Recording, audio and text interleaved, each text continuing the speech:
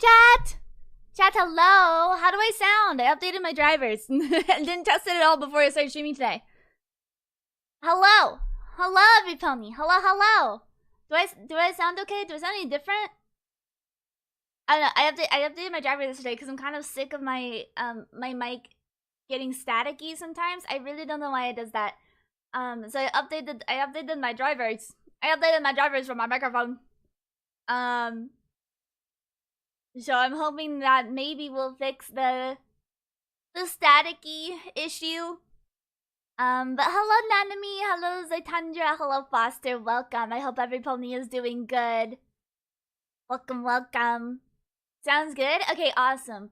I don't know if the driver being updated will actually fix the issue.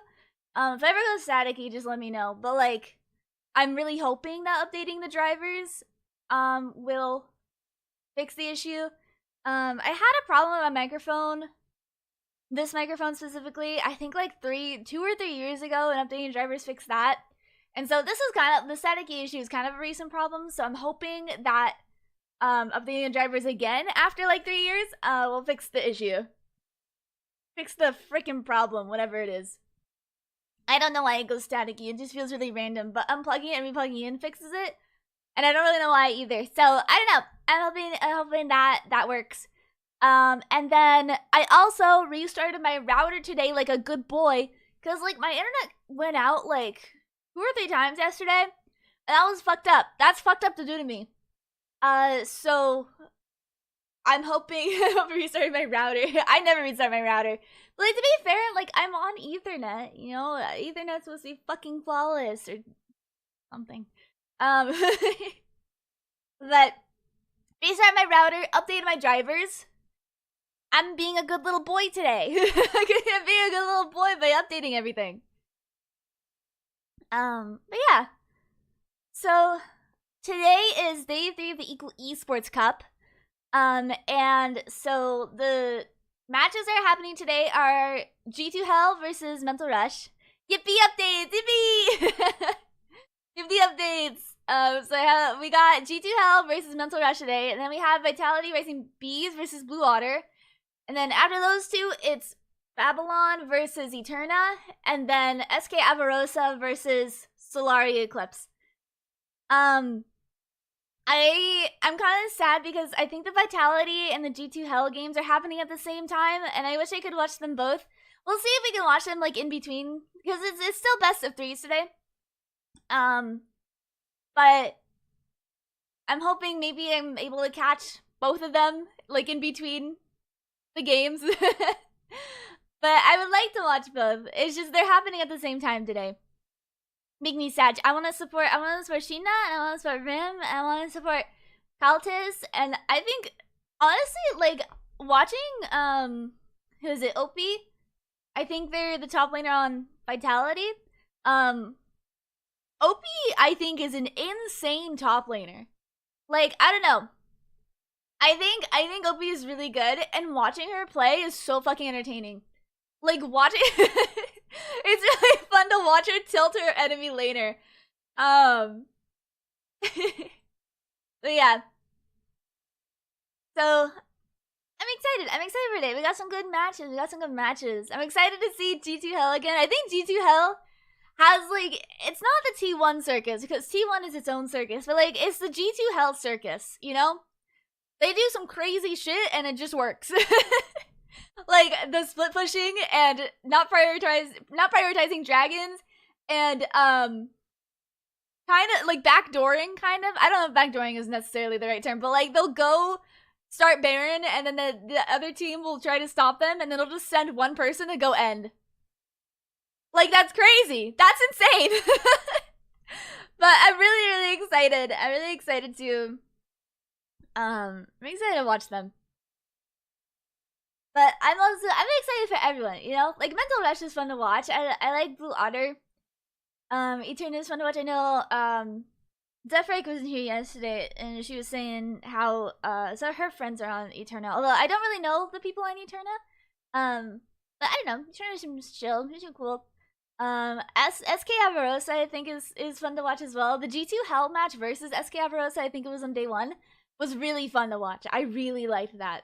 Like it felt close, you know? I think SK, in my opinion, from what I've seen the last 2 days, SK Avarosa, G2 Hell, and Vitality, to me, seem like the best teams at this tournament. They just seem really fucking good. Not that I think Mental Rush and Solari and Eterna and Blue Otter are bad. I don't think they're bad. But when I see the matches between them, it just kind of feels like a bit of like, I don't know how to describe it, like a little bit of a skill diff maybe. Because both teams are playing good. It just feels like SK and G2 and Vitality are playing better. But I don't know.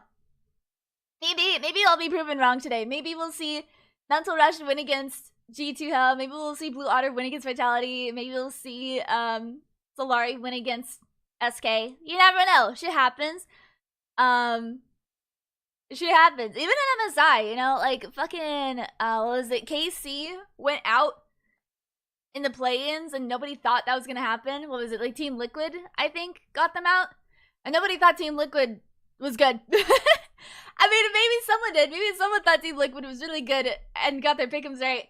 I think Xeno predicted that, or maybe it was Tater. I don't know. I don't remember. One of the people I know predicted that Team Liquid was going to win, and I was like, that's fucking crazy. But random shit happens, you know. But yeah, I'm excited. I'm excited for the games today. This is, I think, I don't know what stage this is. I don't know if this is considered like play-ins or I don't know what to call these last 3 days. Maybe it's play-ins.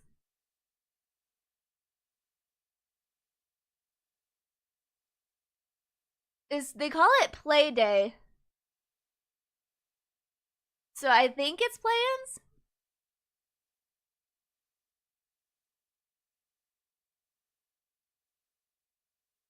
I don't know. I'm too stupid. But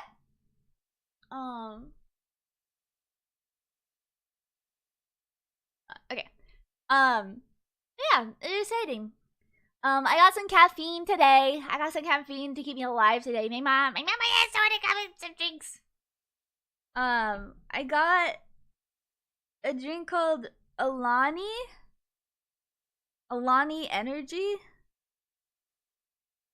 I don't know. I do not know that brand, but it tastes fine and it has caffeine in it. Well, it only has 10 calories. How much caffeine? Where's the caffeine? The ingredients list. Yeah, it has taurine in it.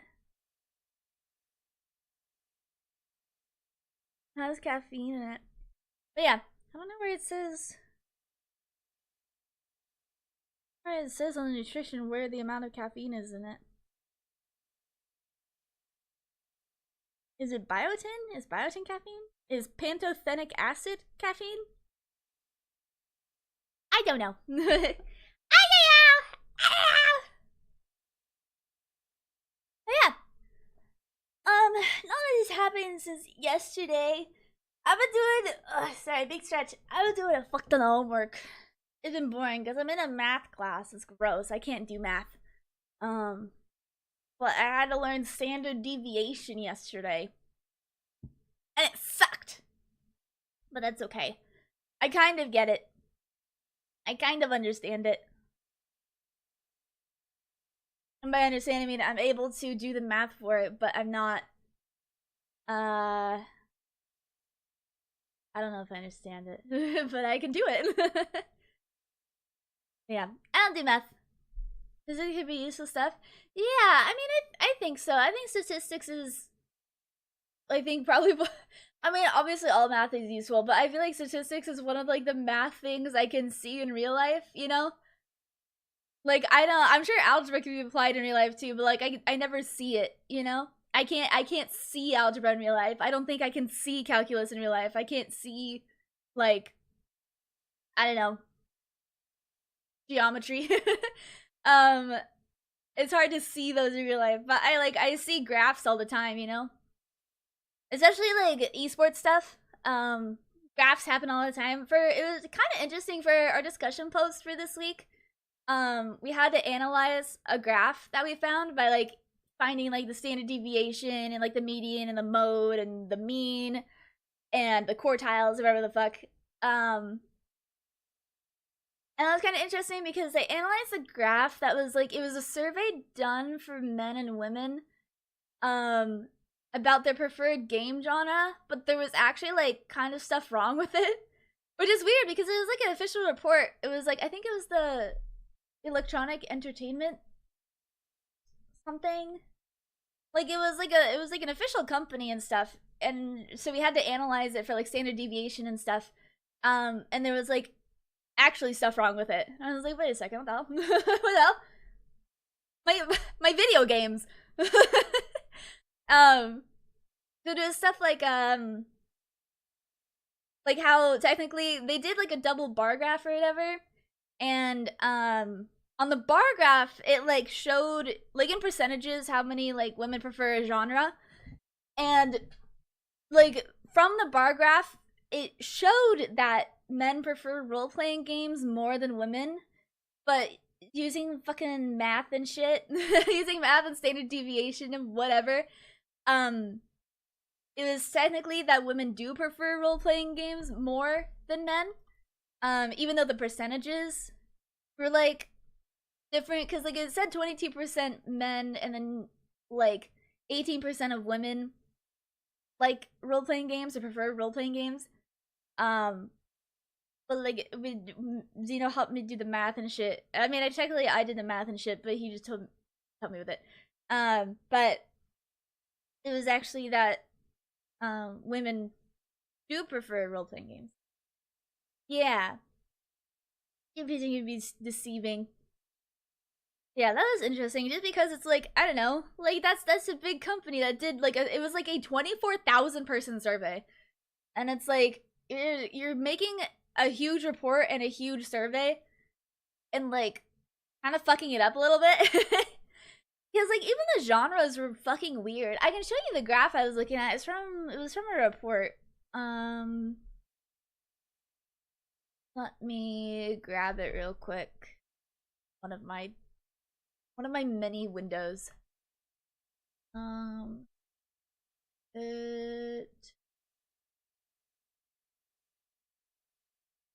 Here, I saved the picture of the graph. Put that in my browser real quick. There we go. And then head over here real quick, and then in my browser.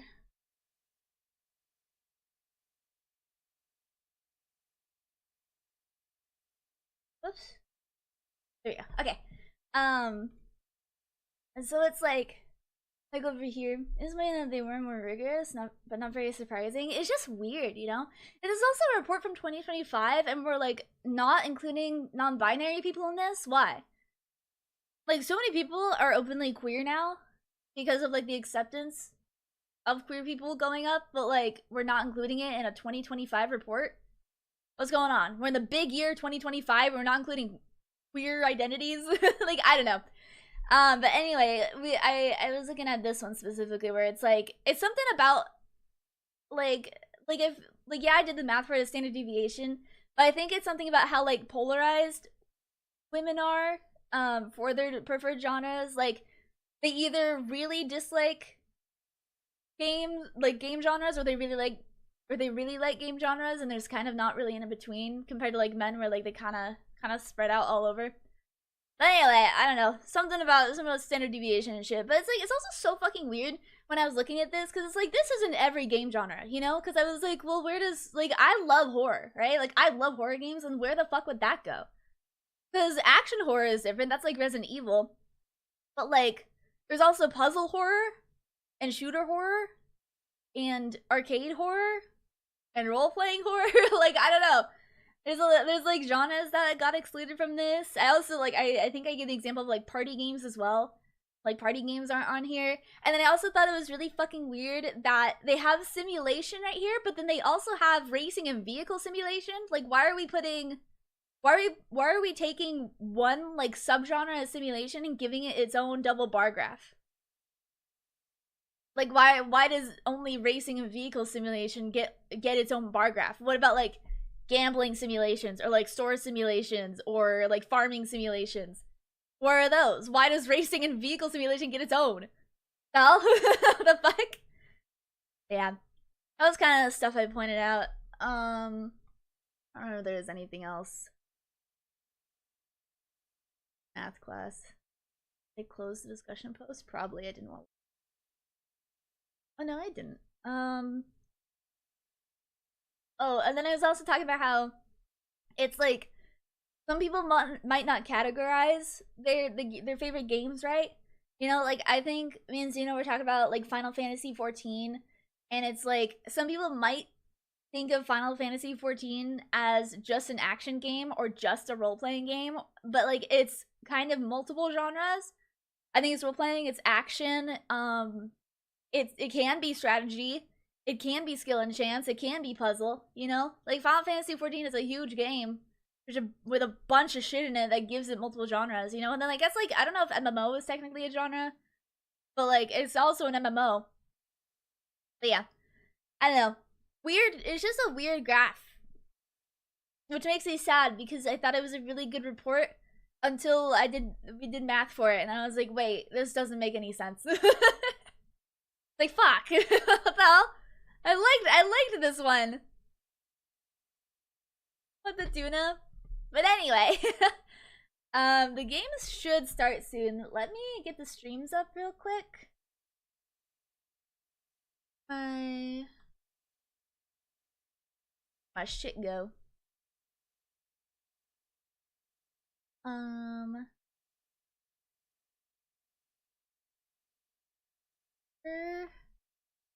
don't even know if this is up yet. And here is up. Okay. Well, yeah. Well, it's not like I think I do think critically. I just don't think mathematically. I don't like math. I have a really hard time with it. I don't like doing it.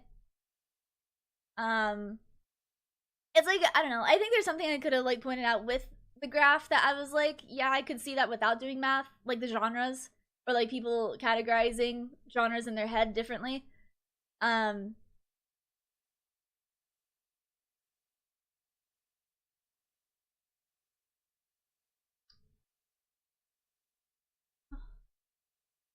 Is there?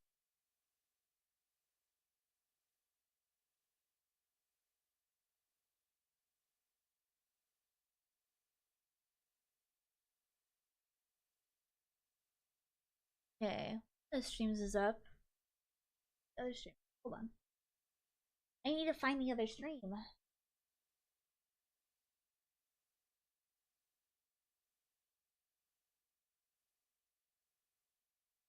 Think.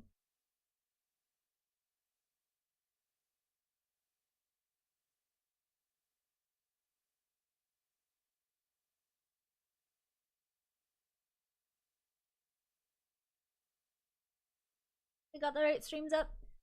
Gonna be familiar with math terminology at least. Yeah. It hurts my soul. It hurts my soul a little bit, but you know.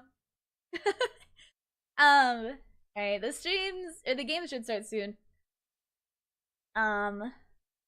So again, I think we have G2H versus Mental Rush first, which is the one I'm probably gonna be watching.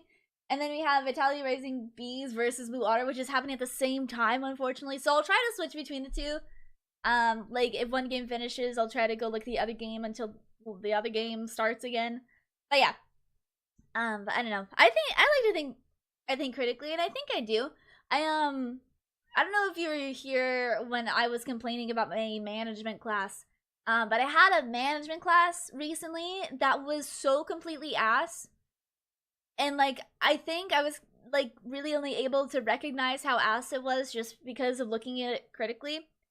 Which for some reason a lot of students didn't do in my class. Like, I don't know, it was so weird. Like, it was such a bullshit class.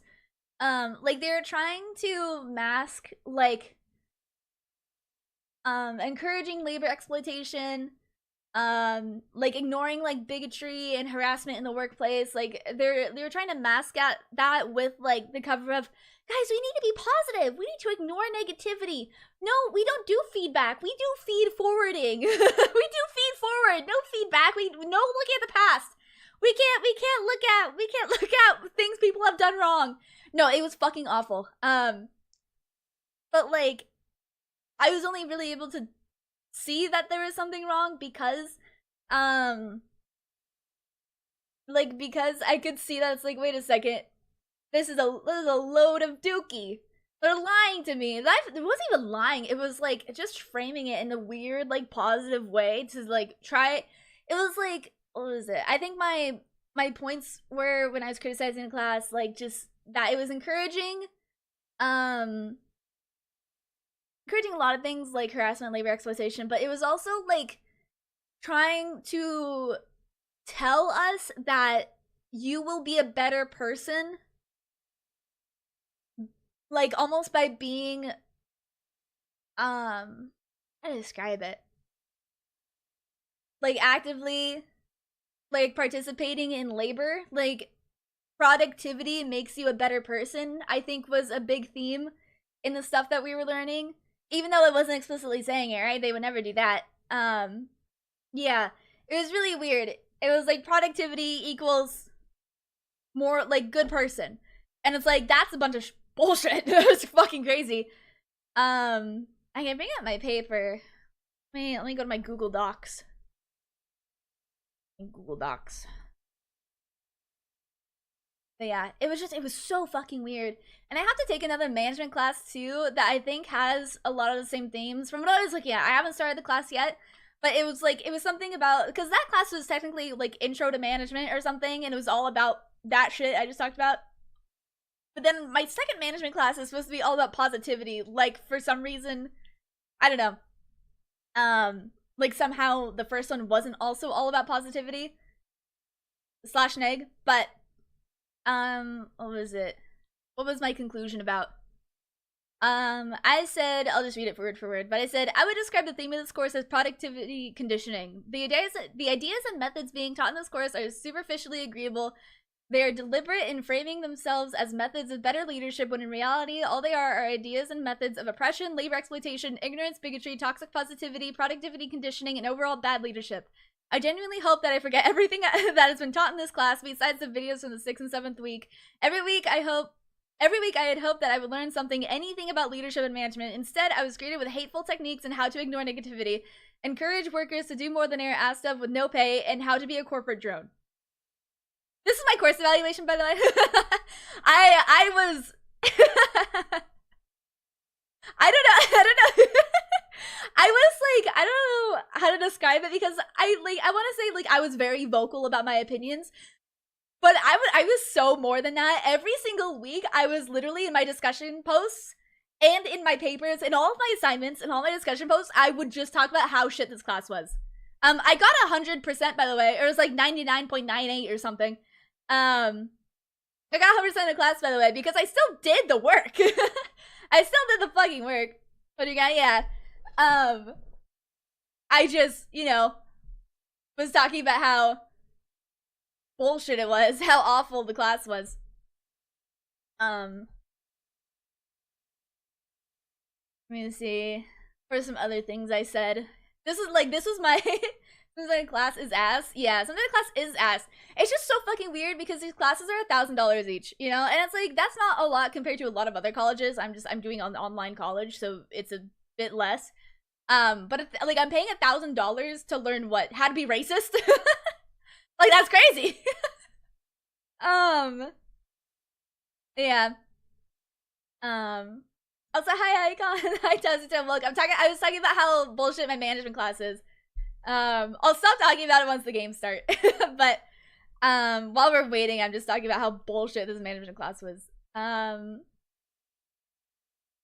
paying to be a professional racist? Yeah, that's what it felt like. I added one part in here that, again, this is my course evaluation. This went to the program directors.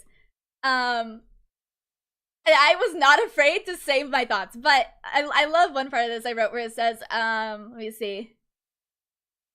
I said, I do not believe that an educated individual with experience and leadership would write this course with sincerity. So I can only wonder, was this class written by someone with a Republican and or conservative agenda? Was it written by someone who is a part of cult like Scientology? Was it written by AI? A real educated leader would not encourage the methods and ideas proposed and presented in this class. So, El Bozo. Oh, we're in draft. Okay, time for you to shut the fuck up.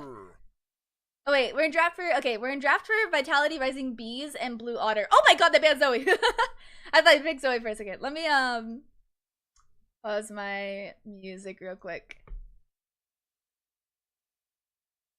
Hi, Upsticks. Okay. Menmo's pretty. Welcome to the stream. Thank you for the follow. Okay, so we're in draft. I don't hear sound. Do I have it muted? No, it's not good. I'm sure. No sound right now, I guess. I'll keep playing my music. Anyway, I hated my management class. But anyway, Vitality Rising Bees versus Blue Otter. I think both these teams are really cool. I like them a lot. I know I follow Tifa at least. I think I follow a lot of Blue Otter, but I remember I followed Tifa on Blue Otter, but I think personally I'm rooting for Vitality. This one otter, that seems unfair for them. One blue otter. one blue otter. But I think Blue Otter is really good. I think I just have a little bit of a bias, possibly a preference for Vitality. Just because Rim seems really cool. Rim was in my chat yesterday. She seems really fun. Gina was also in my chat yesterday. I don't know. They all seem really nice. They seem really nice. They're really cool. So I have a little bit of bias towards Vitality for today. Not that I think, yeah, I just want to like disclaimer. Not that I think Blue Otter is bad. Not that I dislike Blue Otter. But I think OP is an insane top laner. I think Rim is really cool. She was in my chat yesterday. And I think Delicate, Cosmic, and Honda are good. I just don't know them very well. Also, I think we're in draft as well for G2 Hell. Okay, yeah, we're in draft for G2 Hell versus Mental Rush, which I do kind of want to watch because I am a G2 Hell fan. We will go back to Vitality. We will go back to Vitality versus Blue Otter in between games. But let's see what happens for now. So they're target banning Shaw, it seems like. A lot of mids being banned. No Orianna, no Victor. While Mental Rush, okay, no Irelia. I wonder if Zenith is a good Irelia player. Because I think Irelia is interesting. Because I don't know. I don't know if she's. I don't think Irelia is in meta, so I would assume Zenith is just really good at Irelia. So they have banned. Mental Rush has banned 2 supports, 1 jungler, and G2 Hell has banned 2 mids and 1 top laner. This Tristana could be a flex. This is gonna be a flex Tristana. Because I know Cultist plays Tristana mid. However, I think, well, I kind of don't know because I know Azeri is, she plays tank bot.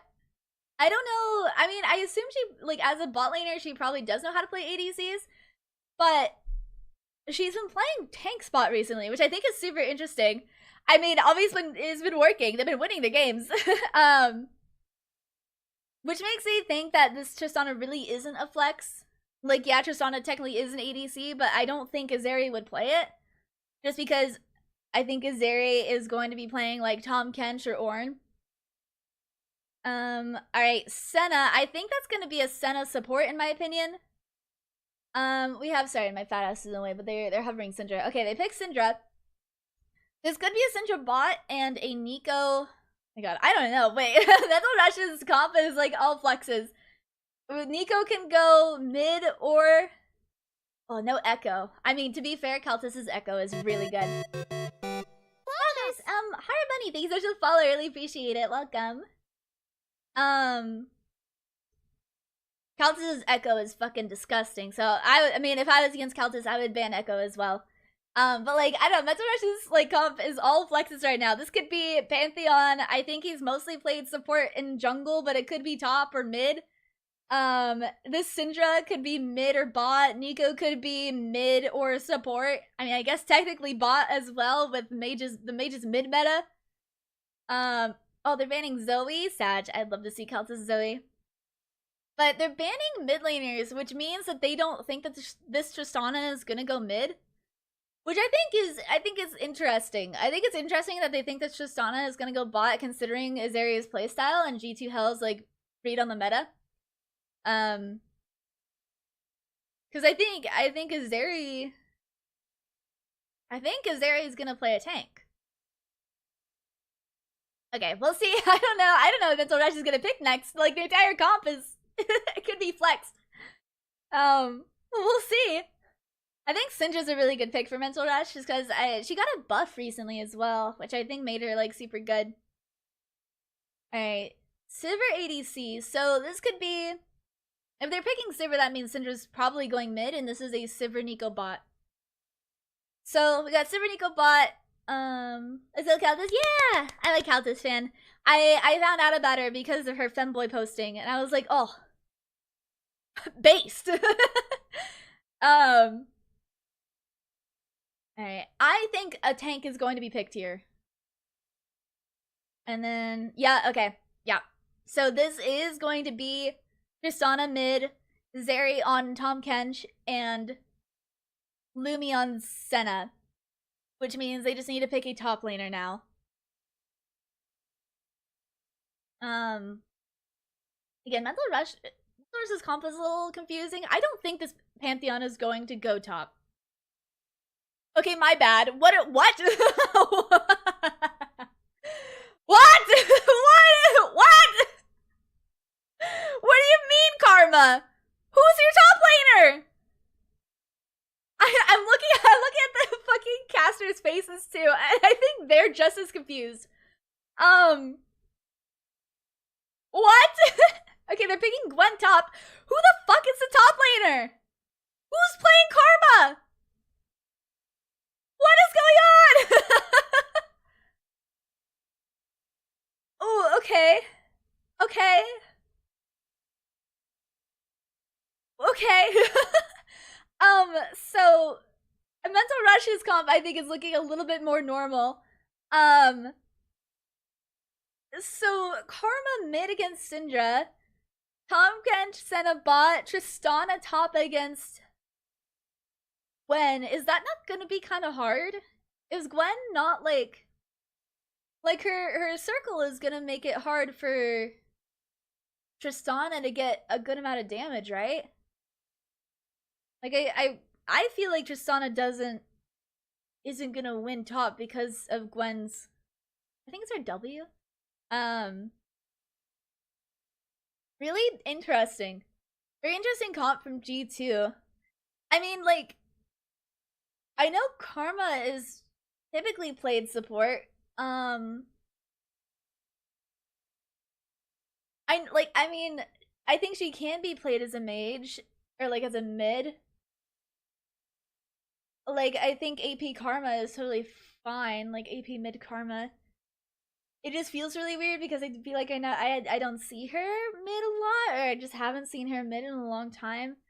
I mean, her Q does do a lot of damage, but it's like her abilities are a stun, a shield, and then damage. I don't know. I mean, maybe Kaltus is like a goat on mid Karma. Oh my god, they're playing Biko. I love Biko. Alright. Mental Rush versus G2 Hell. Alright. Let me pause my music. We'll get into the game. No spell books. My favorite rune on supports are spell book, just because I think it makes the game really exciting. Sheena is playing Skarner, which I think is really cool. I don't know. I don't remember if we've seen her play Skarner yet this tournament. Maybe. I more remember her Nocturne and her Rek'Sai. But We'll see, we'll see.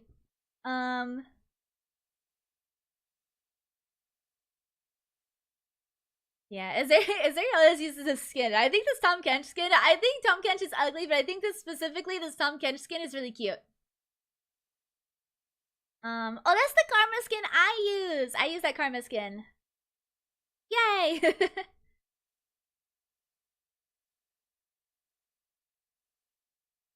Okay.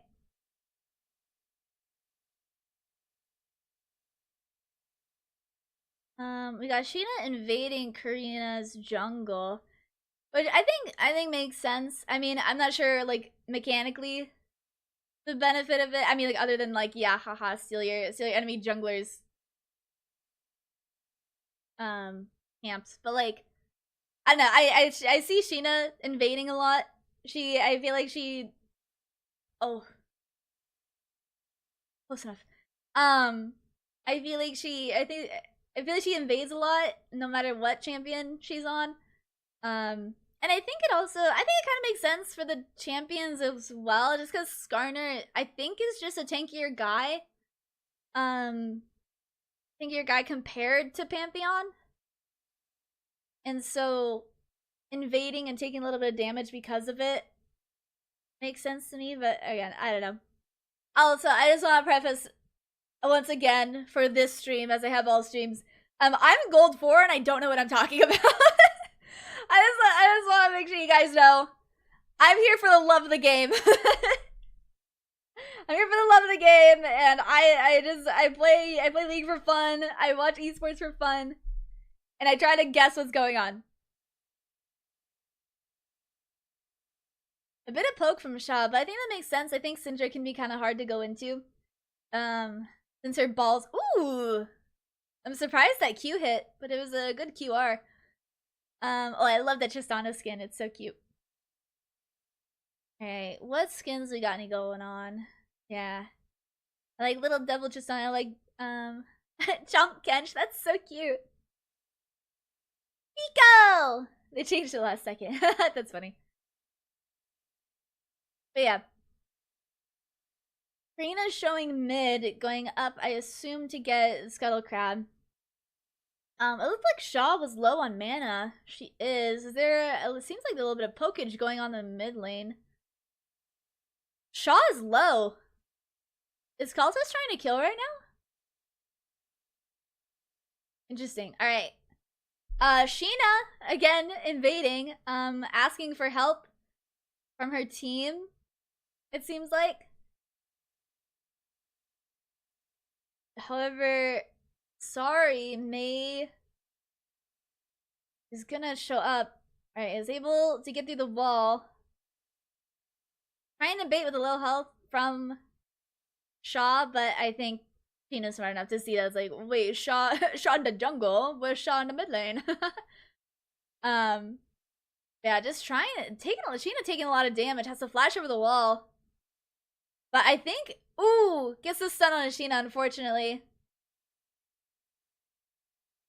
And the kill goes to Karina, it looked like. Yeah. Unfortunate. I think it was a good invade. But I saw that Shaw had TP'd mid and then went to go close in on Sheena. So I'm not sure if there was much Sheena could have done there other than like not invaded. But I don't think invading was a bad idea either. Yeah, like Shaw just had the TP up and was able to get behind Sheena and get the stun on her. So unfortunately, no flash on Sheena. About a 1k gold lead on that mental rush at the moment, which isn't a lot, but they're just ahead in kills by one, and Shaw has about a 500 gold lead. This is what I mean. Like now that Zeneve has her circle, although maybe it's fine just because the circle only lasts a small amount of time. So Wiosna, power dive incoming possibly. No, okay. It looks like they're going to do Drake, I think. And we've seen from the last days as well, and I think Sheena was telling us in chat, that I think G2H doesn't prioritize dragons very much. Like, they don't think Dragon Soul is that influential. Which, like, I don't know if I agree. I think Dragon Soul is a powerful buff that it would be good to have. I do think Baron buff and Elder are way more important. I think Baron and Elder are way better buffs than Dragon Soul. But I'm not sure if giving up the Dragon Soul, I mean, they don't really give it up. They do fight when it comes to, like, stopping the enemy team from getting a soul, but it seems like they don't really prioritize getting Dragon Soul. I love Nico's dance. But yeah, I don't know. I think Dragon Soul is important. I don't think it's more important than Elder or Baron, but I think it is important in general. I don't know. But that's just my own onion. My own onion.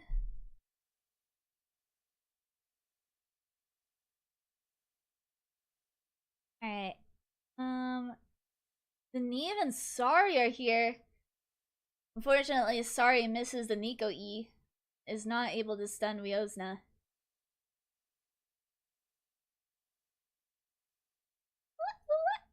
I love Nico's dance. I kind of see... I feel like I kind of see the Karma pick. Because, like, Syndra has so much range. And having a mid laner that can mitigate that damage that Syndra can do from so far away. Also, Sheena going in for the gank, finds Zaneve, ults but doesn't hit anyone. Zaneve sends out the ult, Senna ult coming out, and I don't think it's gonna be enough to save Sheena. Sheena burns to death, I think, from Nico. Karina is stunned, but I don't think Wiosna or Lumiere can be able to do anything about it. I think it was the counter gank from Mental Rush here. Worked out well. I'm gonna turn my air conditioner on. I'm sweaty. I'm sweaty. Hopefully you guys can't hear it too loud.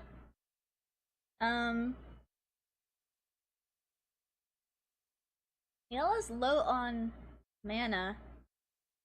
Yeah, we kind of saw it here where it's like, I don't totally understand the tank bot meta that they're seeing, but I think one of the parts of Tahm Kench I kind of agree with is that when the ADC goes in on you, Tahm Kench has the health to withstand it and can get 3 tongue lashes just because that the ADC is gonna be chasing them, right?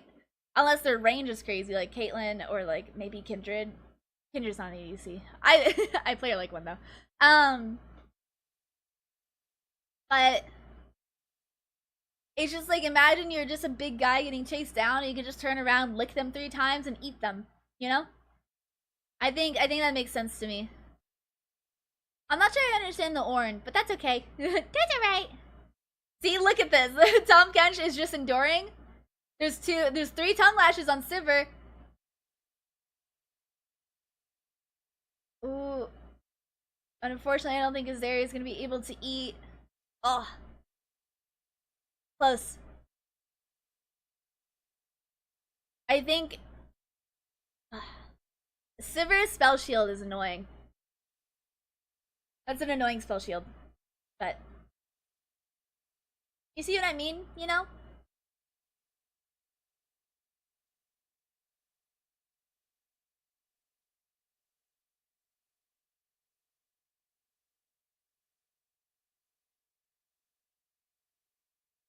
You type something in the chat. I want to see.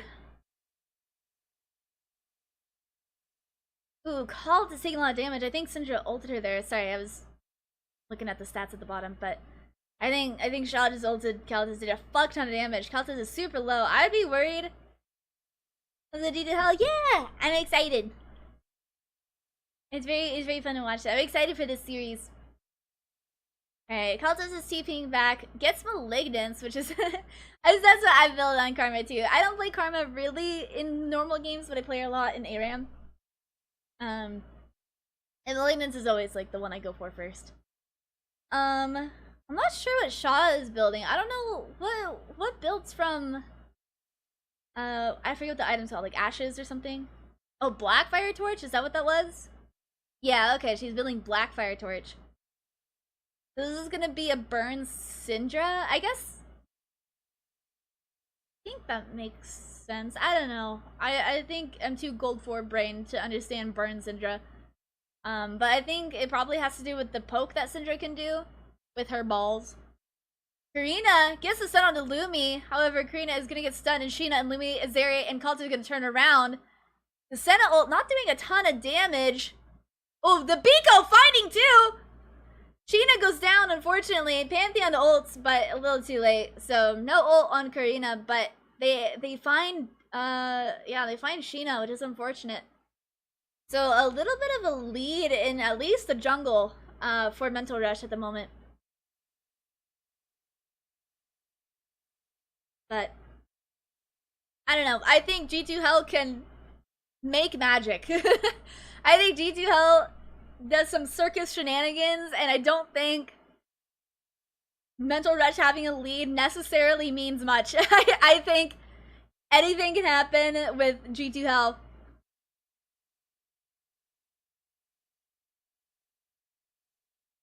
Alright.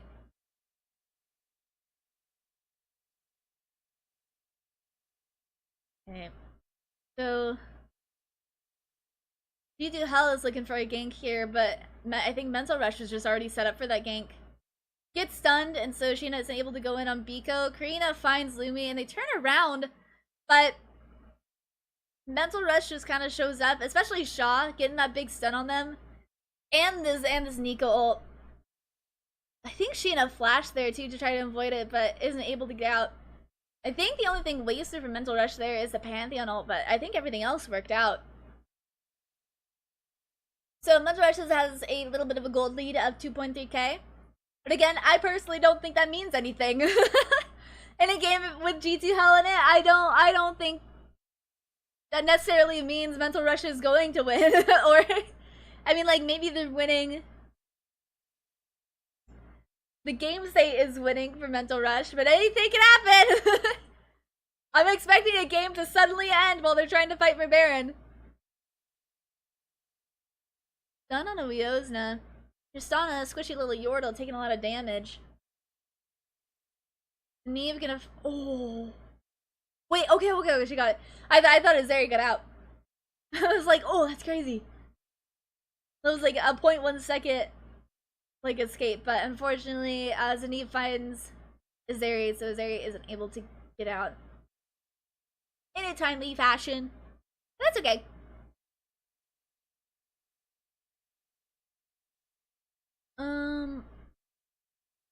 Alright, a little lane swappage going on. We got the mid's top, the top's bot, and the bot mid. We have. Is this. Oh, Grubs are already taken? I didn't even see that. My bad. Grubs are already taken by Mental Rush, but we have Rift Herald coming up soon. There is a fuck ton of vision for Mental Rush in that top river, though. Sheena going in for the gank here. Gwen's ult comes out, but I think there's really nothing. Yeah, there's nothing Zaneve could have done there. Zaneve was just kind of stunned like crazy. Like, she even, like, used her circle, but it really didn't do much. Alright, so it looks like G2 traded that kill for Rift Herald. It looks like Mental Rush is going to be able to secure the Rift Herald pretty easily. They also have 2 dragons. Are they going to be able to get this tower as well? I don't know if Wiosna has the damage enough to do that, or the minions, but maybe. Alright, the eye goes over to Karina. Yeah, that bottom tower is not going to be going down. No minions under it though. I don't know. Maybe Wiosna thought she was gonna get ganked, so she went back. Or she had the money to buy big item. I don't know. Did she just buy the Yuntal Wild Arrows? Yeah, I was gonna say, it's like, it's really low. I don't know. I think maybe the paranoia of, not like Nocturne paranoia, but like, you know, the paranoia of like, I'm gonna get ganked right now. Need to go back, and also probably just having a bunch of money. Made sense. Yeah, Wheelza has a 1.4k gold lead over Zeneve, which is good. That's really good. I think especially since I was gonna say especially since Tristana is the only ADC. However, I think Lumi is taking an ADC route as well. Hard to tell. Did Gwen just ult? No. Okay. This Senna might be ADC Senna. Looking at her items, but I can't tell. Yeah, really good for Tristana to get ahead here, I think.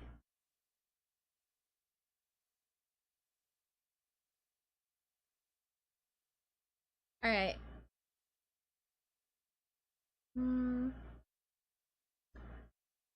Soul Point 4 Mental Rush is coming up in 15 seconds. Are G2 Hell gonna contest anything here? And I assume they won't just because it's not the Soul. It's not the Soul. Sheena looking for a gank here. Fur-tailed eye coming out. I'm gonna drive it into the tower. Tower goes down. Yeah, that was a hard angle. Like, maybe Sheena could have got in, but I think that was just a hard angle. They were like so, I don't know, too far away from the bush for Sheena to actually grab one of them. They could definitely just walk away. Alright, Soul Point secured for Mental Rush, and it looks like G2 Hell is gonna push mid, but Mental Rush trying to stop them.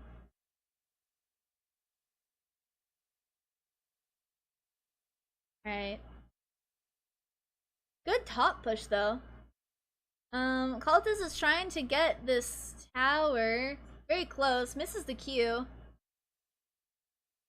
Zeneve is here to stop her.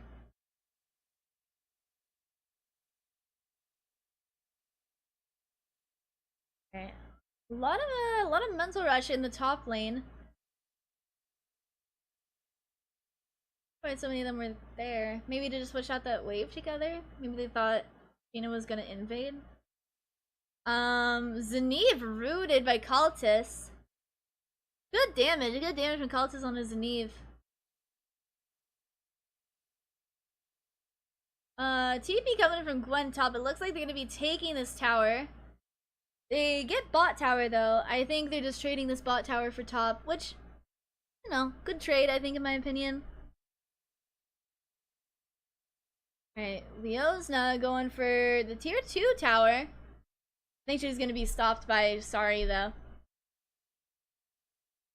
Sheena is nearby as well. Leo's should definitely be careful. Whoa, Sheena! Oh my god! The Neve getting yoinked by Sheena. The Gwen ult coming out, she dashes over the wall, it's just... yeah. The Neve is just getting caught out. And so... even though the game is 2-4, it kinda... The game state feels a little more in favor, or maybe equal to G2. It's like, what, they have 1.5k gold lead on G2, and 2 more kills, and I guess 3 more dragons. But I think the lanes are looking good for G2, even though it's like Mental Rush is ahead, but these lanes don't look like they're ahead by that much. I guess I don't know how to describe it. I think G2 has good map control here, despite their disadvantage. Right, Baron is up. Again, no 20-minute Barons here, but a Baron fight could mean the end of the game, you know? They bait Mental Rush onto the Baron, and then they just go send Wiosna to end the game. I think it's a possibility. I think it can happen. I think it can definitely happen.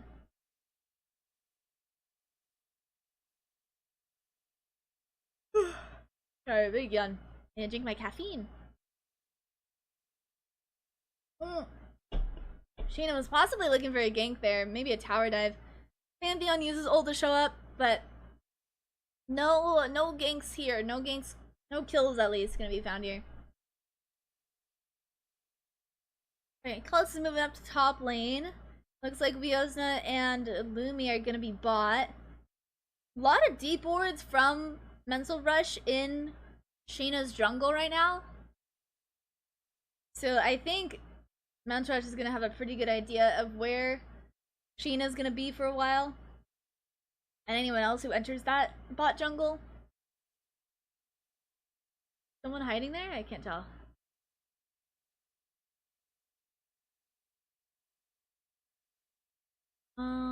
Okay.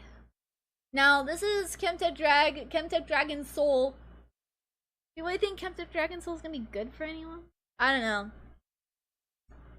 Maybe if, like, Pantheon and Gwen have lifesteal. I think that'd be good. Sivir doesn't really have any lifesteal right now unless she builds some. Sheena gonna find Zaneve in the bush. But Zaneve just walks away. This is starting to look like a team fight for Dragon Soul here. A lot of grouping, both in the river but also around mid lane. I think G2H is gonna try to stop them, but from what I've seen, they don't seem very scared of giving up Dragon Soul. Which I think makes sense with their playstyle. With them thinking that Dragon Soul's a little overrated.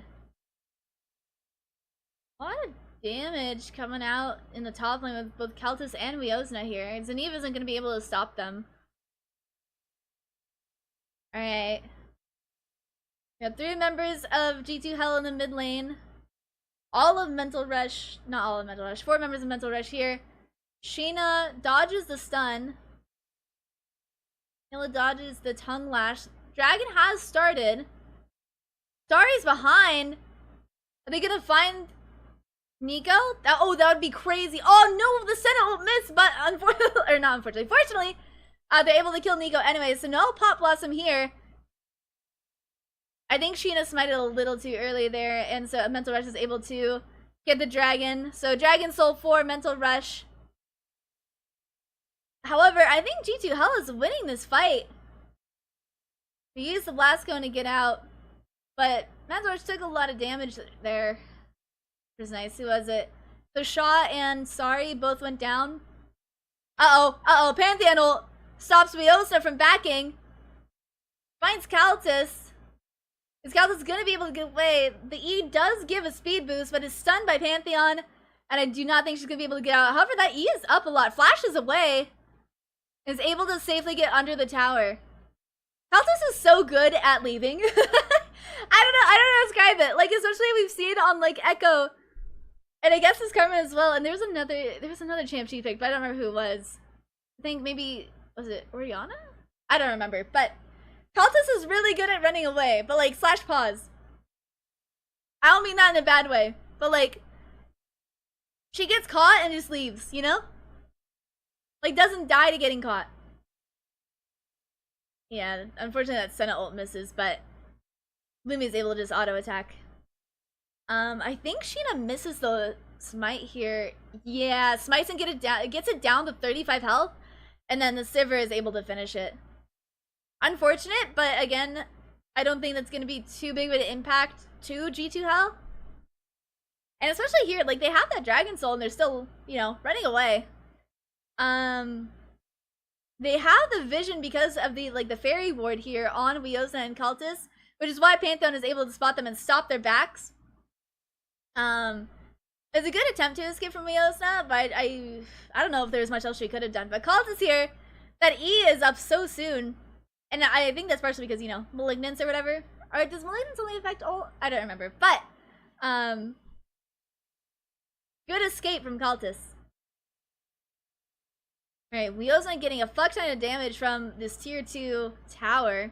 Or to fuck ton of money is what he said. Okay, Mental Rush has started Baron. TP coming from Wiosna into the top river. Sheena finds the Neve behind the Baron pit. Baron is regenerating. Miela is low. Sheena gonna find Zaneve. Unfortunately, not able to catch her with the Skarner grip. Do G2H do Baron instead here? I don't think so. Do they? They do. They are starting Baron. They're able to push Mental Rush off. I think they're going to be spotted doing the Baron from that Scrying Orb. Starting and Shot are here. Karina is up and making her way back to the Baron pit. However, it looks like G2H are going to leave it because they're here again already. The sun going out into Zeri. Lumi. Oh my god, the flash flip. Oh my god. Wait, the Pop Blossom finds 3. Zeri taking a bit of damage, but it goes down. Not a Zeri. Zeri didn't go down, but sorry, he did. Big stun from Shaw on both Kaltas and Wiosna. I think that was a good like turnaround from G2H there. They saw Mental Rush coming back. They left Baron and focused on Mental Rush and were able to get some kills out of it. Even though they didn't get the Baron and are a little low. TP coming in from Shaw. I would be scared here. Okay, no stun. But I would be a little scared here. Well,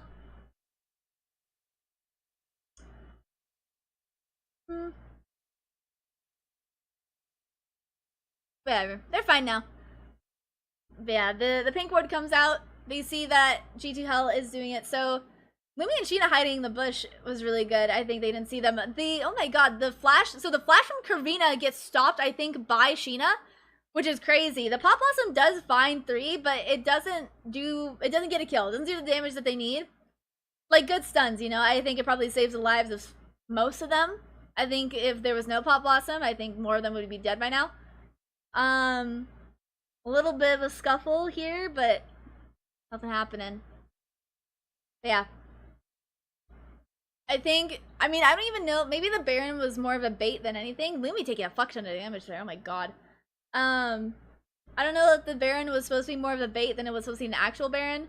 Because it did feel like they just set up really well for Mental Rush coming back. Like they had, it was Lumi and Sheena hiding in the bush there. And so when Mental Rush went in to stop them, they were just able to easily get them. Like popping out of that bush.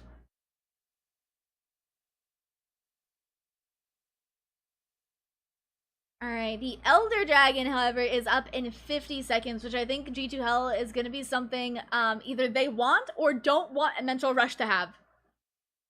I think it's crazy that Mental Rush only have a 2k gold lead. You know? Okay, G2H started again. Scrying Orb sees Lumi and Sheena. By Zaneve. Lumi taking some Baron damage. Ward goes in, but the pink ward is going to be able, I think. Okay. Resetting the Baron again. Unfortunately, Mental Rush are aware. Sheena finds Zaneve. Lumi, Wiosna, and Kaltas heading up. Grabs Zaneve. Gwen is immune, but Pop Blossom up again. I think only finds 1 there. The Senna ult doesn't do. Oh. Wiosna and Lumi both going down really fast. Sheena almost grabbing Shaw. Oh. They're so low. Everyone on Mental Rush is so low, but Kaltas isn't able to get to her team. Not like at her fault, but it looks like Mental Rush is going to get the Baron here. They're so low, though. I think that was a close fight. I think, in my opinion, G2H were a little split up. They weren't able to kill... Or did Zaneve go down fast? I don't remember. Alright, Mental Rush got Baron. So they find Zaneve, ult Zaneve. Lives for quite a while here, but Sari is able to find... Okay, she found 2. She found Sheena and Wiosna, it looked like, but Shaw ults. Sheena trying to grab Shaw, but the stun is really good here. Damn, and takes a fuck ton of damage from Pantheon as well. Azeri trying to do damage onto Miela here, but I think it's that spell shield that's so annoying. And Mental Rush has started Elder. They're kind of melting it. And it looks like they're just going to give it. They're just going to give both Elder and Baron to Mental Rush. I don't know. I mean, I don't know if they could have done much, right? Like, I don't know if they could have done much to stop the Elder Drake there. They tried to stop Baron. Like, they could have, like, I don't know. Maybe Sheena could have, like, tried to smite it. Like, try to steal it, but... Oh. This Elder Dragon execute is really scary. Lumi goes down, unfortunately. Azeri is able to swim under to be safe under the tower, but, like, I don't know. Like, this might be over. However, we have some... We also had tomfoolery happening in the top lane. She was trying to end, but Shaw shows up. Sheena is top as well. I wonder... I mean, I don't... Can Mental Rush end here? Are they going to? We also get stunned here. I think Mental Rush is going to end. Ooh, they get a trade in the top lane, but yeah. Mental Rush is going to end here. Damn. Yeah. I think it was just... I think there was a good chance of G2H coming back before they got both Baron and Elder. But once they had both of those buffs, it was just kind of over. It was a bit over for G2H there, but... There's one or two more games that are gonna happen. Personally, I hope 2 more games. Alright, it looks like the Vitality game already happened. Who won that one? Today? The 9th. So, currently... Alright, Vitality won their first game against Blue Otter. Mental Rush won their first game against G2H. Okay. So, we just wait. We just wait for the next game to happen. Until then, we can hang out, guys. You can hang out with me.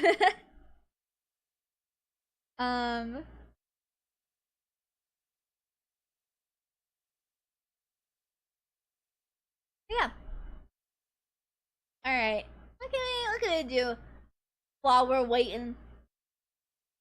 We can watch some YouTube videos together, or I can tell you more about my bullshit management class. Which I have complained. I've complained a fair bit about my management class already.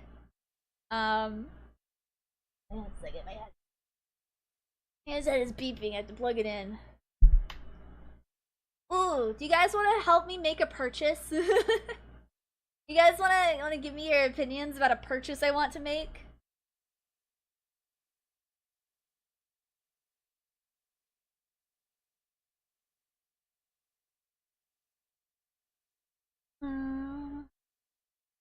If there's any videos, that'd be fun to watch.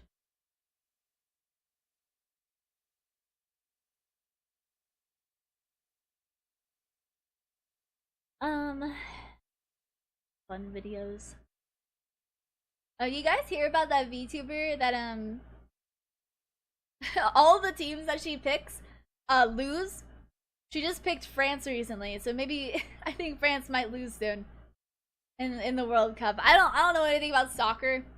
Oculus was explaining it to me last night. I'm gonna put some music on it. Oculus was explaining to me last night that it's like the World Cup is kind of like the Asian Games of soccer, where like all the Americans are playing on one team, like all, you know, the French are playing on one team, all the Swiss are playing on one team. So it's kind of like the Asian Games of soccer, I guess. But I've been seeing a lot on Twitter about the girl who picks a soccer team that she wants to win, and they've all lost. So a little bit of curse going on from her. I think it's really funny.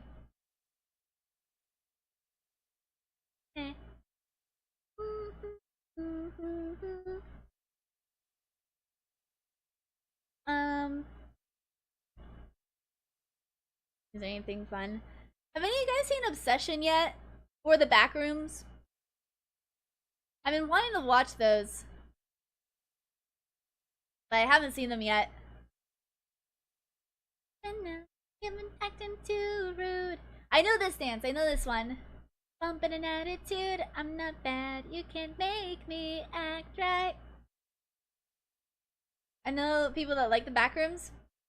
Yeah, I mean, like the Backrooms. Yeah, I think Tater saw it and he said he liked it. Sorry, I'm looking at, I realized it's on my screen. I'm just kind of looking for YouTube videos. That'd be fun to watch. I heard the Backrooms was pretty good. I just heard. Also, I don't know when the message was sent. Might have been earlier ago. Liam, my TikTok chat says, "Hey, let's make a deal." What does that mean? What deal? But yeah, Tater went to go see it, and he said he liked it. I want to see it, and I think I would like it as well. I just heard that like a bunch of like the TikTok kids didn't like it because it wasn't like the specific levels or like shit like that, Which I don't think, like, I don't know, Backrooms is a fucking creepypasta shit that originated on 4chan or something, and it's like up to interpretation, you know? Like, I think a lot of the teens, a lot of the kids want to, like, oh, we want the pool rooms, and we want the shopping mall, and we want the parking garage, and it's like I don't want to be spoiled in the back rooms. Like, I don't know what's in the back rooms. I know the pool rooms, the parking garage, the mall, whatever is not in it though. And I think that made a lot of kids upset because it's like that's what all the games are based on. Like, a lot of the video games are just, you know, have those levels. And I think that makes sense in terms of like a video game standpoint. To have different levels, that makes sense. But for a movie, and especially just an interpretation of the backrooms, like, I don't know, I think it just makes sense for a movie. And it's also like it's just an interpretation of the backrooms, you know? Like Kane Parsons' Backrooms is not the end all be all of the backrooms. Like, it's an image that people make different stories about, you know? I don't know. I think the TikTok teens are too upset. It's just a little creepypasta. Yeah, I want to see it. I do want to see it. I'm just waiting for it to come out on streaming services, I think. It's canon! It's canon! Kane Parson Backrooms is canon! Where's the almond water? Why didn't they have almond water in the backrooms?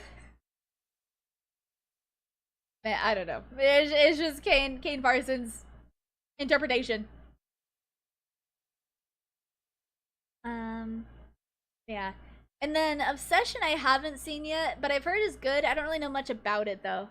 But I've heard it's good.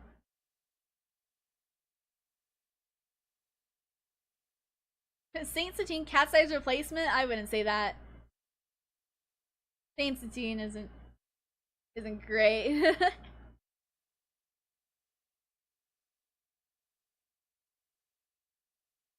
Let's see.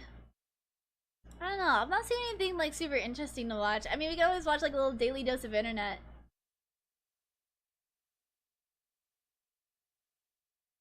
Call me baby.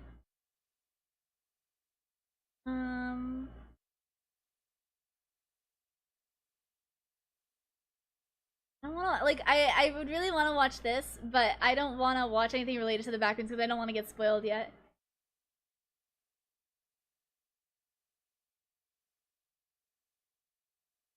So yeah, I'm gonna check if I don't think the games are starting yet. I think that'd be too early, but I think they're gonna start soon.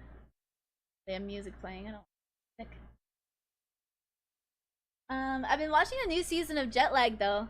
They're like state I don't know what to call it. They call it stateside scramble, but it's like them trying to capture different states in the US as part of their game, and I think that's cool. I didn't watch the HLE BLG game last night. I know the result of it. But I didn't watch it last night. I would like to go back. When are the MSI finals? Let's look on LOL esports. When are the MSI finals?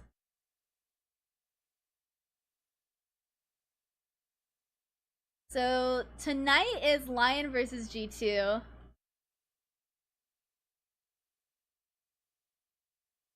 Okay. Okay. Well, wait, are the no, they're not. Okay, I see. So the finals are Saturday night. Which maybe we'll watch together, a little watch party together, but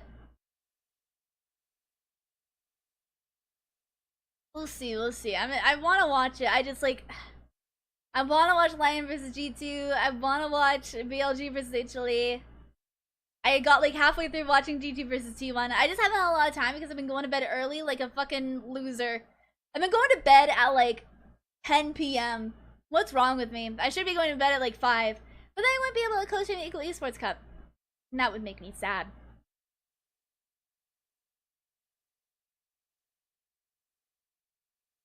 This seems like an interesting video. I test the world's most futuristic kitchen tech.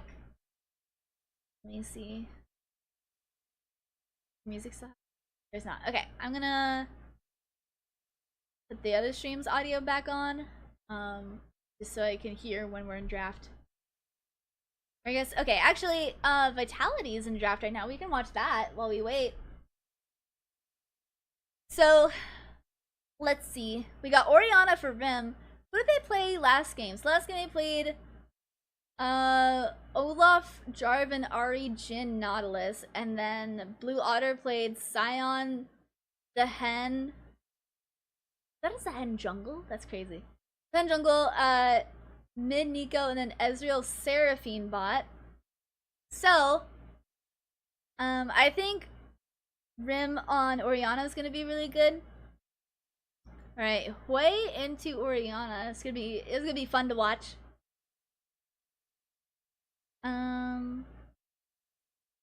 They banned Zoe again. They really do not want Rim to play Zoe.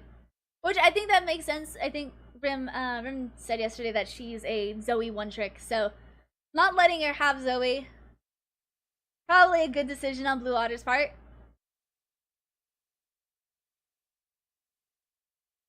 We got Delicate on Nocturne. I would love a good Nocturne. I think that's fun.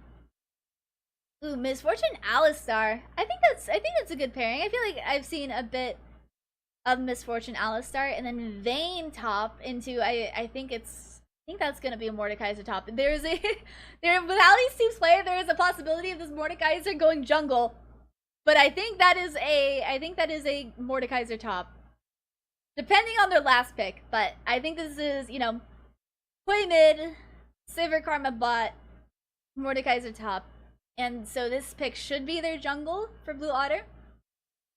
And then Vitality picked Rumble. I think Rumble is a good blind. You know, if you just gotta pick a top laner, Rumble's good. Yeah, pretty normal comp from Vitality. Nothing crazy. Alright, and then Renekton. Ooh, I think Renekton... Oh, never mind, Ornn. I was gonna say, I think Renekton's kind of OP. Not like OP as on Vitality, but like the letters OP. But they pick Ornn instead. I don't really know the matchup of Ornn into Rumble. But maybe Ornn is just a better champ into Rumble. Like, maybe he just wins that matchup, but I'm not totally sure.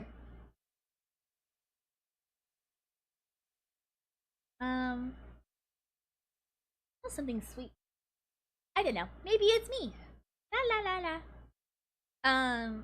But yeah, pretty normal comps, you know? No mages bot, except like technically Karma, but like that's a support. Very normal draft from these two teams compared to the last game we just saw. Unfortunate Rim is getting target banned with her Zoe. I do want to see more Zoe. More Zoe would be freaking awesome. Yeah, it's crazy they played Zehen jungle. I mean, I knew Zehen could jungle, but like, I've never seen it before. Like, I knew people played Zehen jungle. I just didn't know they would do it in front of me. Alright, it looks like we're loading into the game now.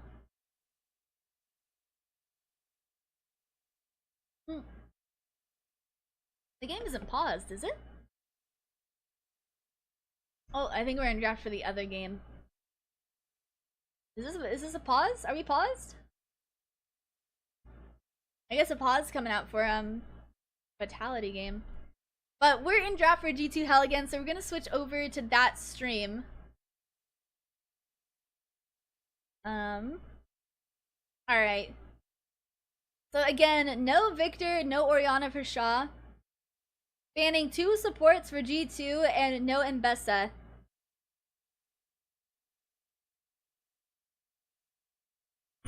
I wonder what Leosa's champ pool is. Like, I wonder if she like prefers brawlers or tanks or like ADCs, you know? Alright, no Irelia for Zeneve. Yeah. Ooh, Nocturne taken away from G2. I know Sheena also plays Nocturne, but so she's not gonna be able to play that. Elise? Okay, where is this Elise going? Last time I saw Elise was Elise support. Okay, Caitlyn. I think Caitlyn's really good. And then a Wukong. Ooh, I'm excited to see Sheena's Wukong. I talked about it a long time ago. I think Wukong is one of the best junglers. In my humble onion. I think Wukong is a really good jungler. Alright. Knowing G2 though, this Caitlyn might not be bot.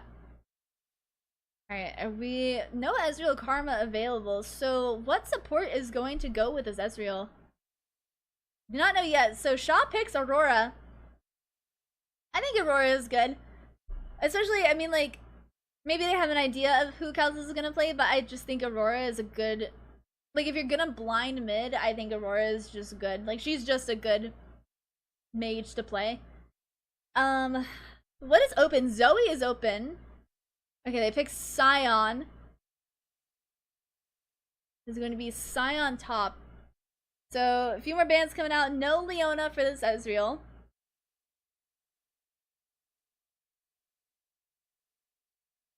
So, Mental Rush technically need to ban a support.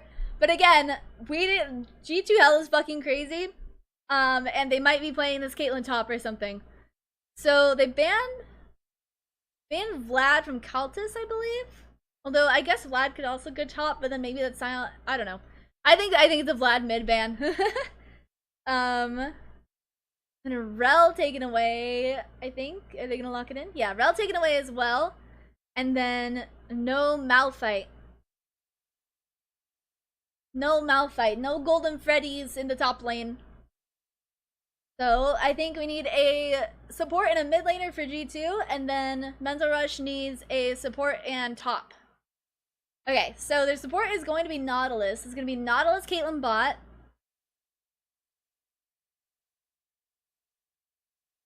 And then a supported top laner is going to come out here. Someone who's good in Sion, I think, could be Zehen. I think Mental Rush might pick Zehen here if they play Zehen. No, they're gonna pick Vayne. Interesting, interesting. We'll see how Sion does into that. I think Vayne top is a little annoying. I would assume for just like a tank that doesn't have a lot of mobility.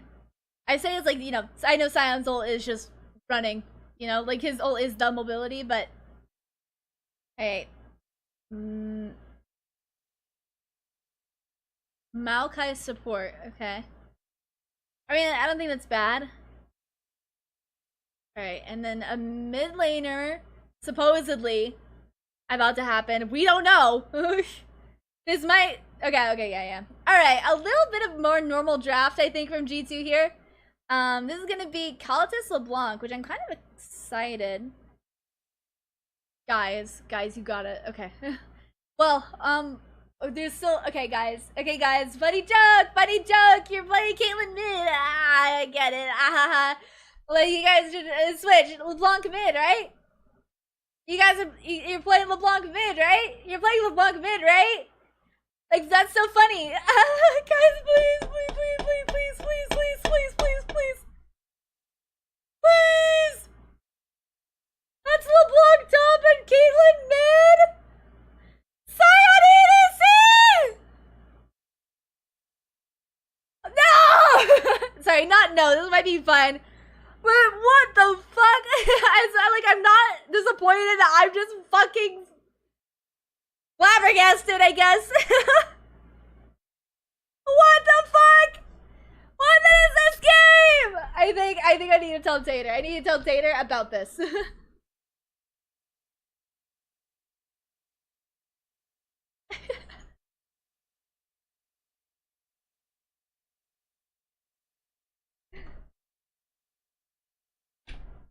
Oh my god. Hold on, I'm telling my friends about this. This is fucking crazy. This is fucking insane. Okay, Tater said 1 sec. What the fuck? Okay, I'm gonna pause my music. What the fuck? What is this comp? What is this comp? G2H just be playing anything! And it works out most of the time! What the fuck?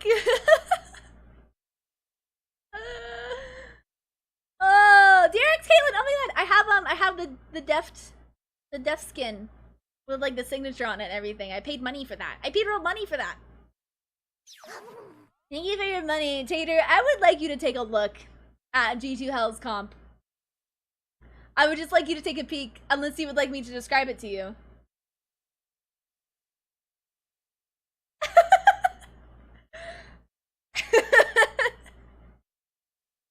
That was interesting. Yeah. I don't, like, this, I saw it yesterday, like, it feels like G2H is the T1 circus of, I guess, women's league.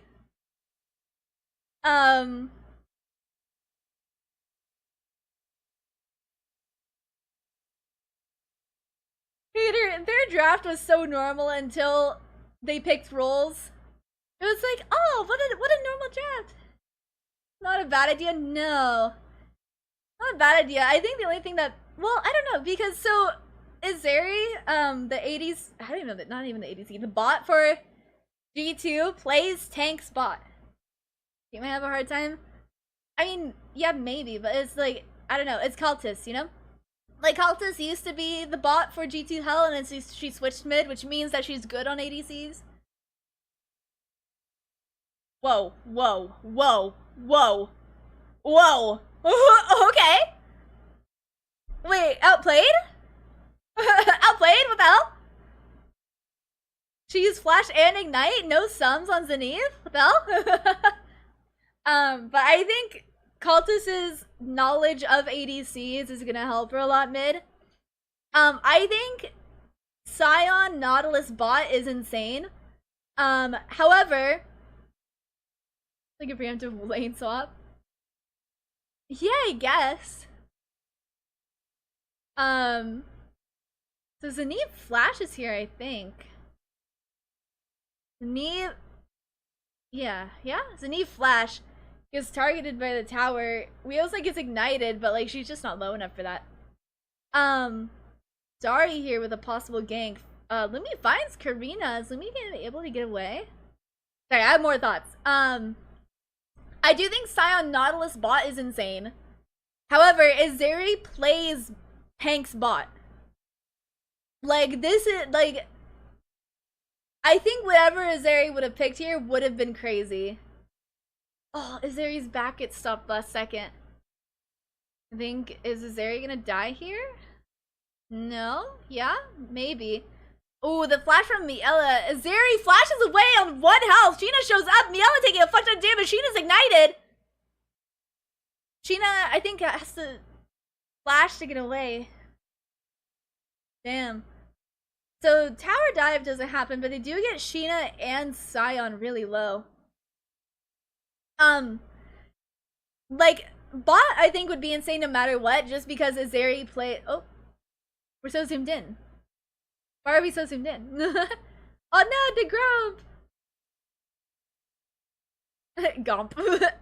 Gomp's dead. I think even if they weren't playing Scion bot, whatever else they would have played would have been insane, you know? Like, I think yesterday Izeri played Ornn Tom Kench bot. And then last game was Izeri played Tom Kench last game and is now playing Scion, you know? Like, she just plays tanks bot. So, I think technically this comp makes sense for G2. Doesn't make sense in general, but this is definitely the way G2 plays. I don't know, like, gotta get on the face Echo ADC tech. Altus plays Echo mid, and she's kind of crazy with it. I was talking about this last game. Kaltus was playing Karma mid last game. But I was talking about the last game. Kaltus is really good at running away. Kaltus is really good at running away, and she had an insane escape last game when she was getting ganked, I think bot lane. Was able to just fucking sprint out with Karma E and Malignance. I don't know if she's gonna be able to do that on Caitlyn, you know? She's like really good at running away, I think, on like Orianna and Echo and Karma, but I don't know if Caitlyn really has that like runaway tech. She has the net, which dashes her back, I guess. But yeah. It looked like such a normal comp, and then they swapped roles, and I was like, oh, my bad. But I think that makes sense. I think if they had stayed in their normal like positions, like Caitlyn Nautilus bot against Ezreal Maokai? Yeah. Uh-oh. Maybe a tower dive here? No? Okay. It was so normal until it wasn't. And I can see why. I think Vayne into Sion could have been a nightmare. So they put LeBlanc top.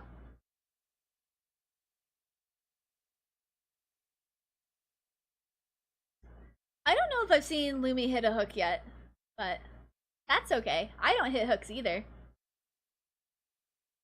You see Sorry over the wall. Find Karina as well. Sheena's here to follow up. Karina flashes out, the hook hits. Let's go! The paranoia coming out.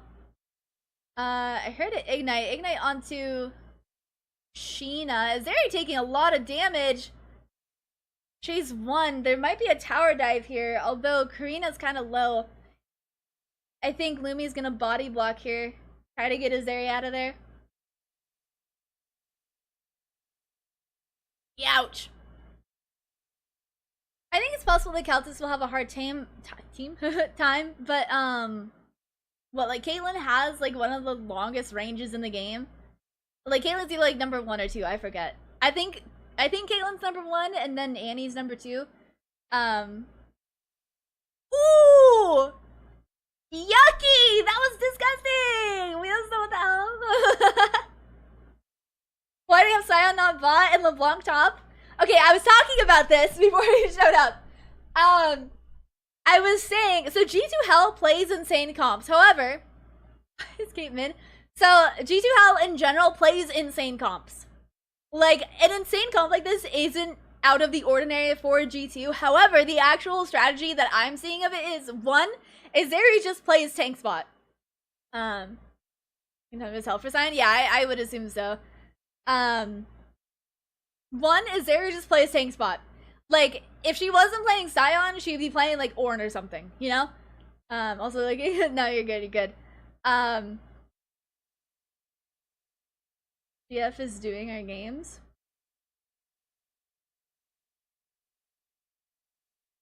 But I don't know what that means.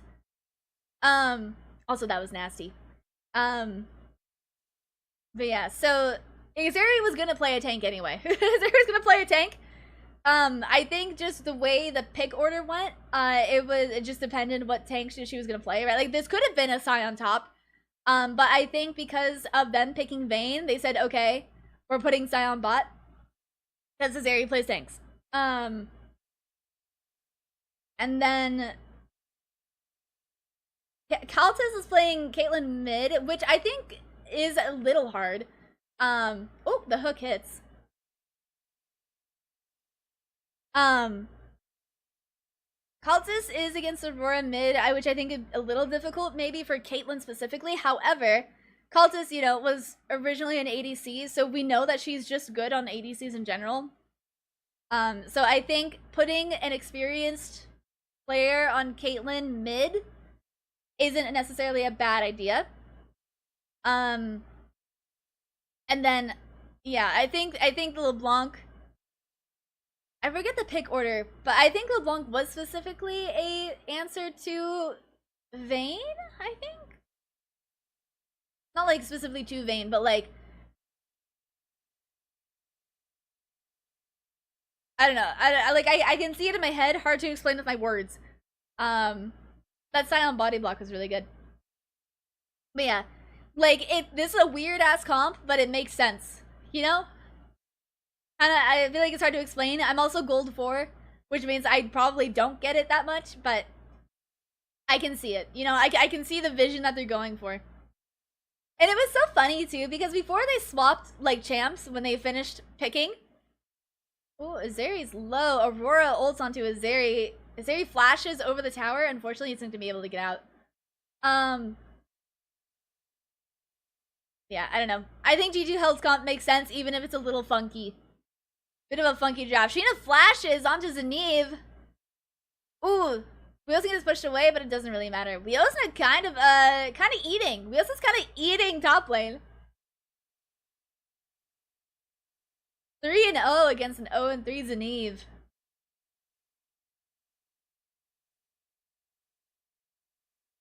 I would, if I was Zeneve, I'd be a little frustrated. 1.7k gold lead for Wiozna in the top lane.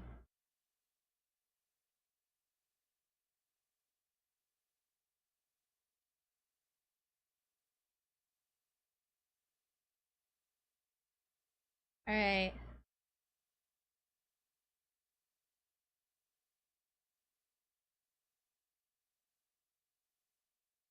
I haven't been paying attention to the objectives too much. I need to figure out my Streamlab timers. Sorry, my alerts just kind of like spam. I don't really know why they do that. They're not supposed to. They're supposed to be like timed out, but whatever. I haven't really been paying attention to objectives. It looks like Mental Rush got the first Drake. Next Drake is up in about 2 minutes. Rift Herald is up in about 3. Oop! Zeneve gets shot in the head. Oh! Big chunks! Big chunks going on to Zeneve.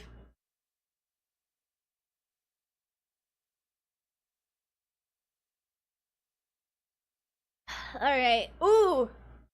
Wait, Karina ganking Keltis. Keltis is fleeing. Is taking a lot of chunks, however. Gina's there to support and also isn't able to finish her off. Lumi's found in the jungle. Luckily, Nautilus has methods of getting away. He's also a big guy in general, so Lumi's gonna be fine, I think. Unless Azeri is getting tower dived here. They're finding Karina. Azeri knows Karina is in the bush. Zeneve is on her way. 4-man dive happening bot lane. A possible tower take as well. Looks like Azeri is gonna try to... Ooh, the Maokai ult coming out is gonna stun both Lumi and Azeri. Big guy's going down. Maokai dies. Azeri still lives. Sheena's here. Miela taking a lot of damage. The barrier comes out. Miela is gonna be able to teleport over the wall. Azeri's hit doesn't hit anyone. Azeri's axe doesn't hit anyone. Sheena trying to scan for them, possibly going a little too deep. Oh. Sheena, unfortunately, she's not face checking, but goes a little too deep trying to find them again and gets caught. TP coming out from Wiosna top. The tower goes down and Wiosna is here. Gets the kill onto Miela. And Lumi is back full health. Hi, David, welcome. Okay, Lumi looking for Karina. Finds a pink ward instead. Who sees Zeneve. Yeah. Like, unfortunate Sheena died there. However, I feel like that was a bit better for G2H in general. The Aurora comes out on a Caitlyn. Kaltas is able to use the net to dash back. Uh-oh. Uh-oh, Sheena sees Karina. Lumi flashes the wall. Karina gets hooked by Lumi. Unfortunately, no follow-up. Which makes sense. I don't think they'd be able to kill Karina anyway unless they had more CC. But it looks like this may be a free Drake for G2H. Which is crazy, because normally they don't get Drakes.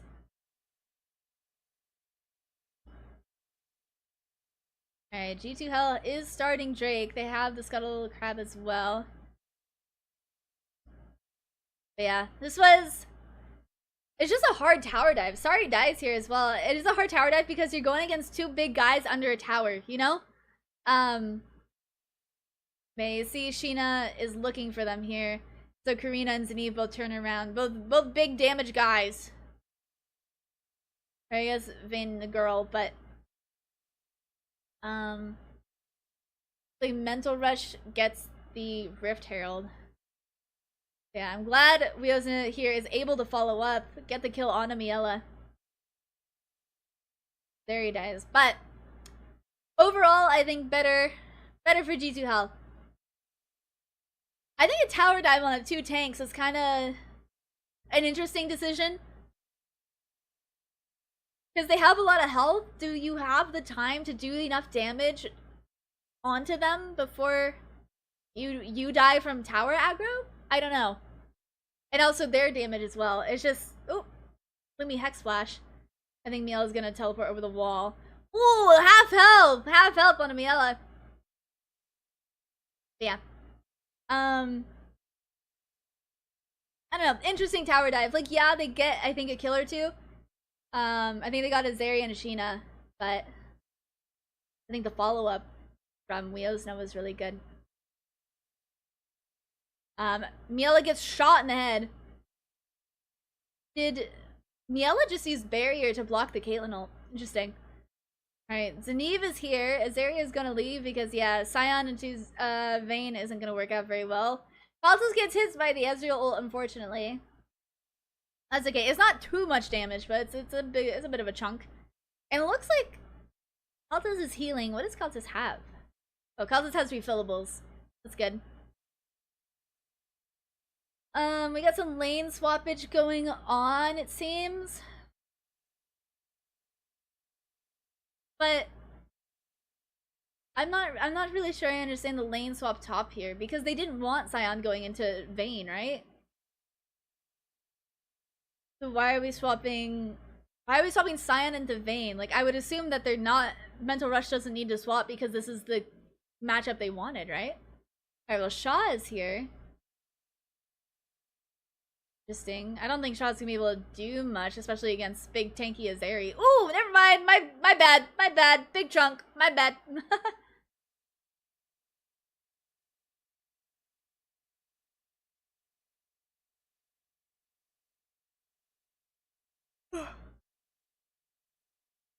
Alright.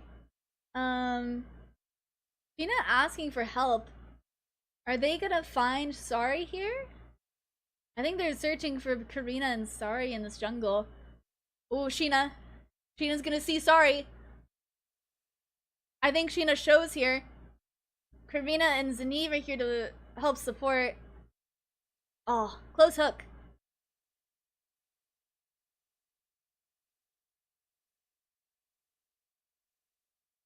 I'm so sorry. I've been watching this game, but good Thursday morning of my summer holiday in Texas, of my old family home.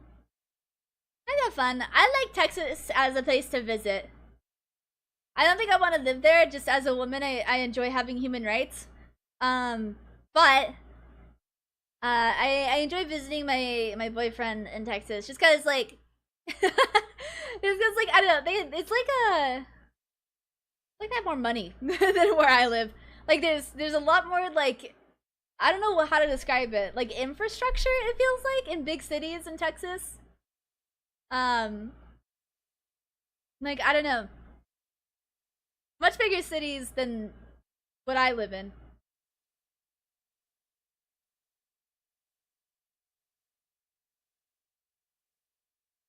So I enjoy learning about all the businesses. Because Tater lives in an apartment complex that's right next basically to like almost like a shopping center, but like for food. So we like getting food there. There's like a really nice, oh, I don't know how that missed.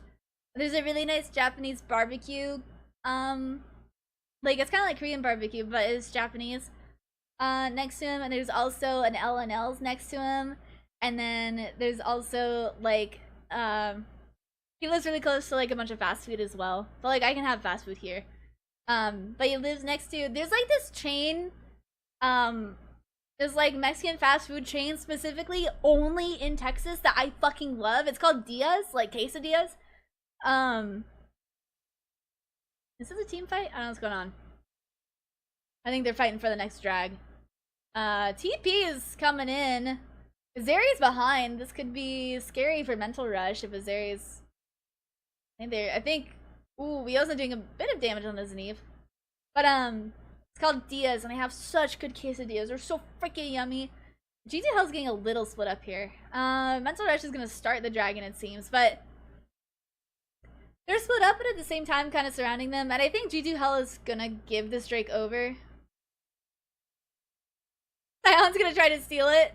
Doesn't work. Paranoia comes out from Karina. But nothing happens. Nothing happens. No steals, nothing like that. Wiosna, I see this strat a lot. Oh. Oh my god! I think Wiosna's still dead here. Yeah, still dead to Shaw, but oh my god. The outplay onto Zaniv. Haltis dies here. Sheena taking a lot of damage as well. Ezreal hits almost everyone, it seems like. Sheena's gonna have to back off. Everyone's kind of low except for Azeri. Azeri gonna body block a lot of the damage. Yeah. There's a lot of good food in Texas. I tried Texas barbecue for the first time, and it was like, I don't know, like it was fun to be there. I don't know. I'm a little bit of a picky eater. So the only, like typically I like brisket, but I really only like thinly sliced brisket. I know brisket is supposed to be like, oh, that's the Texas barbecue, but I didn't like it. I didn't like the Texas barbecue brisket. I really like Korean barbecue brisket though. And it's called chadol in Korean barbecue. I guess in Korea. But I don't know, I didn't like the Texas barbecue brisket, but I did really like the pulled pork. I've always really liked pulled pork though. I think it's very yummy.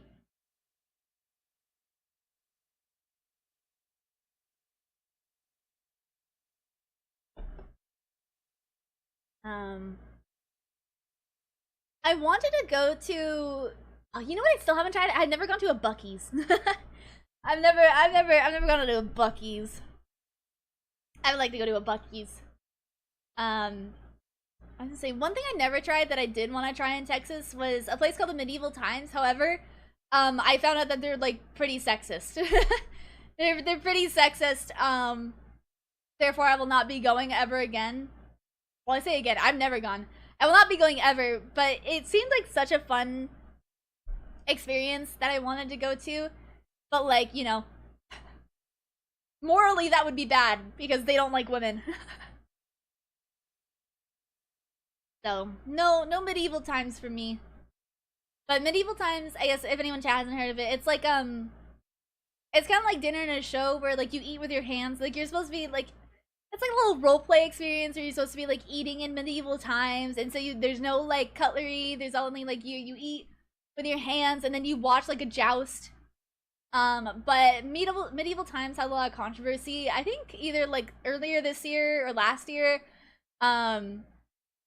where people were asking for like female jousters, and Medieval Times fucking hated that idea. They did not like the idea of women jousting, and expressed it very publicly. There's no vision. I guess with the Ezreal ult there is, but G2H is gonna start this Baron. And right now, Mental Rush is only really able to see this because of the Ezreal ult. No wards. I think they need to kill Karina, or else this is gonna be a Baron flip. G2H taking kind of chunks of damage. Lumi is already half health. The Maokai ult gets 3. Wiosna is so low. Sion dies. Lumi's low. Sheena's dead. Damn. Is Mental Rush gonna start Baron now? I would assume so. Yeah, they're starting Baron. Wiosna is here though, full health. Doing a big chunk of damage, gets stunned, gets hit by the Ezreal ult. Wiosna's able to get Zaniv before she goes down though. Kaldas and Lumi doing whatever they can to try to stop this Baron from happening, to buy some more time for the rest of their team to get up. Lumi has to flash away. Oh my god, Kaldas doing a fuck ton of damage onto Karina. So no jungler. The ult comes in from Azeri, getting the flank of Yellow, sorry, and Shaw. They have no health. The axe finds too. Azeri taking a lot of damage here though. I think Azeri's probably, no, okay. I was gonna say, even if Azeri went down there, I think she'd probably get a kill into Miela, unless Miela is able to teleport away. But G2 Hell, although they died, Lumi and Kaldas were able to successfully stall them until the rest of their team came up again. And that's freaking awesome. Like, no, G2 Hell didn't win the fight, but they stopped Mental Rush from doing the Baron after they died, and I think that's probably best case scenario. Well, I guess best case scenario would be that they win the fight and get Baron, but in terms of losing the Baron, this is the best that probably could have happened.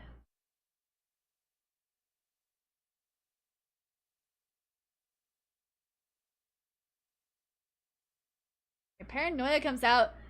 Karina is going on to Wiosna, doing a fuck ton of damage. Lumi goes down. Lona goes down. Ooh, Sheena and Lumi both stuck in the Maokai ult. Wiosna is going to be the only one that gets out. That is unfortunate. I think that is a Baron for... Oh my god, Shaw's almost dead. I think that's a guaranteed Baron for Mental Rush, unfortunately. So, Kaltas is going to split push. As G2 does when they lose an objective. And I think that's a good idea. Oh my god, Karina tried to block the Caitlyn ult with a spell shield but missed. Oh my god, that's funny. Alright. Baron for Mental Rush.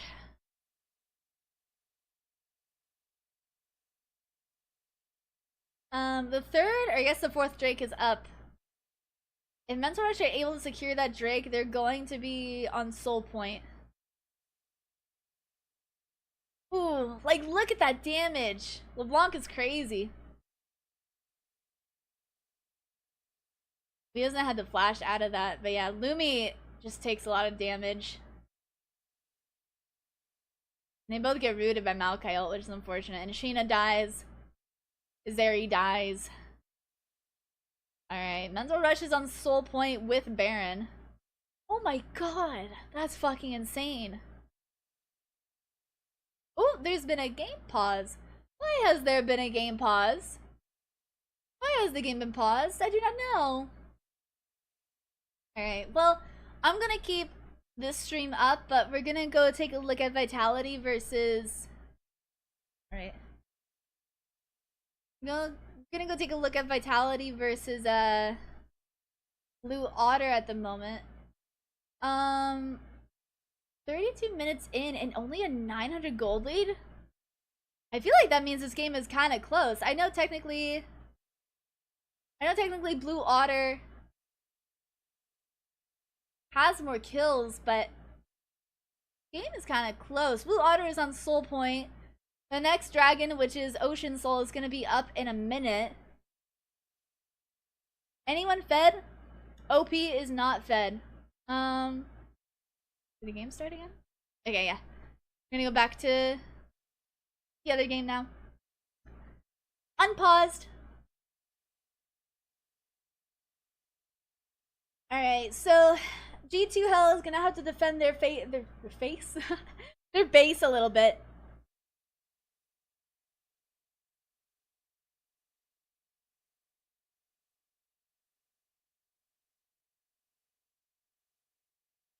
Lumi finds a minion with her hook.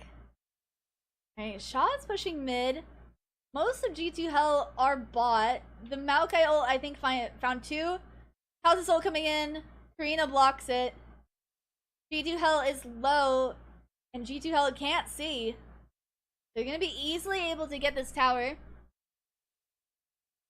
So most tier 2 towers down for G2 Hell. Are they gonna be able to find more? Looks like they probably are.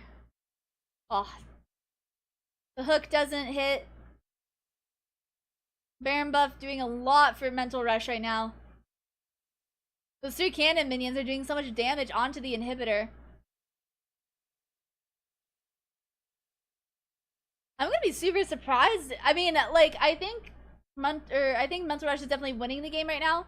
Not that I don't think this is unwinnable for G2. I think it's very possible for G2 Hell to bring this back.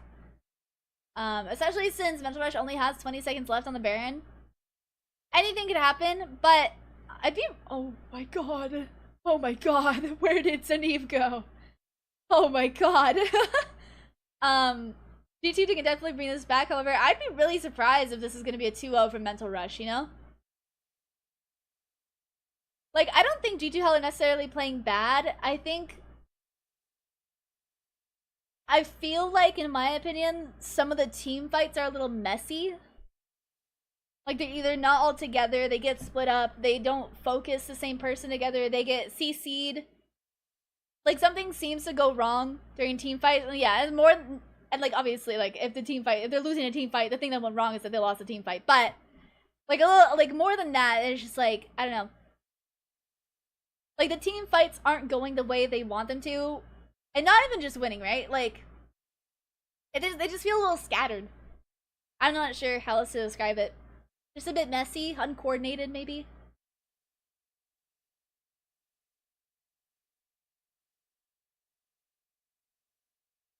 But I think still very winnable. Mountain Soul is up in about 2 minutes, and that would go fucking crazy on Scion and Nautilus. Like, the only real, like, tank, air quotes tank, that they have on Mental Rush is Maokai, and that's a support, you know? It's like, Maokai is kind of just the CC guy. Maokai is just the stop moving kind of dude. And they don't really have any other big guys on their team. So I think a Mountain Soul would go crazy for both Azeri and Lumi.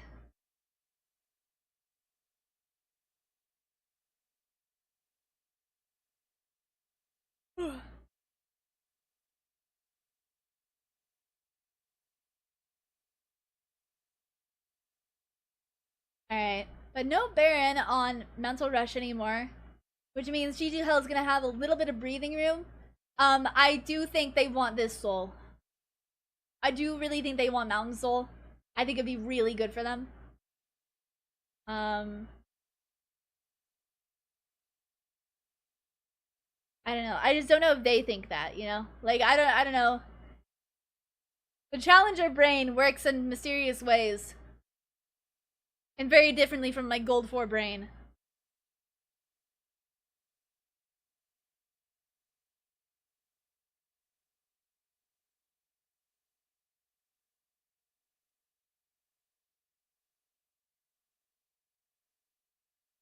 Alright. But Mental Rush is taking control over the river right now, which isn't good for G2. PP coming in from Shaw. Ezreal is ulting the wave. Shaw is hiding in the bush, probably gonna ult over the wall. I think is probably what's gonna happen. They've started the Drake. They're taking a fuck ton of damage from Shaw, but like, damn, that was a lot of damage. I really don't think, unless Sheena steals it, not able to steal it. So that is a Mountain Soul taken away from G2H, which would be really good for them. Unfortunately, didn't happen. And it looks like most of G2H is gonna go down. I think this is probably the end of the game for G2. Is this gonna be a 2-0? There's like, Lumi can't back, Wiosa's getting chased. There's nobody to defend the base, you know? Wiosa gets a kill, which is really good, but I don't think she's gonna be in time to stop Zaniv and Miela. We can all hope, but I think it's just too much. So 2-0 for Mental Rush, that's crazy. It's unfortunate, because I really liked G2H's comp here. Even though it was insane, it was really entertaining to watch. And I think G2H's planning, you know, like, putting Wiosna on LeBlanc in the top lane and putting Caitlyn mid. I think that was really good. I'm sad they lost. But that's okay. We can watch Vitality versus Blue Otter now. Alright, we're 40 minutes into the game. Oh my god, Blue Otter has taken Ocean Soul. Elder Drake is up in a minute. Oh my goodness. Okay, long game. Long game, and I assume that's because it seems like Blue Otter is like desperately fighting not to get 2-0'd, but we'll see. I don't really know what happened in this game. I just got here 40 minutes in. What is it? All the mid towers are gone, except for like the last one defending the inhibitor. Blue Otter is pinging Baron. They're gonna do Baron on spawn, I believe. Is Vitality gonna be able to get it or stop them? I don't think so. Rim? I mean, not necessarily a bad idea to push the wave there while they get the Baron. But I think... Is Blue Otter gonna try to take Elder Dragon as well? Or are they just gonna trade Baron for Elder? I don't know. I think Blue Otter is pinging the Elder, but Delicate is already on it. They don't have any vision. Paranoia comes out from Delicate. So, oh, the Oriana ult doesn't hit. That's okay. But they're able to secure the Elder, which is good. I don't know if Oriana hit anyone, but that's okay. Oh my god, sorry. They play music on the other stream. Shh. Here we go. Okay. Anyway. So, Blue Otter has Baron, Vitality has Elder. Vitality has a 2k gold lead, however Blue Otter has more kills and Mountain Soul. But they have less towers.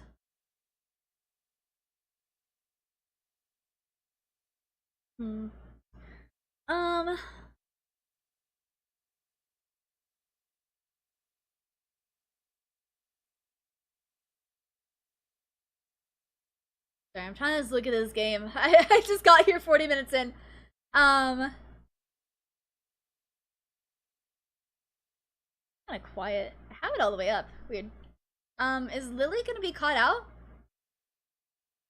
Paranoia. Delicate goes on to Melancholia here. No, sorry, that's Melancholia. This is Lily. My bad. And Lily is just gonna go down, especially with that Elder execute. That's really scary. I mean, I've never really thought about it, but I think, in my opinion, Elder Dragon is definitely a better buff than Baron because of its execute. Maybe, I guess you could argue that Baron could be better because of the buff that it gives the minions. But, alright. Even with Baron buff, Blue Otter is gonna have to defend their base. Oops, punch my desk. Ooh, Tifa going golden, but it's gonna wake up to the equalizer. And a lot of damage coming from Rim. But this looks like it's gonna be, I don't know if a 42-minute game is clean, but it looks like it's gonna be a clean 2-0 from Vitality here. That Paranoia is up so often. Yeah, even with Baron and Ocean Soul, Blue Otter isn't able to defend their base. Elder Dragon doing a lot. But also Vitality has a lot of good players on it as well. I'm sad I didn't get to watch OP. I might go, I don't know if I can go back because I didn't watch it, but I really want to see Vitality's first game because I don't know. I think OP is a really fun player to watch. Alright! Vitality won! Yippee! Yahoo! Yippee! Those are like the two main teams I was kind of rooting for. Were Vitality and G2. I am very interested in watching the SK game next. I'm not sure which stream is gonna be on. Let me try to figure that out. Let me look at the Discord. What did the Discord say?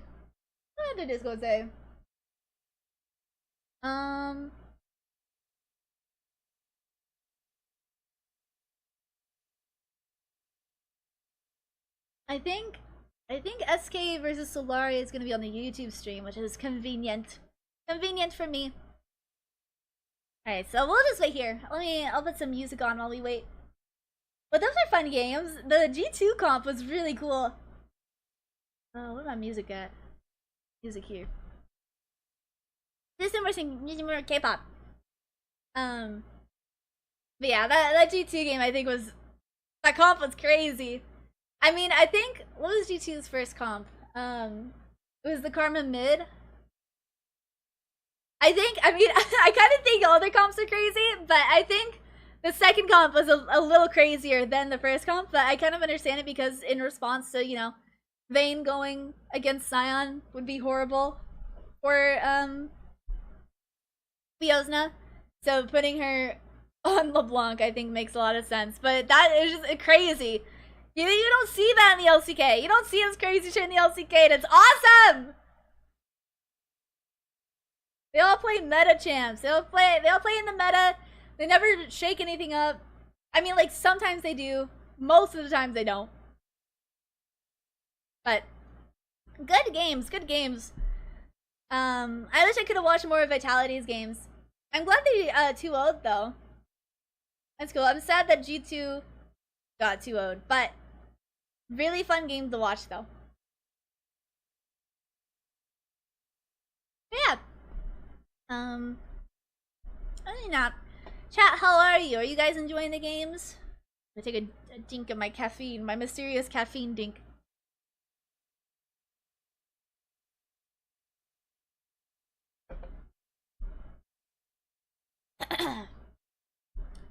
Yeah. This is, I think, the last game this week for the Eagle Esports Cup. I don't know, League, so I'm invested follow it. Yeah, League, I tell my friends about it, because, like, as you guys may know, League of Legends is kind of my entire personality, and I really like League. Even then, when I talk to them about, like, when I talk about League to my friends, right, because I do have a good, like, chunk of friends that don't play League or don't know much about League. Even when I tell them about it, they're like, oh, you make me want to play. I'm like, yeah, it's really fun. Hard to get into. There is a lot of aspects of League that are hard to understand, and even then, like, I don't understand everything, you know? Even, like, I don't know, I'm gold 4, I'm not even that good. And I watch a lot more League than I play, but League is definitely hard to get into. There's a lot of aspects, you know? It definitely, like, it's hard to explain, because when I first started playing, it was like, oh, this is just a game where champions play against each other. Yay! It's just a MOBA where I'm playing cute girls and we fight each other.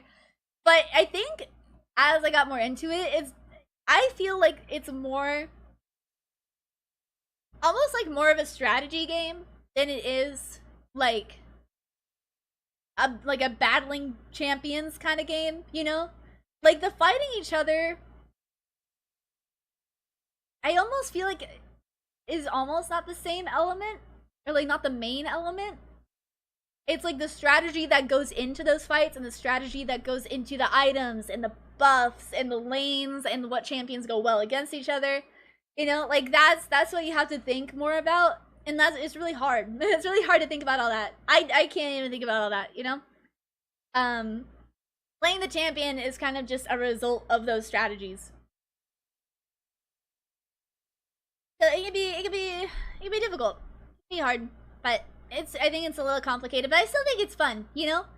I tried to teach some of my friends League, and everyone starts out League pretty bad, you know? Unless, like, I think maybe if you come from, like, Dota, it can be hard. I know the basics, yeah.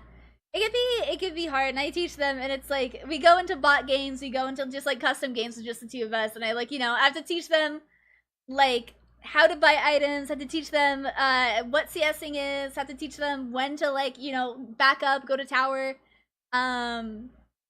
You know, I try to explain, like, getting the dragon and getting the baron. But again, it's kind of like a nuanced situation that you're gonna have to, like, decide when you're in game with your team. Yeah, it could be confusing. Even I find it confusing still, you know? That's why I'm not good. That's why I'm not good at League. You sure? This? No. Oh, it's me, Ella. But I don't think, I mean, I don't have the audio from the casters, but, I don't think this is in English. I think this is a German stream anyway, so I don't think I'd be able to figure out what's going on. But yeah. Yeah. League can be hard. League can be hard. I play for fun.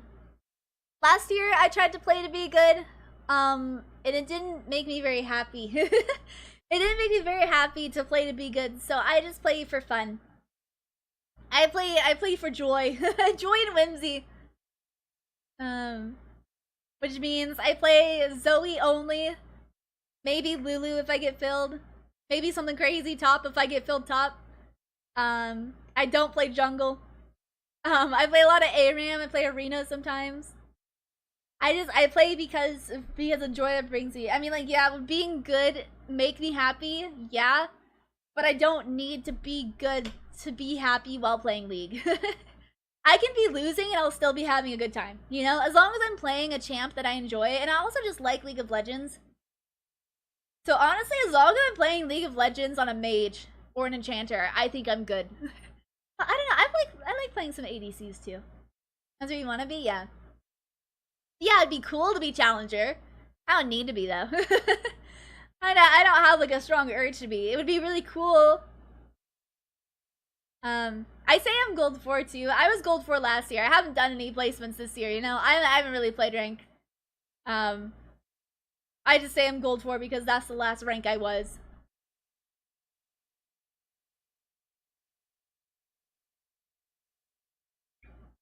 But yeah.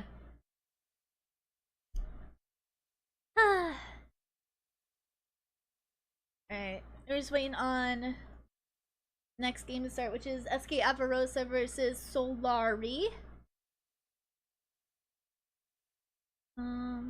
Or is it the other stream? I can't tell. Can't tell if it's gonna be this stream or this stream. We'll find out, I guess, together. But yeah, League can be a bit complicated. I think it's really cool that people are challenging. I play I think I'm okay. Like, I don't know. I think I'm okay at League, but I think I don't know. Would I describe myself as good as on TFT? My highest was Plat 2 in TFT. So I think I'm better than average at TFT, which isn't anything like League. However, it is a League of Legends spin-off game. Yeah. I don't know.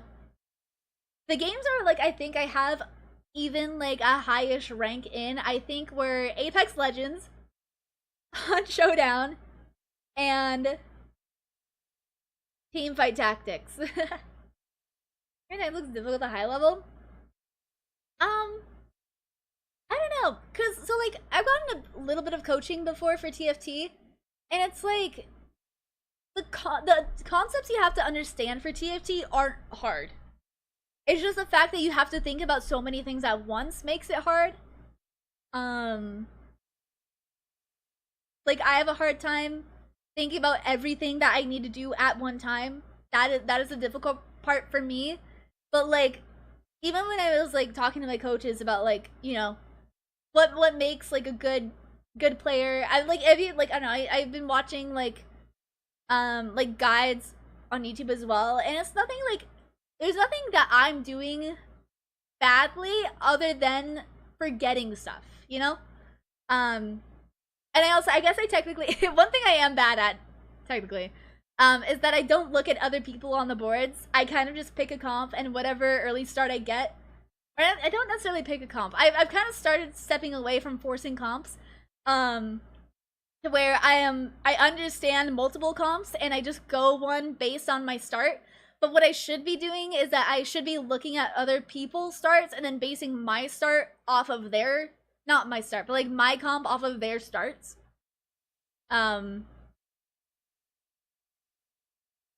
Which I don't do. I don't look at other people's boards when I'm playing. Not usually.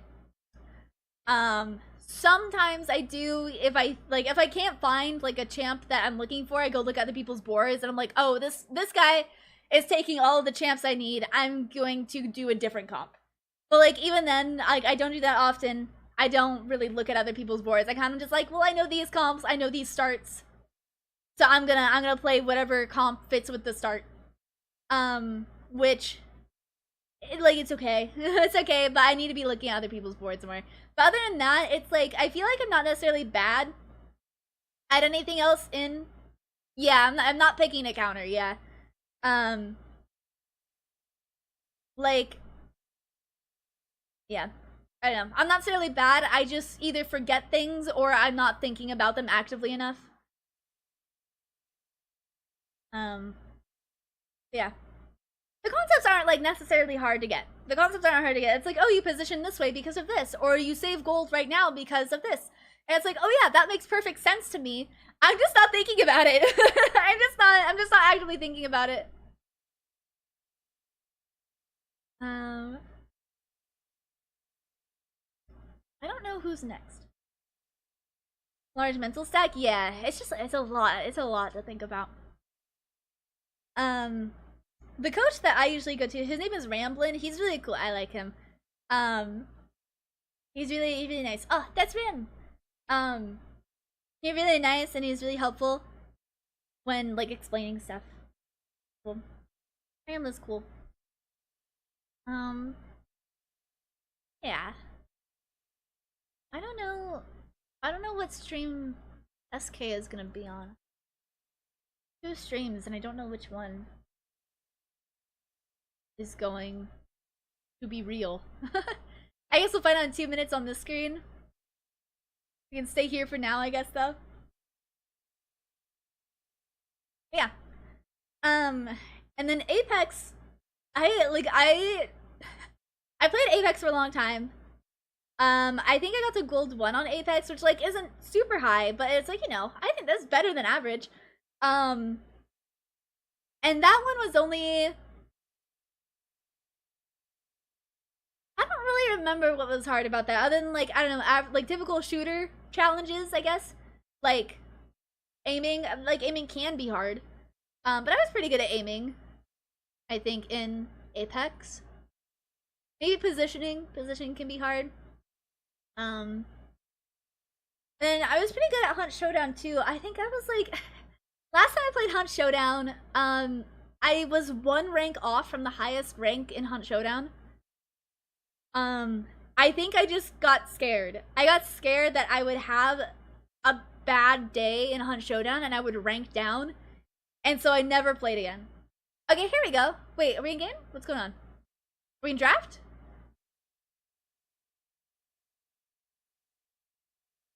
Wait, what happened in the draft? The fuck is going on? But yeah, I got like almost to the highest rank, and I just got scared, so I stopped playing, you know? I was like scared, it's like, oh, I'm gonna have a bad day, I'm gonna D-rank down like 3 ranks, and I'm not gonna be close anymore. So I stopped playing.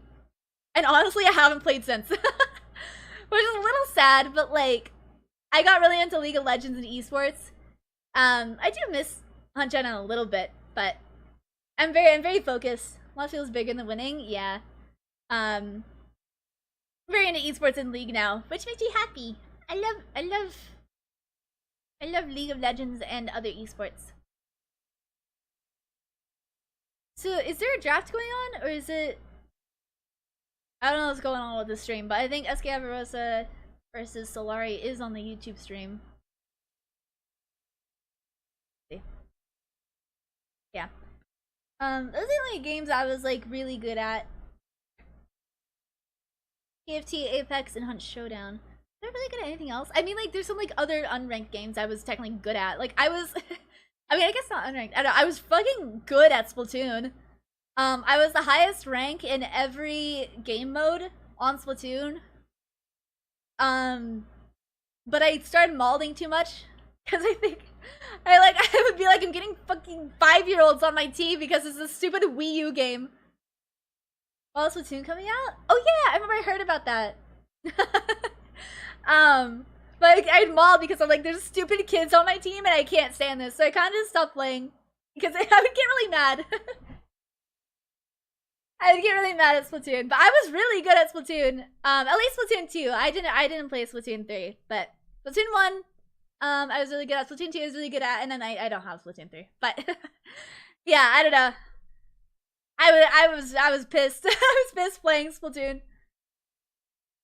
Trying to think what else. If there's any other ranked games I played. I don't know. I mean, I play Overwatch, but I don't play Overwatch ranked. I just play because I like playing Juno. My friends play. I don't know. Like, Overwatch is like a fun brain off game. I don't think while playing Overwatch. I played a bit of Valorant. Never really played ranked though. I'm not good at Valorant.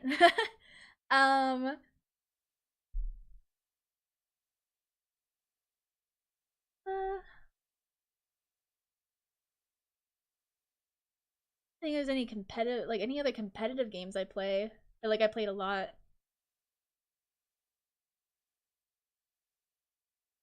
Think so. That's mostly it. I want to see the SK draft. I want to see the SK draft. Show me the SK draft.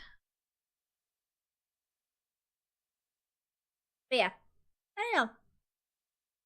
I like playing multiplayer games the most, whether it's like an MMO or like a 5v5 or even a 1v1. But I like team games. I like MMOs. Very fun. I like playing with other people. I guess, could I consider raiding in Destiny competitive? No, I guess not. Not really.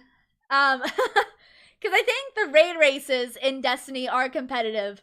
However, I never participated in a raid race. The only like hard raid thing we did, I did it a couple years ago on stream. Was Salvation's Edge. I think like week 2, week 3 maybe. But it wasn't really a competition. It was more like it's really difficult to do. Like it was just a good challenge.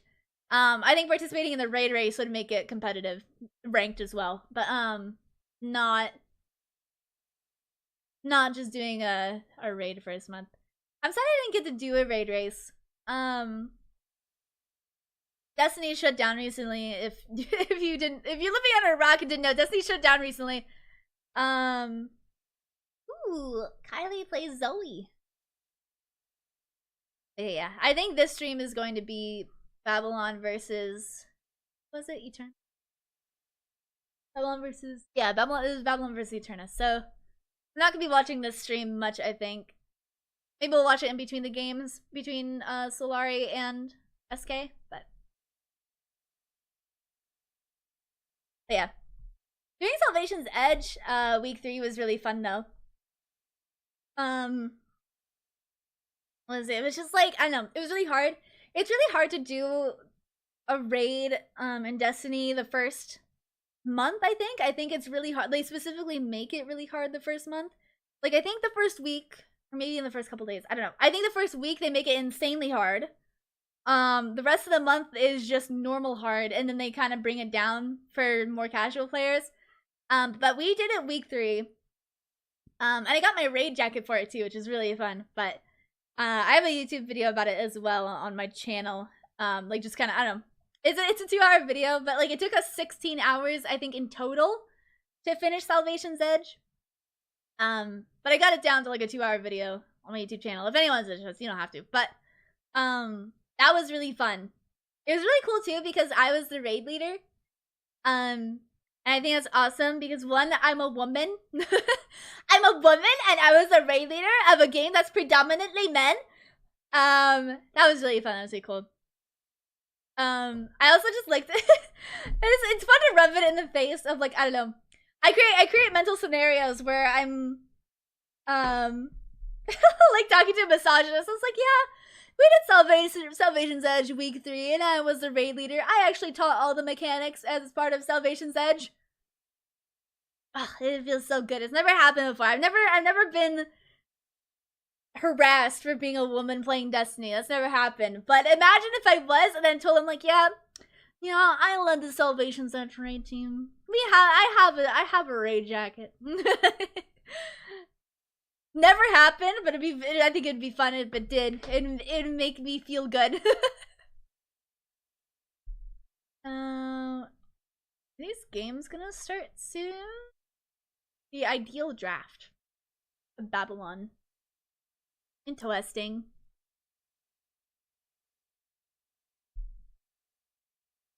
But yeah, I don't know, really fun. It was like, I don't know, it felt like a really big achievement. I got my raid jacket, made me very happy. Hey, I love my raid jacket. It's summer right now, so I don't wear it. It's like a pretty heavy, like, rain jacket. Here, actually, I can show you guys the one I got. Salvation's Edge raid jacket. And it looks really good, too, by the way. This is the jacket I got, which like technically I could have gotten the bag too. I didn't need a bag though. I just wanted the jacket. This is the raid jacket I got, which I think it looks sick as fuck. I think this jacket looks sick as fuck, and it has my name on the side too. It like this is where your name goes. Make a little like custom like little thing for it. But yeah, really cool jacket. I love it. I love my raid jacket. It looks so sick.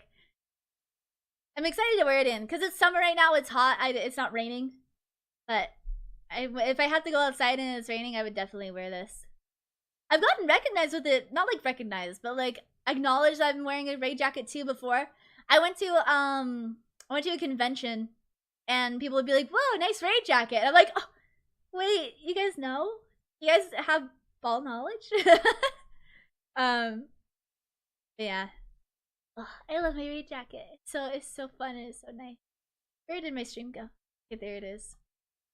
But yeah.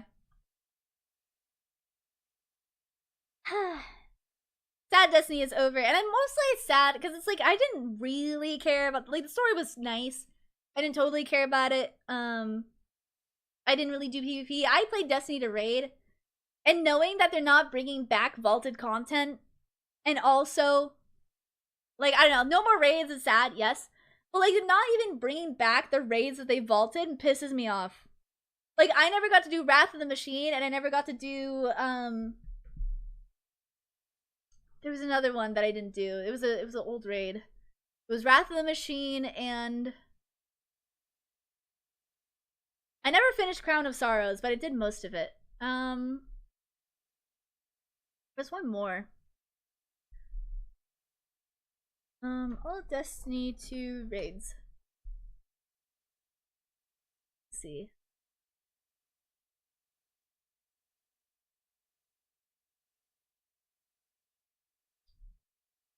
Scourge of the Past. I never did Scourge of the Past.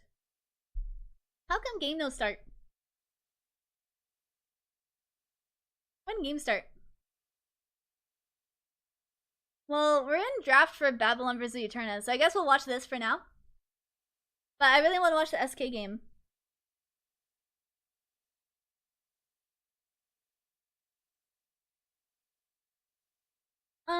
Okay. No Nocturne, no Darius.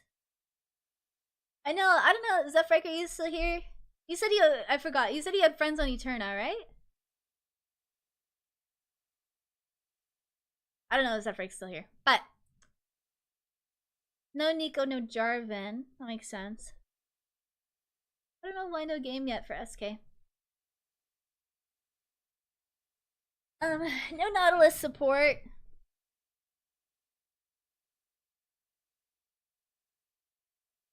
And who is our last band going to be?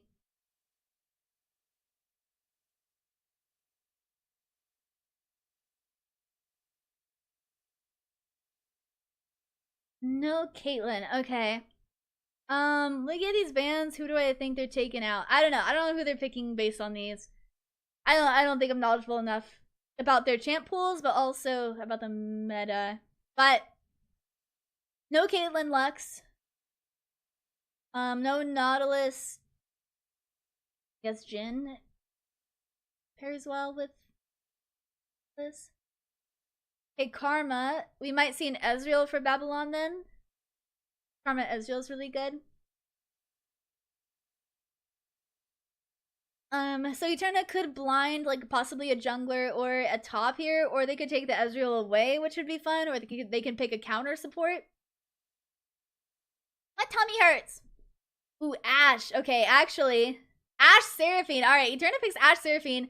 Ashe Seraphine, at least in the LCK, is really good. Oh, my tummy hurt. My tummy hurt. Why my tummy hurt? Yeah, Ashe Seraphine's really good. I think I've seen Master Yi hovered a few times. I don't think Master Yi's been picked, although there's a few games I haven't watched where maybe he was, but yeah, okay. Karma Jinx. Okay. That's not bad. Jinx is fast and Karma only makes her faster. I think that makes sense and also protects her while she's going in. Can stun champs as well. I think Karma Jinx isn't bad. I like that. Alright. So they're gonna have to blind someone. They're gonna blind Nefiri. Is Eterna gonna reply with a counter pick to Nefiri? Are they also going to pick like just a good jungler? Or could they pick could they blind pick a top laner here? Maybe a mid laner if they really wanted to. Okay, they're gonna pick a jungler. It's gonna be Hecarim. So I don't really know. I don't know if Hecarim is. Sorry, he's behind me. You guys see him. Hi Lalo, welcome. How are you? I don't know if Hecarim is a counter to Nefiri, but still no draft for SK. Guys, my tummy hurts. My tummy hurt really bad. Not really bad, but I might have to poop soon. Alright. So, no Cassante, that makes sense. No Syndra. I think Syndra's just a really good mage right now, so that makes sense. No Olaf, so it's gonna be no Olaf top.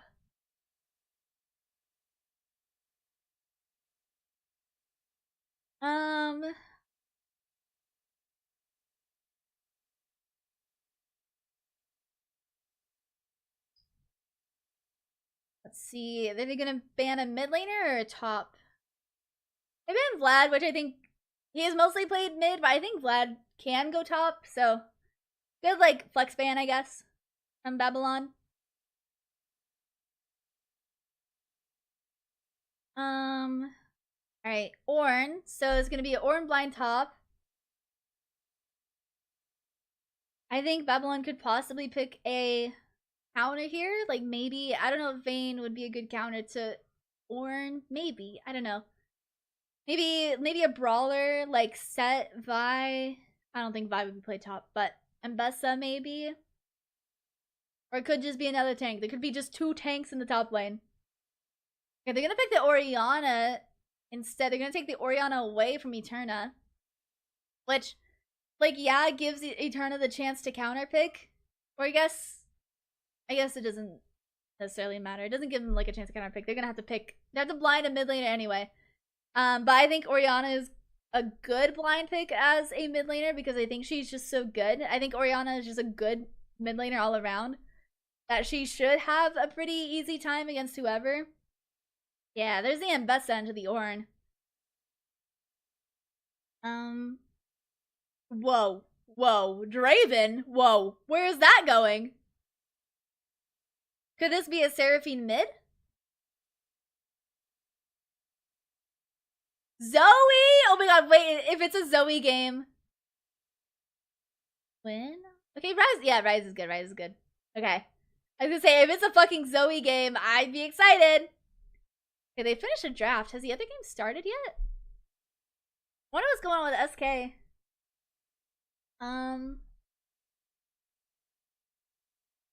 Let's see.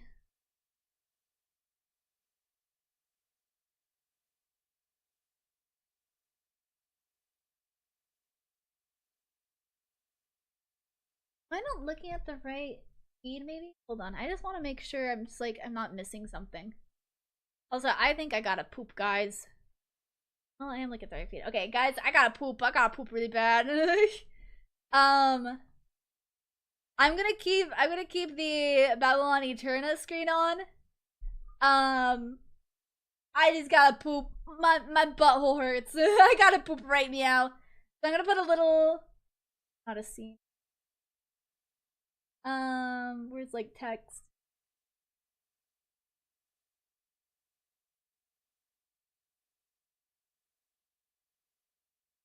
BRB. BRB, I'm pooping. We're gonna put it there. Guys, I'll be right back. I gotta shit. I gotta poop right now. I'll be right back. I'm fast, I swear. It won't take me a long time.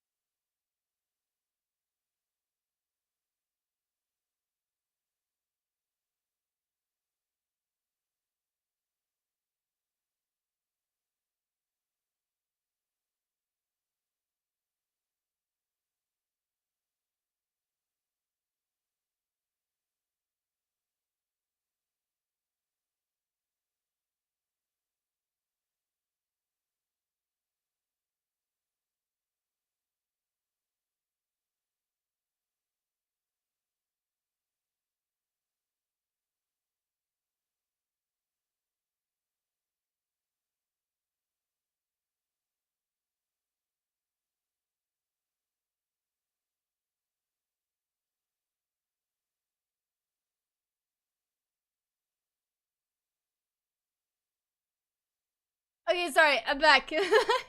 I'm done pooping. I lived. Okay, my bad. I'm back. Alright, has SK versus... No? No, what is going on?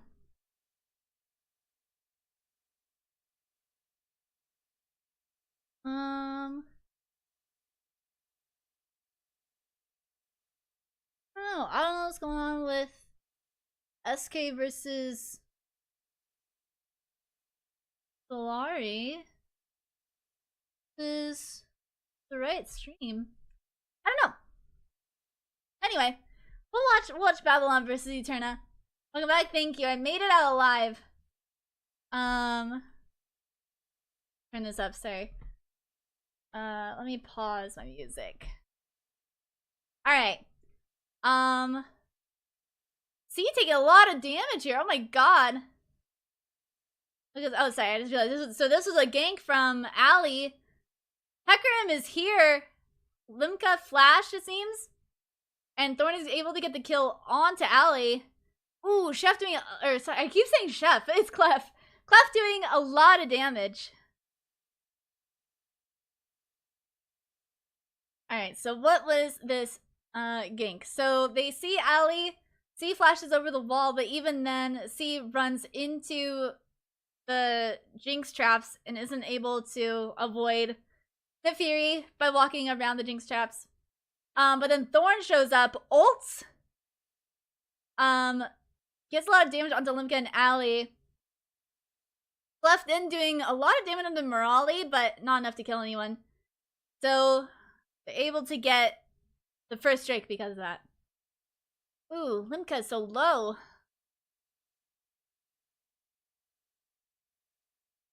Good game from Ali. Unfortunately, it seemed like Thorn was just close nearby and was able to follow up with the ult. Wait, how is this top lane going?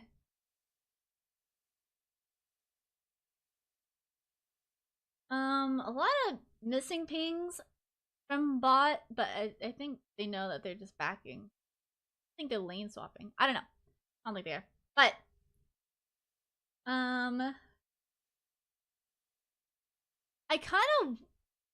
I feel worried about the amount of damage that Starry is taking from Mbessa.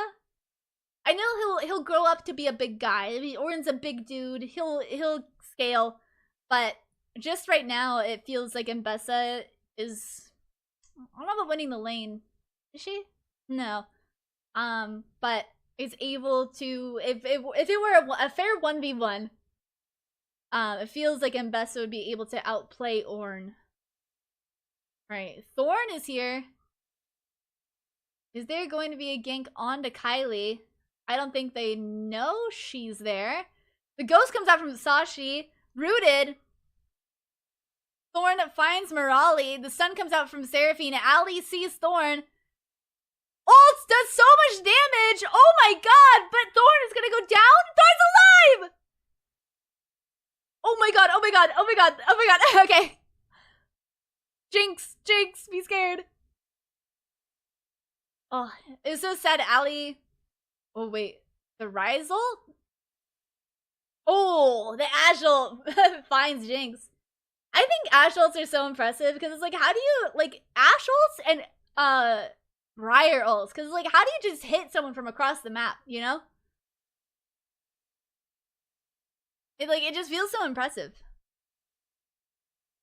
Check the other game real quick.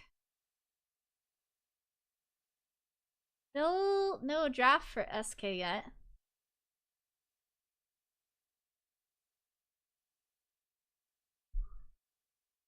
Oh, I'm glad Thorn was able to avoid that. That would have been scary if Limka would have gotten that kill.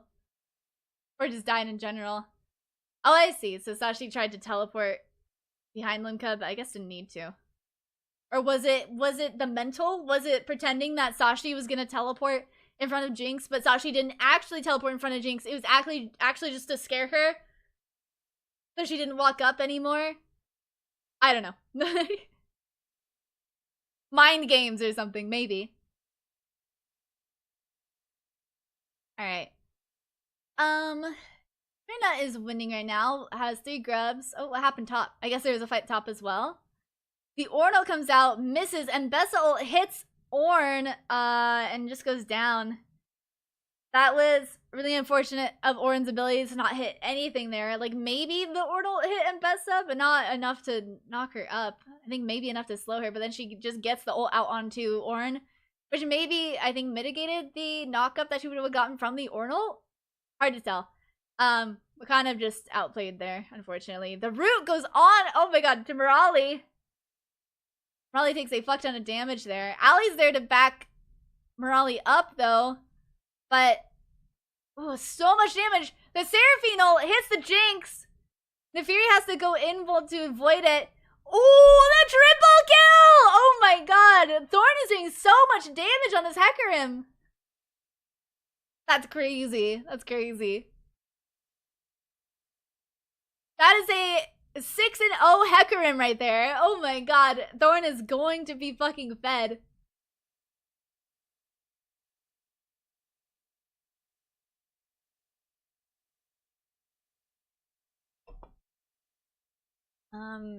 Yeah, that's a fed Hecarim if I've ever seen one. That'll be exciting to see later in the game.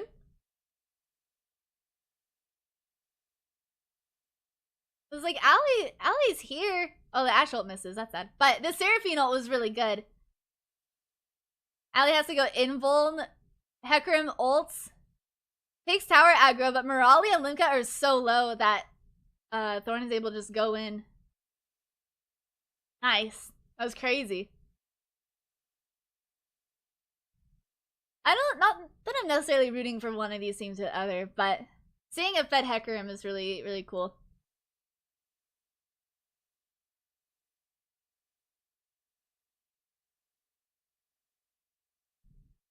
Is SK in draft? Okay, SK is in draft now. Just took a little bit to get there, but that's okay. We're in draft. I'm gonna put my music on while we look at this. So, I'm kind of rooting for SK here. Not for any particular reason. I just feel like, in my opinion, G2H, Vitality, and SK are, from what I've seen in this tournament so far, are the best teams in this tournament. So I want SK to win this. But, not that I dislike SLYE. I think SLYE is cool too.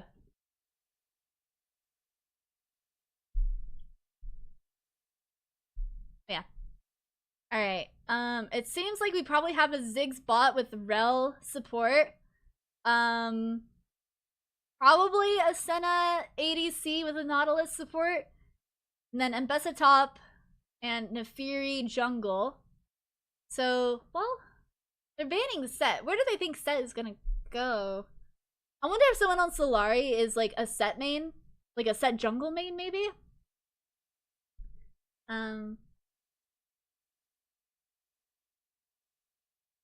We'll see.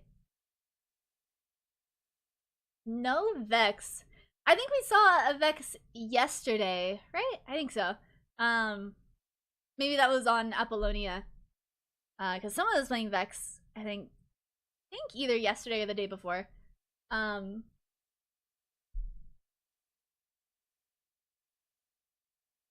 Yeah. So no Vex for Apollonia. And no Olaf for, I think, Sana? But that also could be like an Olaf jungle ban. We'll see. We'll see. And then no Malphite. It seems Malphite is pretty popular in this tournament. It seems like a lot of these top laners play Malphite. Alright. What is Nenris gonna pick? Urgot. Okay, so I think that's an Urgot top against Mbessa. I wonder if Urgot is good into Mbessa. I never really like see him played much, so I don't really know the champions that he's good into.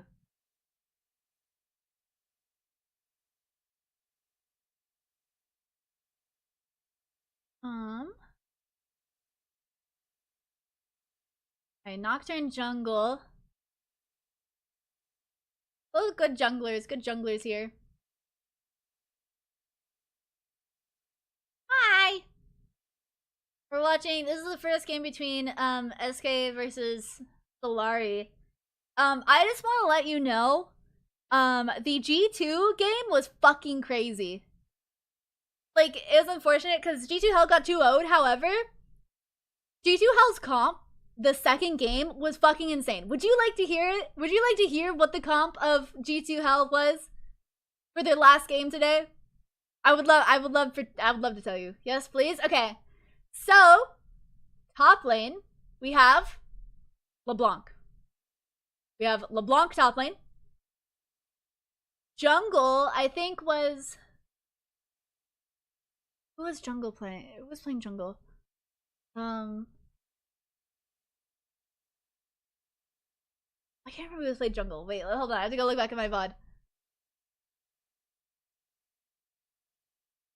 I remember everything else. I'm trying to remember what the jungle was.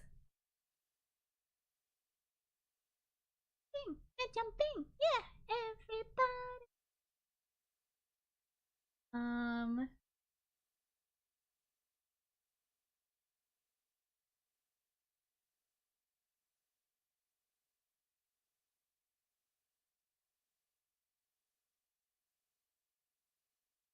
Alright, okay, so LeBlanc top.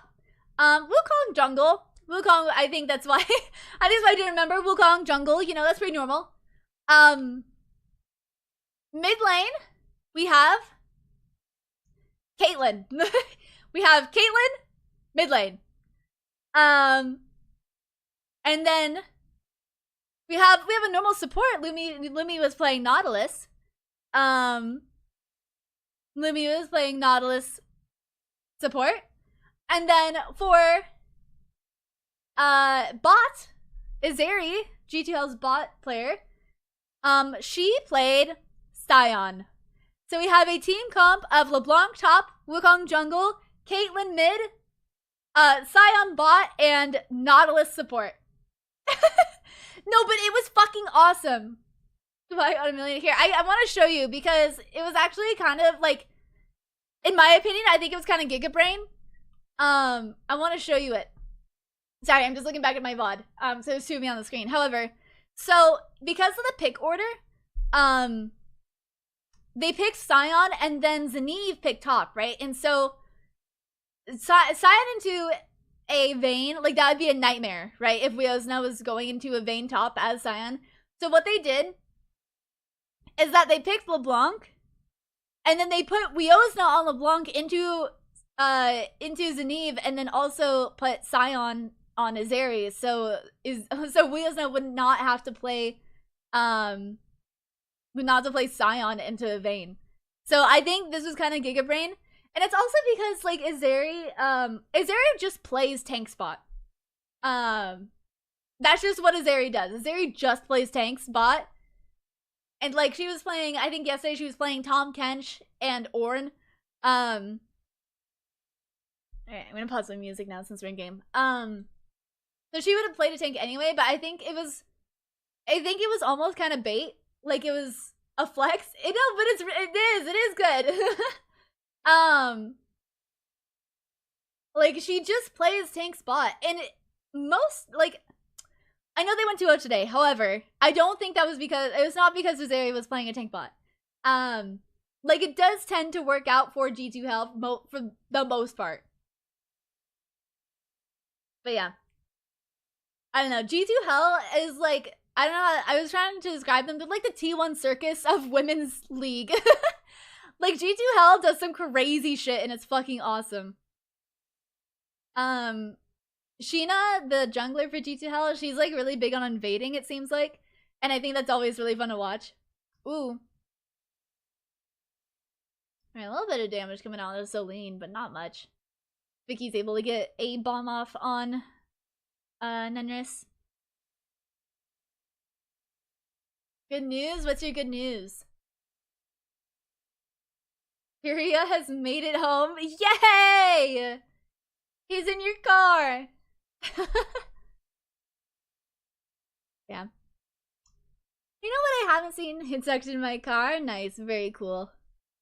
You know what I haven't seen this tournament that I really wish there was more of, even though, like, I don't know, not necessary, but I would like to see more. Is Unsealed Spellbook. I would love to see some Unsealed Spellbook. I think Unsealed Spellbook is the best rune in the game, simply because it makes it fun to watch. I just think it makes this game more fun to watch when a support takes Unsealed Spellbook and there's a fucking 4-person smite fight. I think it's fucking awesome, but alas, no spellbooks. Not yet, at least.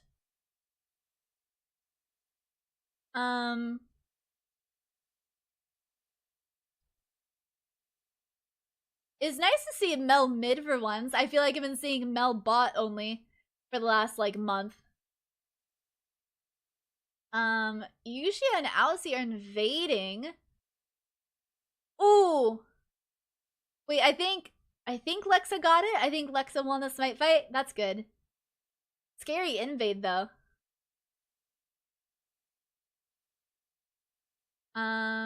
Apollonia gets the stun onto Malo.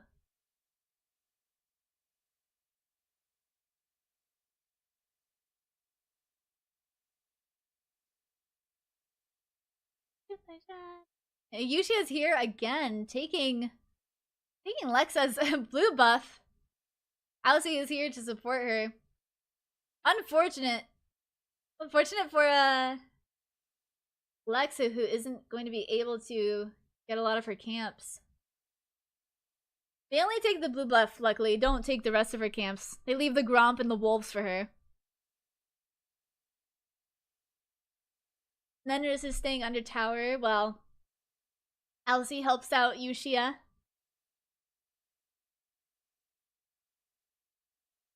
Ooh, good shield. That was a good reflect.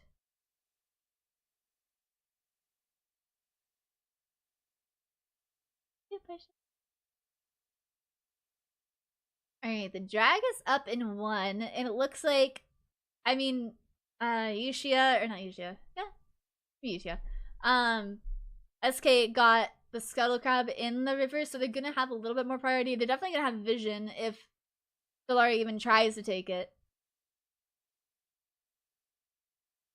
It kind of feels like, to me, it looks like Lex is being bullied a little bit by Yuxia, just the amount of invades that are happening. Especially with Alcy leaving the bot lane to help out Yuxia. I do think that means that Alcy is going to be behind on XP, right? XP and money.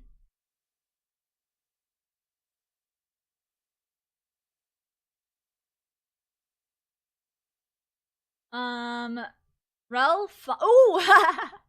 Ralph finds a stun on Apollonia, but Apollonia is actually able to shield the Aurora Q.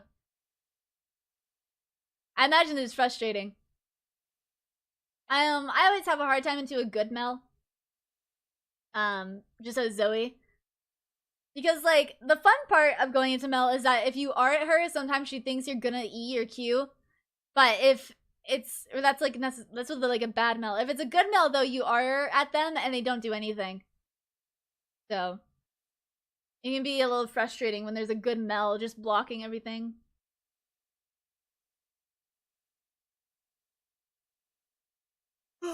Sorry, big yawn. I haven't finished my energy drink.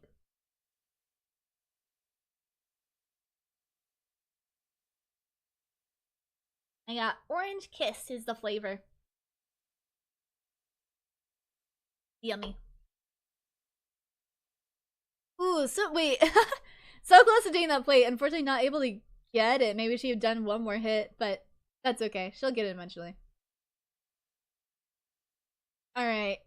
Yuxia is in base for now. Lex is able to take her camps in peace, I think.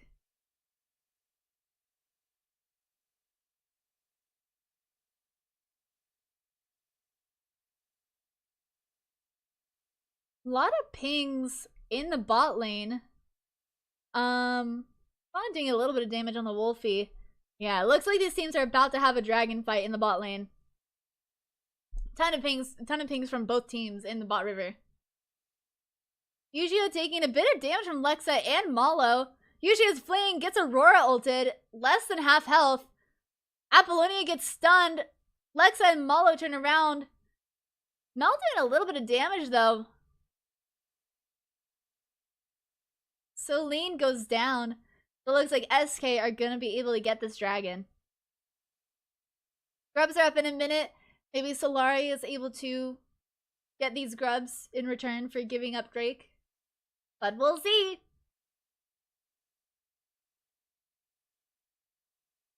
Oh, how does that hit? Oh my god. The vessel hits Apollonia. I didn't think I was gonna hit it. I thought like Sana missed by like a hair, but no. I guess Apollonia was right on the edge of it. Damn. She has to flash over the wall, so no flash on Mel, no TP as well. Only 1 kill in the game so far.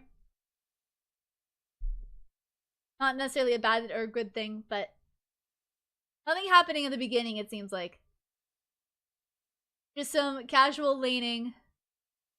And a little bit... Oh, Aussie. Aussie being healed by Nenris. Alright, Void Grubs are up. I think Nefiri... I'm not sure if Nefiri is pathing top or bot. I didn't see where she started. I think she's going... She's going top, okay. So it's possible that both Lexa and Yushia are gonna meet it once again on the Grubs. Also, hi Global, how are you? Welcome.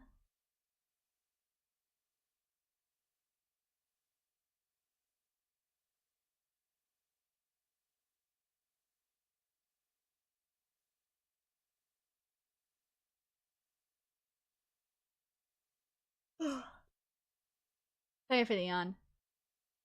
Alright. It seems like they have met. Lexa going on to Yushia. The Sentinel comes out not doing much. Lot of damage taken on the side of SK. Mel ults and gets Malo, but Lexa is able to secure the kill onto Apollonia as well onto Yushia. So no jungler alive on this side of SK. So I think they're not gonna take Grubs. I think they should. I don't know. My Gold 4 brain says that now the jungler died and they're out of the jungle, they should go take the Grubs while they have the chance. But I don't know. TP coming out from Mel to mid lane so she doesn't miss her CS. Well, I saw Aussie was I forget the word for it, what it is, but like taking the mid wave so it doesn't go under tower, and Apollonia is able to get the money from it and the experience. Ooh, wait, what happened top? It looks like a gank from Celine top. Wolfie was ignited, but she doesn't go down. Alright, Yushia once again in the jungle of Lexa. Unfortunate for SLYE. Looks like she's gonna be taking the red buff as well. Maybe her entire bot jungle? No, Ziggs is there. So it's just gonna... The chickens and the red buff are gonna go down. Oh, okay. Yushi is fine. Jungle diff? I'm not sure. I don't know if it's a skill diff or like a pick diff, you know? Like maybe Nefiri is just better into Nocturne. Or if Lexa just isn't able to fight against Yushia. But it's also that Aussie is going along with Yushia with these invades. So she's leaving her lane to Nenris. And supporting her jungler. Alright. Yeah. It's like, I don't know. I don't know if necessarily Yushia is a better jungler than Lexa, but I think there's a lot of things that SK are doing right in order for Yushia to steal and invade. Ooh, the paranoia goes out on the Mel. She reflects it. The stun doesn't hit Mallow, but slows her down. A flash comes out. I didn't see who that was. I think it was from Celine. Apollonia and Yushia are pretty low, but Mallow's going to have to go back. Sana taking a little bit of damage from Urgot. Urgot's able to secure the tower plate because of it. Sana half health. Celine is here, though. And Wolfie is aware. Standing on... Or is she? I don't know. I think so. I think she was aware. I think they just put that pink ward down. Aussie got ulted by Ziggs, but looks like she lost not not that much health. Not that much health. Nothing happened. Alright, SKA is beginning the first strike of the game. At 12 minutes. And then it looks like she's pinging chickens next. So maybe she's going to go steal the camps again. Oh, so sad. But Celine's gonna be there. Alright, Lexa started her chickens, but Yushia, Elsie, and Apollonia are here to take them from her. I'm not sure who got it there.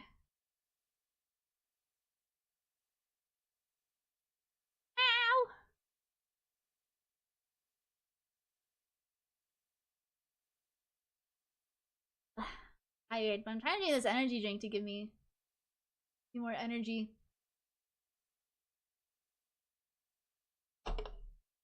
Num num nums.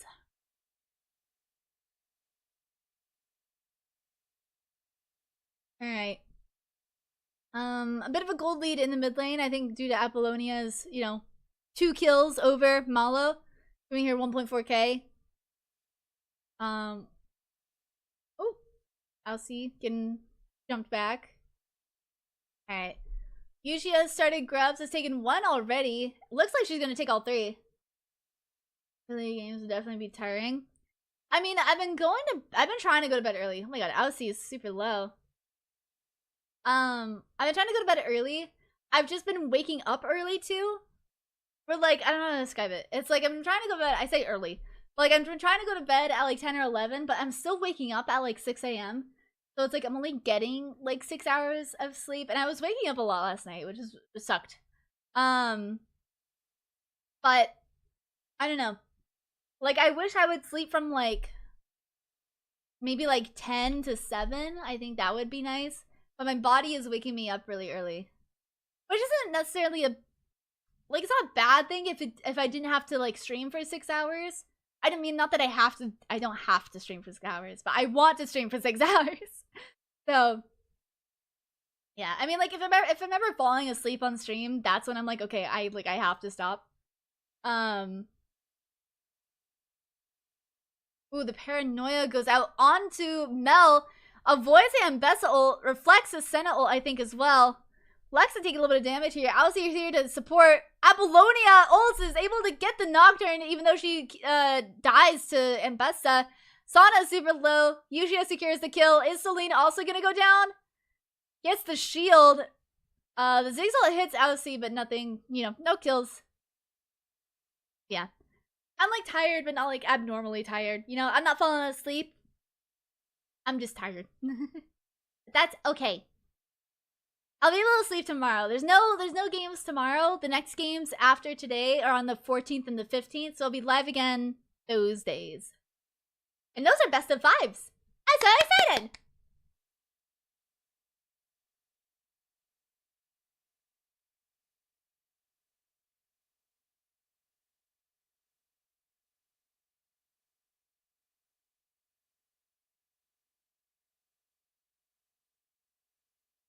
Alright. I didn't see it. Did Yushia steal that? I don't think so. Did she? Oh yeah, I think Yushia stole the blue buff. Wait, sorry, I just realized I was looking at Lexa and I'm like, oh, I think she got it. But no, she doesn't have blue buff. So I think that means Yushia just stole the blue buff right in front of her. That's unfortunate. You can see the CS diff. It's about a 40 CS diff. Like a 35 CS diff between Yushia and Lexa right now. Which is unfortunate. So they get all... No, they didn't get all 3 grubs. They got 2 grubs. And they're going to get the Rift Herald. No way. No way. Oh my god. They find Yushia and are able to kill her and secure the Rift Herald. Well, karma or something, I guess, for invading Lexa so much. It's bound to backfire at some point. But I guess, did Yushia not have smite then? I don't know. I'm not sure what happened. Other than, yeah, she got ganked, but I thought she would be able to secure it, but maybe lost the smite fight, maybe didn't have smite. Maybe the Rift Herald wasn't low enough? I'm not sure. Something like that. Vicky and Lexa C. Nenris aren't gonna be able to a kill onto her though. Like there was a release of their anger after this one. Yeah, I mean, I'd be a little tilted too if like all of my camps were being taken. There's less of a CS lead now. There's only about a 20 CS lead between Yushia and Lexa compared to the 35 that was before.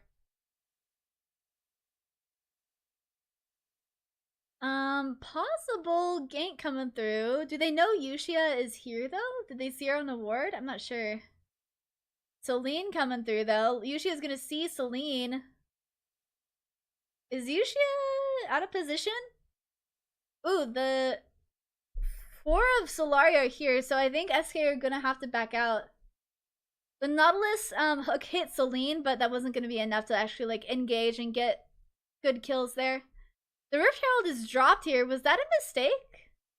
Was that on purpose? I kind of wonder if that was a mistake just because it seemed like... Oh. Okay. Like, it almost looked like they dropped the Rift Herald in Pixel Bush, you know? Oh, Lexa is dead to Nafiri. Oh, huge ult. Oh my god, who was that? I think that Aurora ult just did a fuck ton of damage. But I don't think that's going to be enough for SLYE to win that team fight. Who did that much damage? I think it was the Aurora ult. Vicky gets ignited and the kill goes over to Wolfie. I mean, good team fight. It was just, there was a sudden massive chunk of damage done, I think, to SK. I'd love to see a replay of that. Mel just got Hextech Rocket Belt.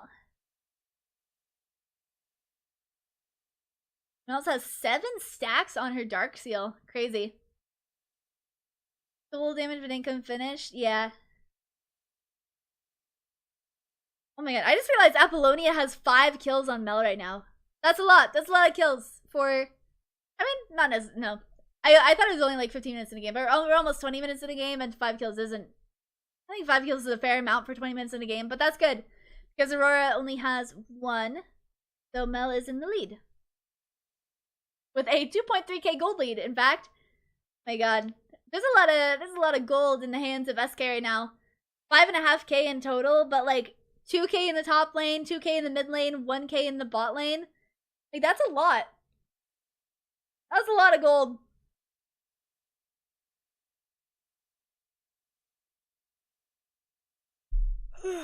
Sorry, my god.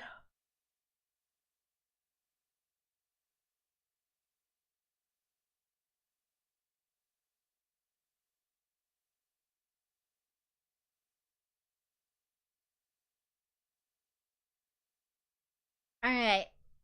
Drake is up and it looks like SK are gonna secure that pretty easily. Lexa is top, probably looking for a gank onto Wolfie, I think. Gonna trade the second Drake for a possible kill. Celine is top as well. Paranoia comes out. Urgot trying to dash away. Sentinel comes through. I don't know, it doesn't do a lot of damage. Vicky ult as well. Still don't do a lot of damage. Wolfie and Aussie both have a lot of health. Ooh. Okay, the Aurora ult does a lot onto Aussie, unfortunately, and she goes down. Mella's here to support. It's crazy that they're only able to secure 1 kill with 4 people.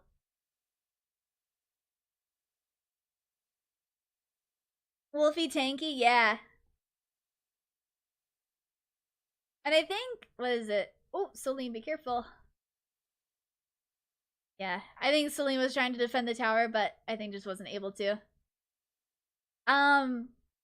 Let's see. Both Nautilus and Urgot are pretty tanky right now. Urgot has Sterix, which is really good. I think if it works the way it works in TFT, it's if you get like certain, like if you get low enough, like past a certain amount of health, you get a shield when you're low, which is really nice.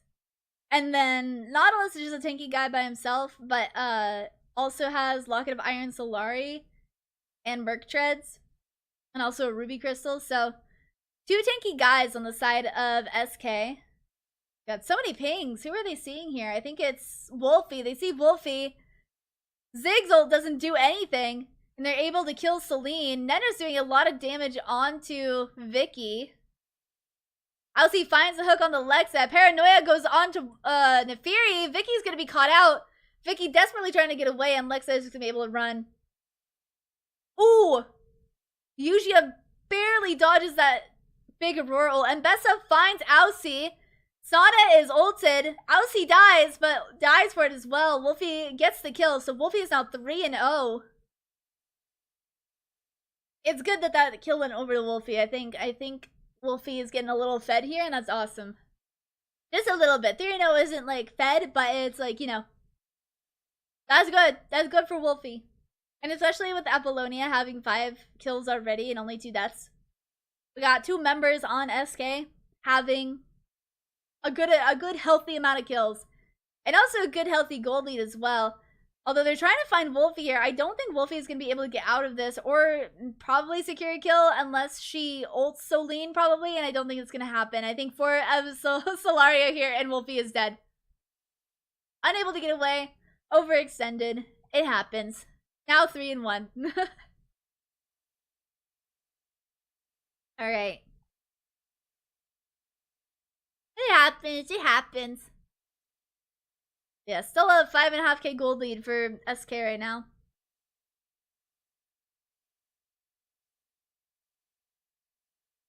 Meow. Alright, what is the plan? We got... It's gonna be Hextech Soul. Hextech Soul, I think, would be good for Nenris. Not super sure about anyone else. Because, like, Hextech Soul, I think, is good for, like, fast auto attackers, and really right now the only auto attacker on any of the teams is Nenris. So I think that's probably going to be the most beneficial to SK.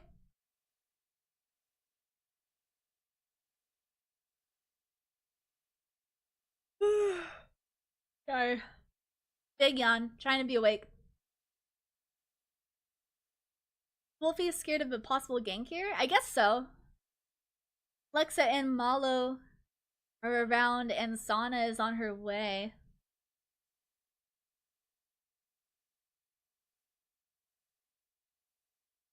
Alright.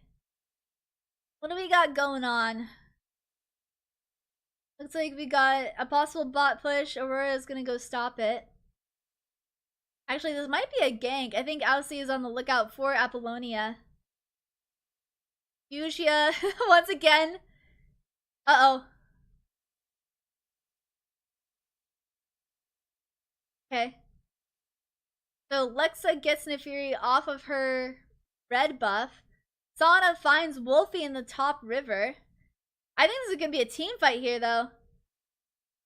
Alright, it looks like Lexa got her red buff, so no stealing from Yuxia today. Nenris doing a lot of damage, which is good. Big damage from Nenris. Hextech Drake is up. I think SK are going to be able to easily secure this for them. They're able to push Solari out of their own jungle. Don't even have a chance to try to steal this or even try to get control of the river.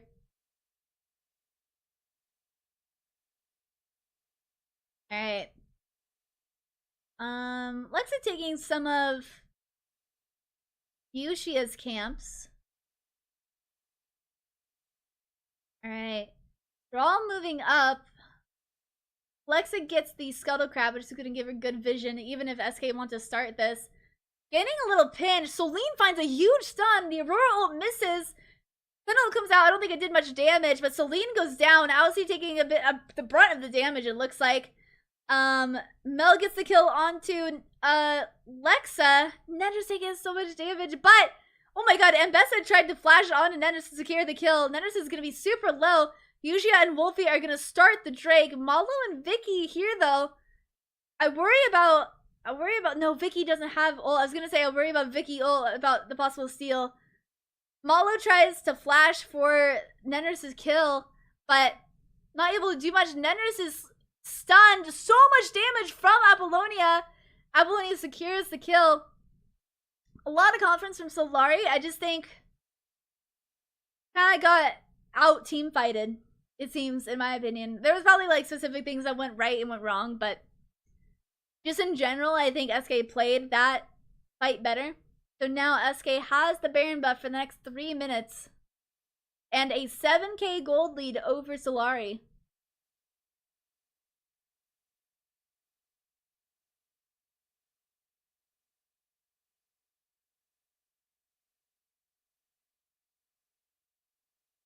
Alright.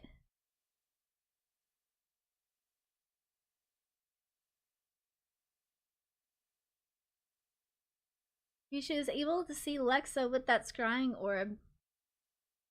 The Hextech Soul will be up in 3 minutes. And it's just, yeah, like, I don't know. SLYE's just getting pushed out of their own jungle. And I think that lead that Yushia had with those invades helped a lot to get where they are right now. Like, what? Lexa is behind nearly 50 CS? The Paranoia comes out. The Aurora ult is going to do big damage onto Aussie, but not able to kill anyone. Mel ult's able to get Lexa. But yeah, a lot being invested into this team fight, and nobody dies except for Lexa. But I think they're probably going to be easily able to get this tower. I don't know if they're going to be able to get the inhibitor. It's possible. I think it could happen. But really hard to push SK out of their base here. SK leading all game, strong display, yeah. Like, SLYE was having a hard time finding any angle. Oh, the Mbessa ult hits Urgot. Luckily, Wolfie is big guy. Wolfie is playing big guy Urgot. So, not gonna go down very easily and not even taking too much damage. 2 towers, 2 inhibs down for SLYE. Big body, yeah. Big guy. I think this definitely could have gone differently if, at least, how to describe it? I don't know. Mbessa definitely could overpower Urgot if she was ahead, but unfortunately Mbessa is not ahead and Wolfie is 3-1. 10k gold lead for SK Aparosa right now. I think that's impressive. I don't know if there's been a bigger gold lead this tournament yet. I feel like I haven't seen a gold lead over 10k yet. But that might just be me. Maybe that's my bad memory. Yushia is here once again. Seeing that the Gromp and blue buff is gone, Yushia goes over the wall. Finds, oh my god, gets the kill into Mbessa and finds Lexa as well. The Sentinel comes out and Lexa's gonna have to flash over the wall. Oh, this is unfortunate for SLYE. They don't have the Baron buff anymore. I mean, they're not as tanky and don't have those empowered minions, but doesn't really mean much. They're gonna get this top tower anyway, even without their Baron buff.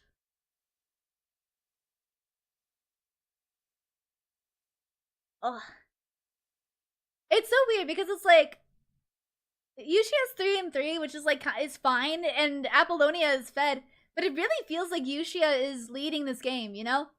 Like all those invades, all those like camp denials.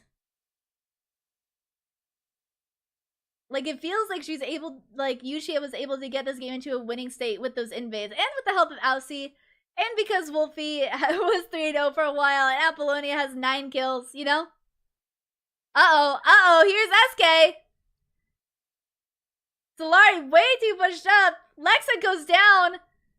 Malo goes down. Oh my god, the game is over.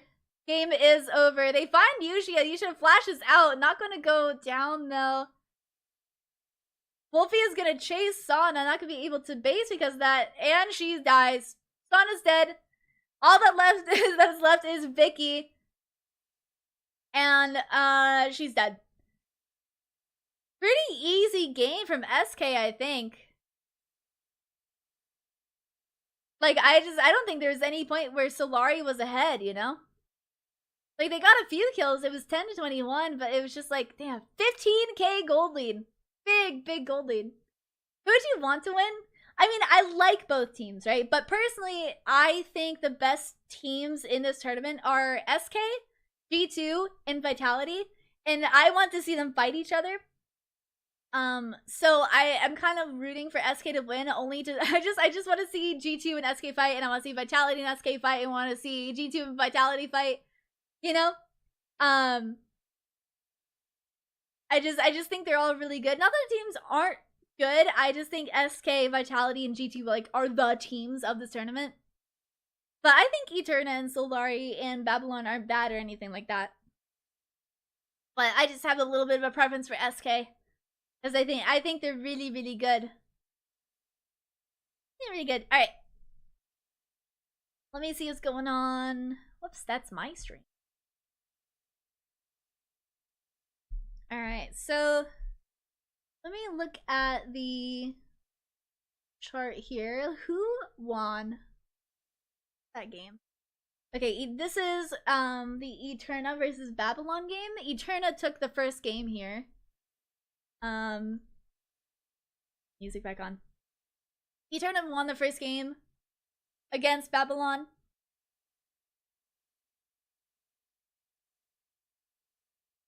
So only one more win for them to secure the series, but we'll see. I feel like from what I've seen, Eterna and Babylon are pretty equally matched, but I'm not sure. I don't know what the first game was like. Maybe it was a stomp, maybe it was close. I don't know.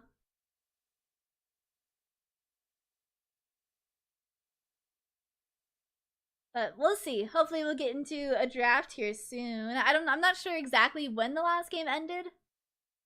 It ended sometime while the other game was still going on, but we'll see.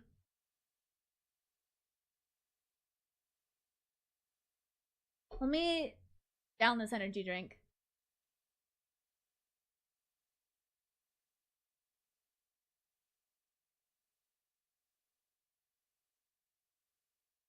Awesome. My energy drink is in my tummy. Very yummy.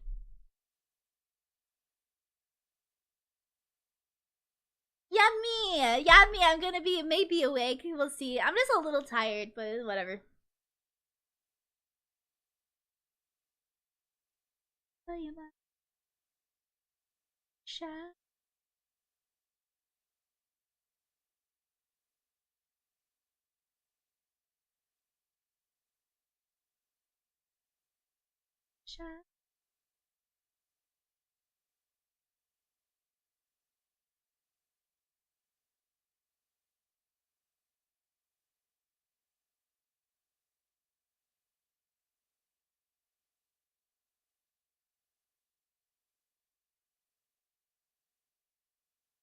Alright.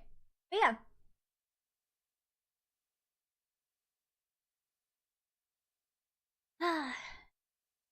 I'm a little EB. We can watch something while while we wait for this game to start. I'll keep the music or the audio on. But let's see. What are we watching? That's the stream. That's my stream. Anything fun? Anything fun out?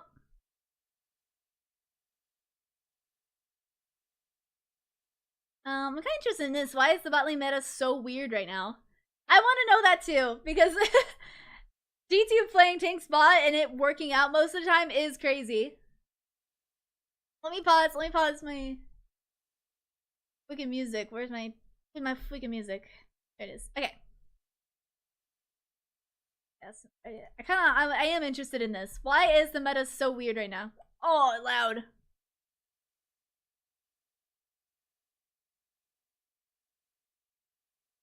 That is true, but to be fair, you're showing Keria, one of the best champion or one of the best players ever.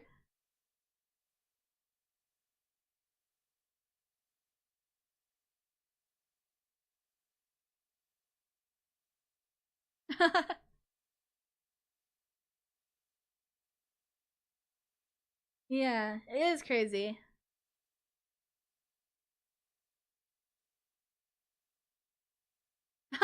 Okay.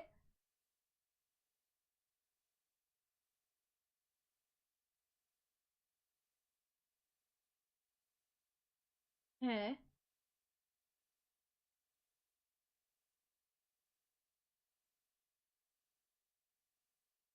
7 years. Nice.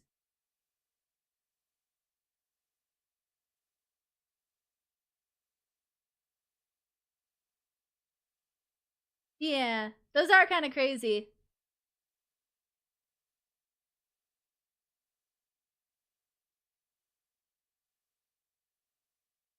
Oh, I think we're in draft. I think we're in draft. We are in draft. Okay. Music again. Alright, no Nocturne allowed, no Sivir. This is for the Eterna Babylon game. I'm just kind of watching this while we're waiting for the SKA SLYE game. But this one is interesting too.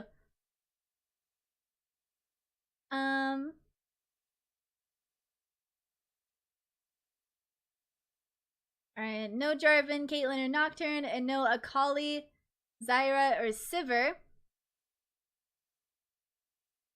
So what do we got going on?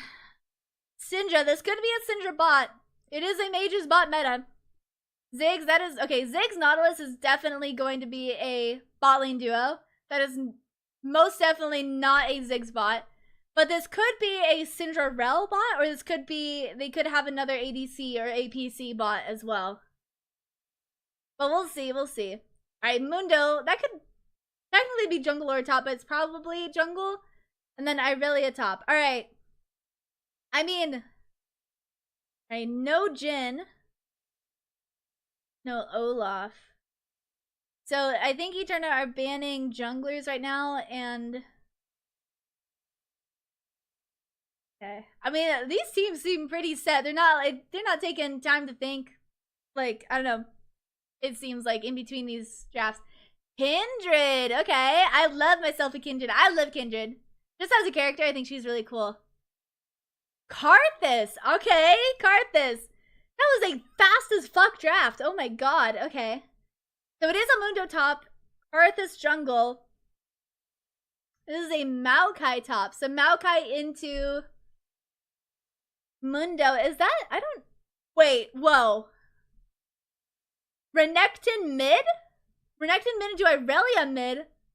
Is this normal? Is this normal for Eterna and Babylon? Just putting top champs in the mid lane? Like, yeah, Syndra Rel, Ziggs not. That makes sense in the bot lane for the meta right now. Karthus Kindred are a little crazy, I think, but not super crazy. But Irelia Renekton mid. That's so weird. I'm excited. I'm kind of excited.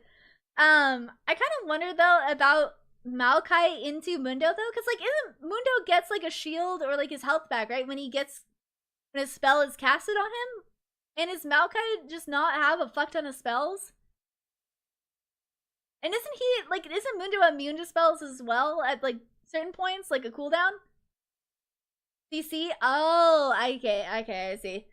So that's bad for Maokai ult. What about Maokai babies? Does Maokai babies? Because they slow, right? But is slow considered CC? For Mundo? I don't know. Babies don't break it? I see. Okay. So not good for Maokai ult, but is okay for, I think, what is it? Like, what is Maokai's other ability other than babies? He has a, does he have a stun? I think I'm thinking of Zyra. Only a slam and ult? Oh yeah. Forgot Maokai has a slam. Okay. Take a look at the other stream real quick just to see where we are. That's not the right one. Alright. Next game hasn't started yet. I mean, like, I don't play him either. But he has, like, he goes underground and he comes up and he stuns you, right? It's kind of like a Rek'Sai kind of deal. I think he has that. He has his babies, he has his ult. I don't know what else he does.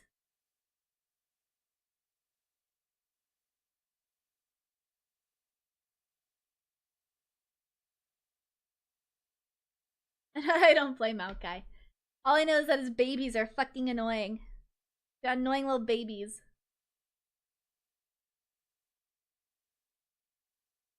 Alright.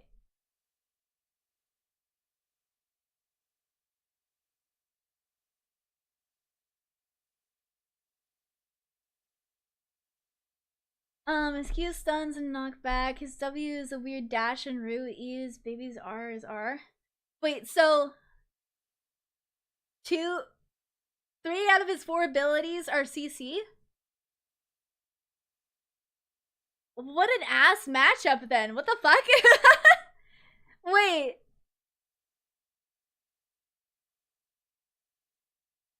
Wait, what? Can I... Was Mundo an answer to Maokai? I don't remember the pick order.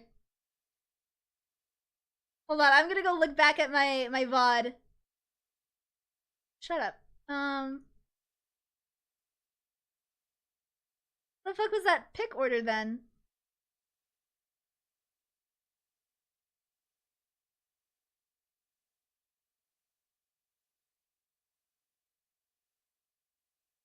Sorry, I'm trying to find it. It's not that bad? Was it not? Why not? Why is it not that bad if 3 out of 4 Maokai's abilities heal his enemy laner?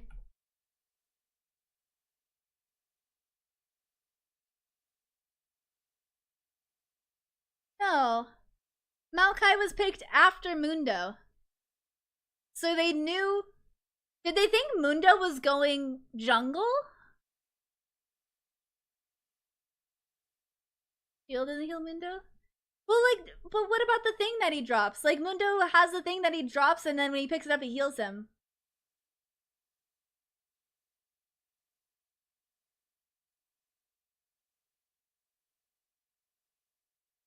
Golden cooldown? Yeah. But, would it, like, Mundo drops, like, a little thing that he picks up and it heals him. Popping the shield hurts Mundo, then he can pick up the thing he heals.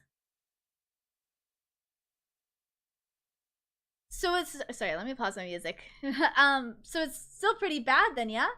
Also, the VFB play already? I assume you mean Vitality Rising Bees? Yes, they did play already. It was... Vitality wanting us Blue Otter 2-0. Also... Tora, thank you so much for the follow, I really appreciate it.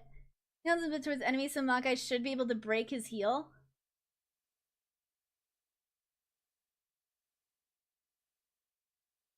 Sorry, I'm watching Sashi die.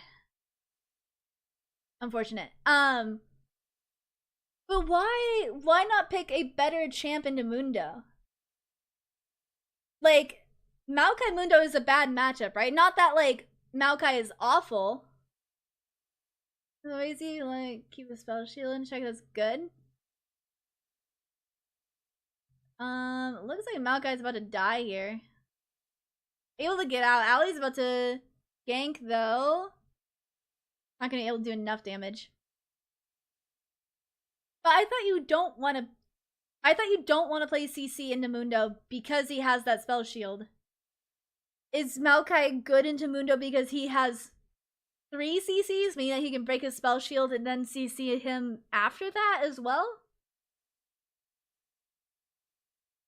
Okay. Interesting. Okay. So, only 1 CC into Mundo bad. But because Maokai has 3 CCs, Maokai good. Because Mundo never have spell shield and then also CC'd forever? Is that what's going on?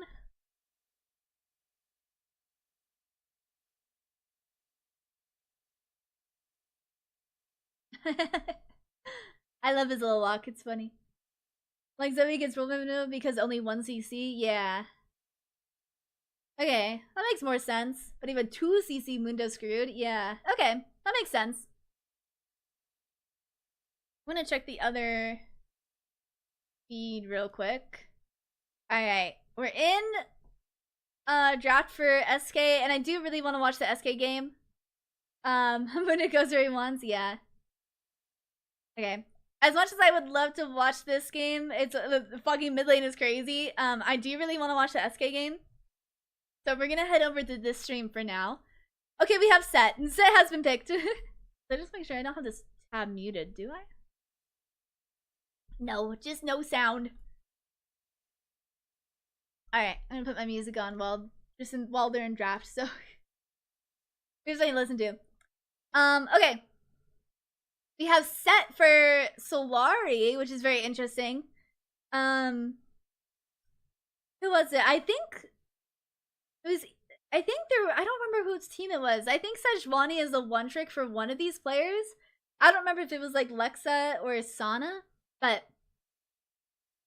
very interesting. No, Kenan, no, that's my favorite diaper baby.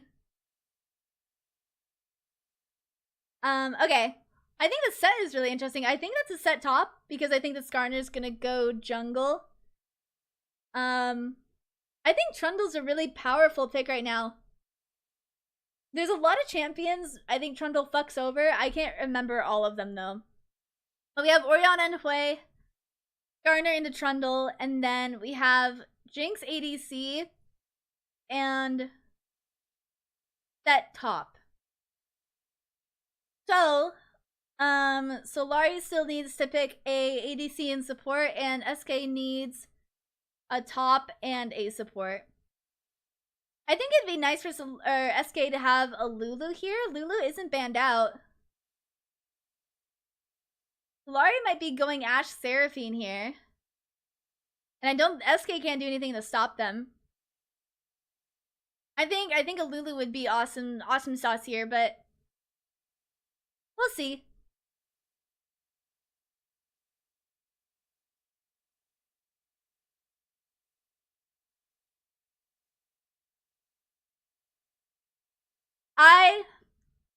I'm so smart. Oh, never mind. I'm not smart. Milio's good too. Just an enchanter for Jinx would be good.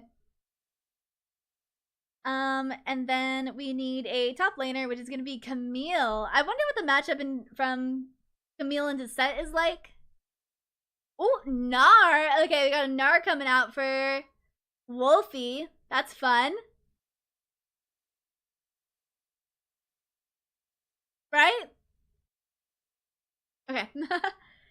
Sorry, I was seeing the Gnar in the mid lane, and this tournament's picks have been crazy so far, and I wouldn't be surprised if Gnar would be mid. Luckily, I think this is a pretty normal draft.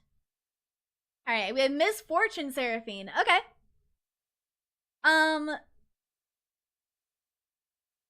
This is an interesting matchup. Nothing super crazy.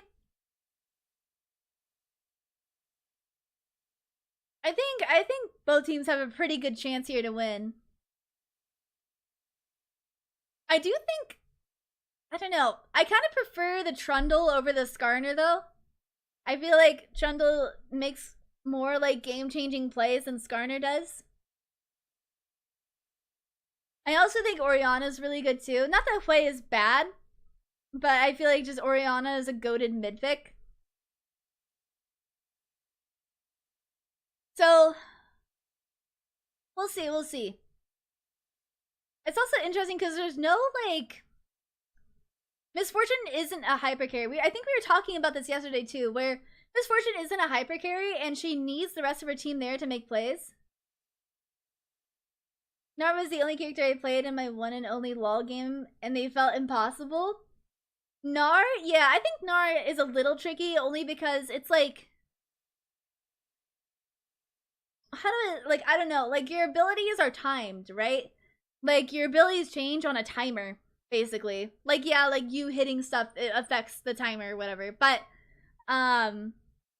your abilities change based on how much you hit stuff to get, like, your rage bar up, your Gnar bar. And it's a tricky mechanic that no other champ really has. So, Gnar can be a little complicated. But I like Gnar. I think he's cute. I think he's a cute little guy. Alright. Ryushia, I'm just seeing, hasn't bought. I don't even know if we're in the game yet. Oh. Are we in the game? Is there a pause or is there a delay?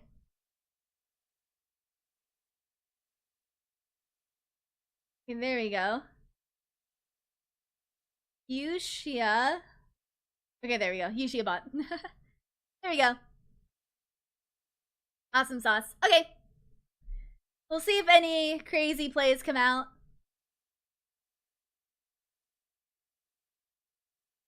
And definitely not beginner friendly. Super keen, that's why I played him, but I should have started tutorial marksman.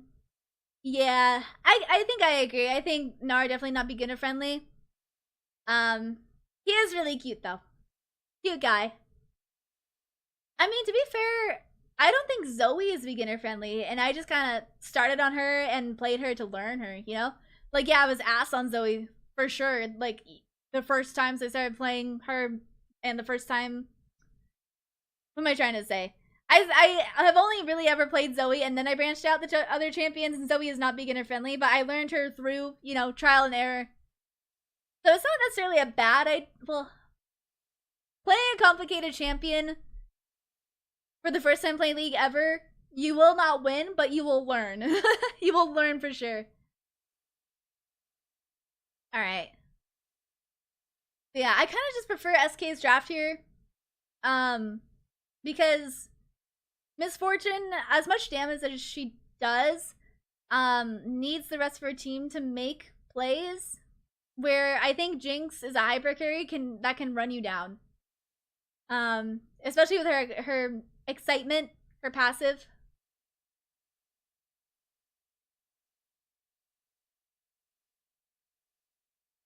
I think it'll be interesting for sure.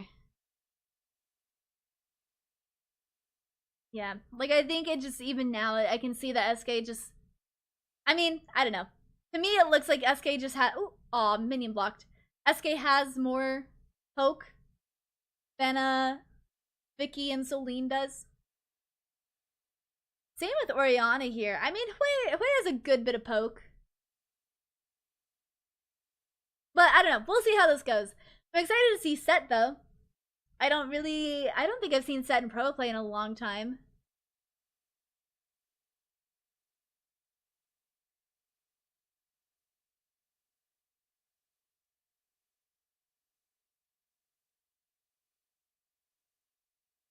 Okay.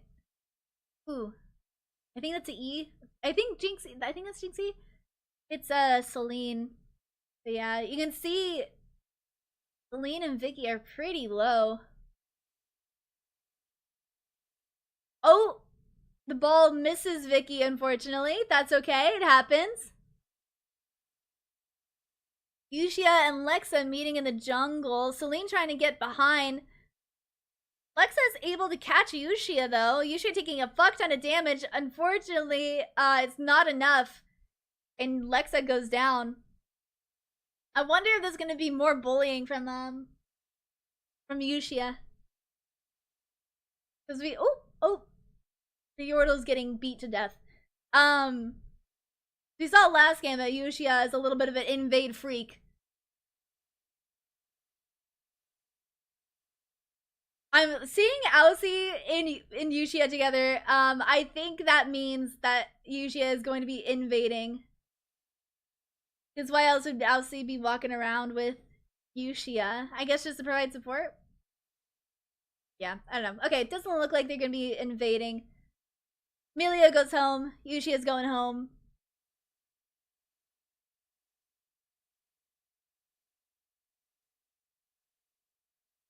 Alright. A lot of pings from SK in Solari's jungle, so I think they know Skarner and Seraphine are there. So, usually gonna start in her top jungle, make her way down. So possible also bot gank coming through, TP coming in from Hui to mid. Both mid laners taking TP here. Alright. Ooh, Lexa finds a Bologna. Not enough damage to kill her, but I think enough damage to send her home. Uh-oh. The wolf's gonna stop her? Uh-oh. Uh-oh. Okay. That's happened to me before, where I started backing and then someone hit the camps. Uh-oh. Lexa trying to steal, but taking a fuck ton of damage, gets bounced back from the Trundle iceberg. Ice pillar? Whatever it is. Nenner's having to fend for herself, taking a lot of damage. Ooh, I think Nenner's is gonna get out. Yeah, but just barely. Henderson is gonna have to go home.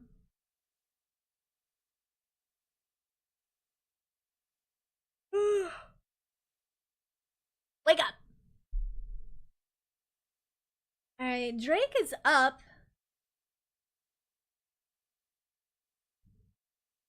Is SK gonna go for it? Looks like Skarner is making his way to the bot jungle as well. Maybe these teams are gonna be fighting over Drake. Ooh, that damage, that Gnar damage. Oh my goodness. Oh, they're teasing each other. They're teasing each other.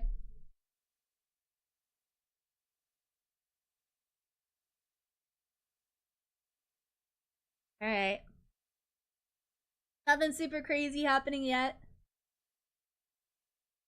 Some pings in the bot river from SK.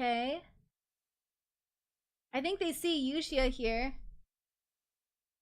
Yushia gonna find Lexa. Celine is coming up behind. I think Yushia is gonna try to defend this Scuttle Crab.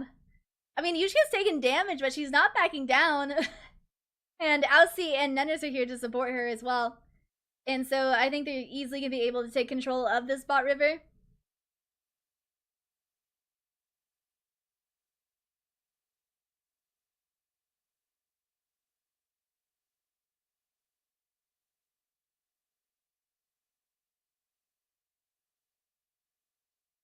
Alright. Not too many crazy gold leads. Like a 20 gold lead in, or 20 CS lead in the top lane, but I guess it's a little crazy for so early on. Like, I think it'll only exponentially grow, but we'll see. Lexa looking for a gank, but not gonna be able to find it.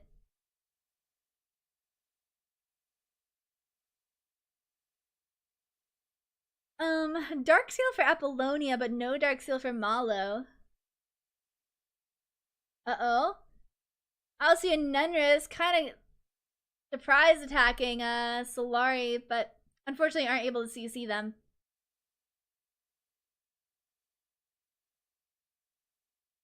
No dragons taken yet. I thought after pushing Lexa and Celine out of their jungle, I thought they would have started that dragon, but I guess not. Ooh, the whale going on to Apollonia. Usually sees Lexa. Able to stop her with the ice pillar. So Apollonia, yes, taking a bit of damage, but she also has those refillable pots. Gonna give her her health back. Nenris doing a bit of damage onto Celine. Celine might die here. Ooh, she's so low. She flashes and is able to secure the kill. Jinx is excited. Lexa is super low. Yushia blocks her with the ice pillar, flashes for the kill. Jinx is live bot. Vicky has almost no mana.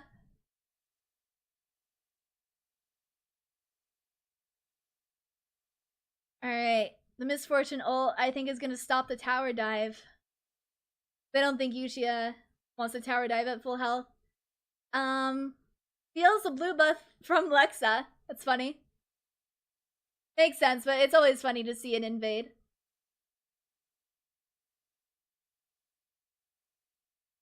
Apollonia taking a bit of damage from Hui here. Hui and Apollonia are both low on mana, though. I think they're gonna have to go home soon. Celine is here. Bit of CC coming out. Oriana Hole hits two of them. Both of them are super low. Hui trying to snipe Apollonia under tower, but isn't able to hit.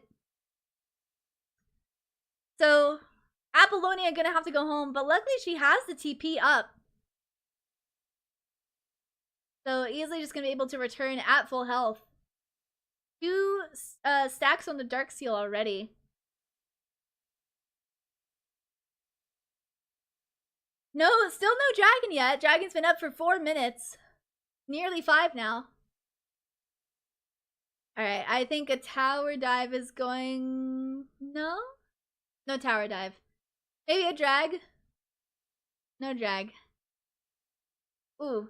I'm just doing a bit of damage. Yeah, okay, they're starting drag. They're getting bot prio. And Apollonia is here to help out. Lexa is nowhere nearby. They're gonna trade the Drake for the Void Grubs, it looks like. I think a pretty good trade. I think one, I don't know. I mean, maybe I'm wrong, but I think one Drake is worth less than 3 Void Grubs. However, obviously, I think Dragon Soul is definitely worth more than 3 Void Grubs. So, yeah, I think they get more. I think Solari get more out of it than. What am I trying to say? Solari get more out of it than SK, but I think in the long run, well, it's crazy that misses. In the long run, is better for SK. Alright, gank happening in the mid lane for Apollonia. Has to flash away. So no flash on Apollonia. Which I think is probably what they were going for.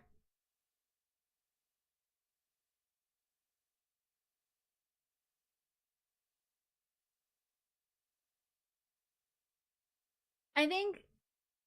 Ooh. Sana taking so much damage from this Gnar. Gnar takes a tower shot, but that's okay. It doesn't really do much. Sana gonna have to go home because of it. Alright. I think an invade is happening, or maybe a gank. But Lexa is also bot, so they need to be careful. Low onto Celine. Lexa's here. Oh, the Seraphine ult I don't think hits anyone. Miss Fortune comes out, but it's stunned out of her ult. The Jinx rocket hits, but nobody goes down. Damn, a lot invested into that for nobody to die. Hi, welcome.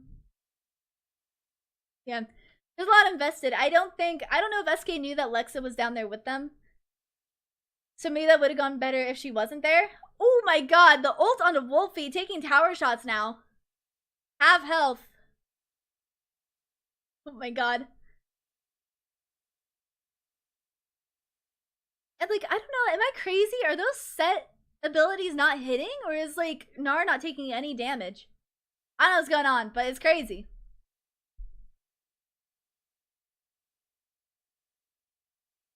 Alright. Celine's mid. Yushia maybe looking for a gank here. Are they gonna find Seraphine? Aussie is mid as well. I think there's a big team fight happening, yeah. We got Malo goes down. Oh, so much CC onto Yushia though.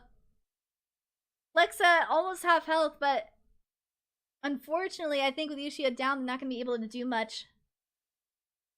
Yeah, that CC onto Yushia really kind of screwed them there. But a tower play is gonna go over to Nenris. So I assume she's gonna go back and buy something. Maybe a full item, not sure. I don't know how much gold she actually has. Apollonia gets Blackfire Torch, and Wolfie gets Trinity Force. Okay, no full item for Nenris yet, unless they're like that Hex Tech. I forget what that item's called, but like that Hex Tech Scope or whatever. I don't know if that's a full item or what. I don't know what that is. Okay, lane swap's going on. Nenris and Aussie are mid, and it looks like Apollonia is gonna stop a back, it looks like. No, she doesn't. Oh my god. Barely doesn't stop the backs of Vicky and Celine. So they're gonna be able to meet the lane swap in the mid lane happening right now. Malo is down bot as well.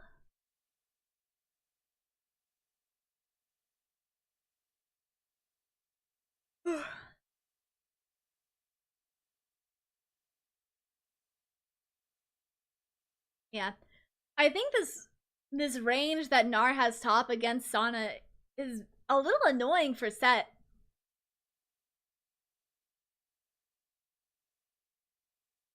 Oh, Lexa not going to find Apollonia. Oh my god, that was so fucking close. The ult misses too.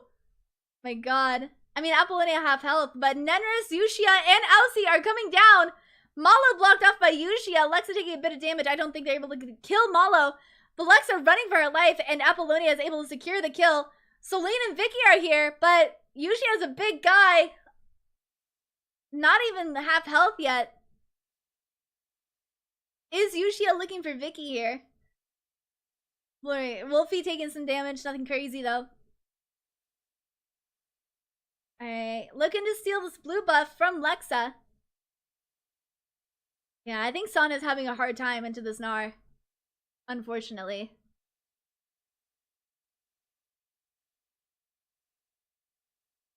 And the second Drake is going to be going over to SK.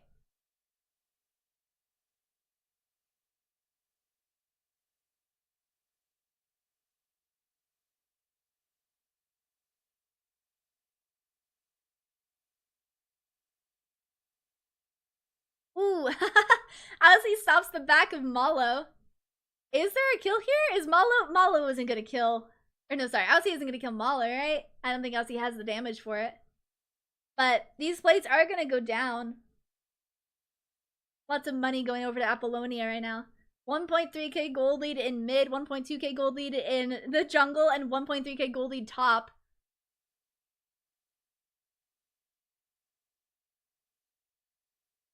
A lot of gold in the hands of SK right now. Also a lot of kills. It's 7-2. No, it's not like a ton of kills, you know, but it is more than SLYE has. Almost 2k gold lead in the mid lane now. I think it's from, I think they just got the tower bot. I see that now. Alright, Wolfie gonna be able to get this tower right now. I think, yeah, very easy. Damn, it really just, it feels like Sana cannot lane against Gnar. At least as set. Jinx just got rune-ons. That's gonna be good. Yummy rune-ons. I love myself a rune-ons.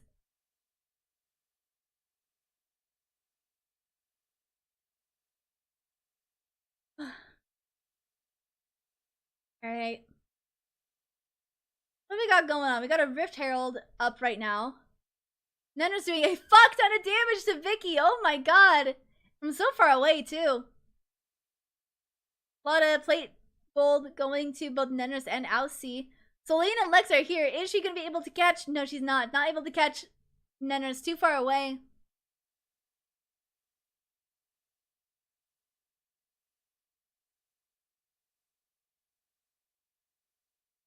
Yushia just intimidating Solari. Oh my god.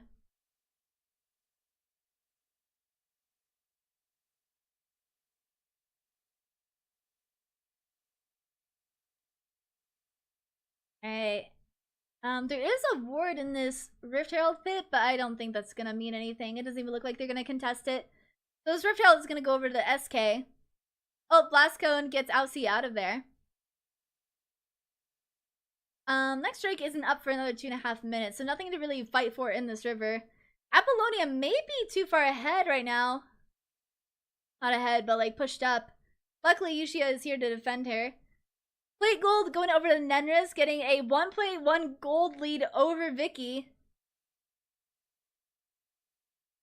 1.1k gold lead. But yeah.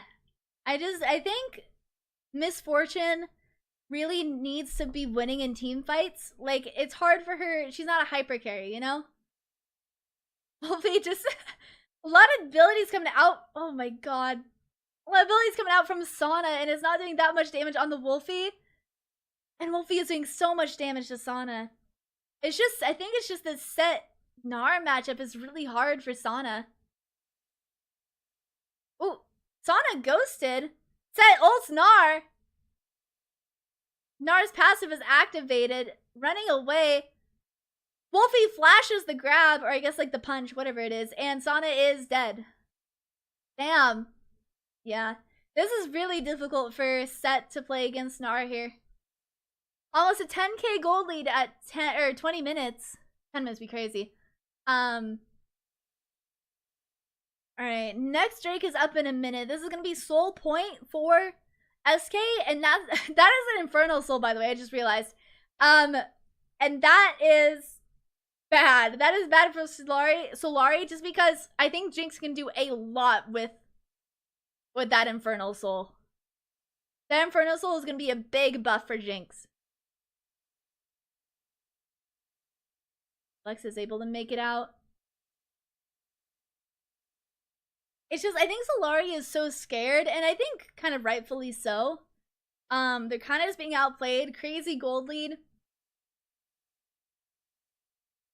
Ooh, SK want this tower. They're pinging it like crazy. You can hear all those pings coming out. Seraphine misses. Miss Fortunal not hitting anything. Oh wait, oh my god, Lexa ult hits too! Miss Fortunal does cleans up. Jinx and Milio are down. Their hypercarry is down. Luckily, Wolfie, Yushia, and Apollonia are here, but they have no ADC. Yushia gets slowed, but is able to run out. Oh my god, wait. Crazy Skarno ult. That Seraphine ult, I don't know who that hit, but Skarno's able to pick up 2 of them and get the kill and drag them into the Misfortunal, which is crazy. You can see that Skarner Misfortunal there. Alright. Yushia kind of looking to contest this, maybe. I don't think she's gonna be able to, though. Alright. No soul point. The Jinx rocket misses. Are they gonna be able to win this team fight? Yushia has to flash out in order to not die. Selena is over the wall. Yushia is getting CC'd and goes down. Selena is killed by Gnar. Whale hits. A lot of damage going on to Aussie here. Wolfie doing a fuck ton of damage here. Still alive. Oh my god, Wolfie is so low. Netters is here now. Is this a triple kill? Sorry, did I just see a triple kill? Flashes out of the fear. Finds Malo. So much damage. And picks up the Quadra, I think. I don't think that was a penta, but crazy! Crazy kills from Nenris there. The entirety of Solari is down. So they're going to be able to get some good pushes here. Maybe they get Baron? I don't think so. I think they're just going to get a lot of gold from these towers. Push those waves. They needed to reset, which gives Solari the time to respawn. But I don't think it's gonna be going for Baron there. But good gold lead, good kills. Unfortunately, didn't pick up the soul point, but honestly, that doesn't matter as much as wiping the entirety of Solari. Crazy. Alright, SK kind of hovering around the Baron pit now. Maybe looking for a team fight like that again. Get Baron, or maybe just trying to get some vision onto this top river. A Baron would go crazy right now, I think.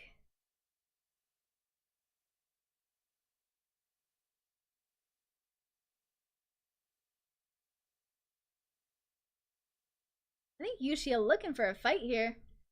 Finds Celine and Malo, goes in on them.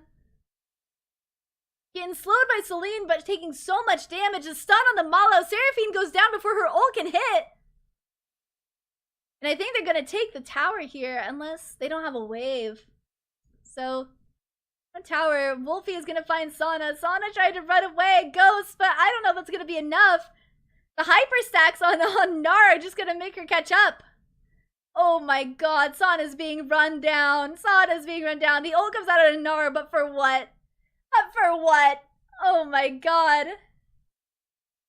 SK playing like crazy right now. The ult finds Yushia. The Misfortune ult goes on to Yushia. Luckily, the Breath of Life is able to save her. Seraphine ult doesn't hit anyone. Malo is super low. They're not going to try to end here, are they? They're... Oh my god. Jinx doing a fuck ton of damage. Oh my god. Look at Lexa's health go down. Misfortune, no ult. Probably going to get this tower and go Baron, I would assume.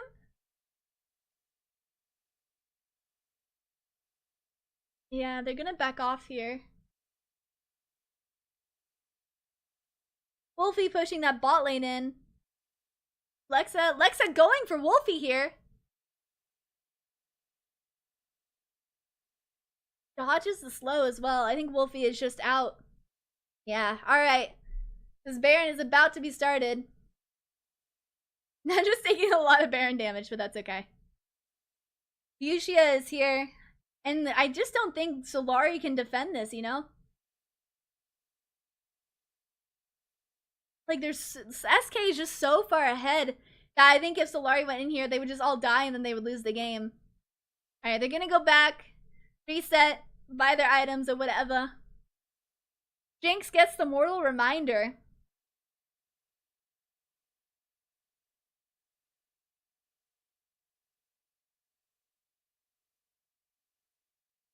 Alright. SK is pinging to push mid lane.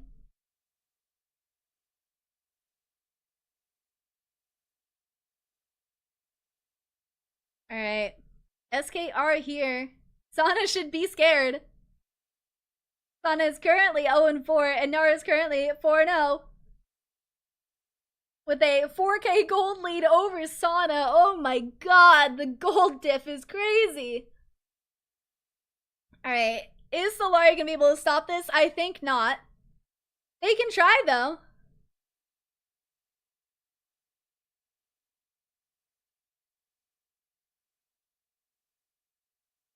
Oh my god, triple inhibited against SK with Baron. I don't know what they're gonna do here. They only have one tower left. I think it's pretty over, but maybe SLYE get a crazy team fight here, you know? Maybe they find Yushia and she dies. You never know. Is Skarner ult up? Skarner ult is up. Alright, open Nexus. Lexa. Oh my god. Nenner's absolutely destroying Sana. The Seraphine ult hits, I think, like 1 or 2, but Yushia goes down, Malo goes down, and it doesn't matter. 2-0 in favor of SK. I do think SLYE did good. I think they did good. I just think, I think SK just kind of outplayed them. But SLYE did a good job of trying until the end, I think. Just unfortunate. Unfortunate for SLYE. Alright. So that was the games between SK and SLYE. Alright. That stream is now over. What do we got going on between Eterna and Babylon? Was that the other one's going on right now? Oh no. Okay. Eterna 2-0'd, I think Eterna 2-0'd Babylon. Alright. So the games are over for today, actually. Unfortunately, didn't get to catch much of Eterna versus Babylon. The games are kind of going on at the same time. So, that is going to be it for me today. I will at least be back on the 14th and the 15th to cast the best of 5s for the Eagles Esports Cup. Let's find someone to raid though. Find someone to raid. But good games today. Very fun to watch. I just G2 pulls out the craziest games, the craziest drafts. It's all fucking insane. I love watching G2 games.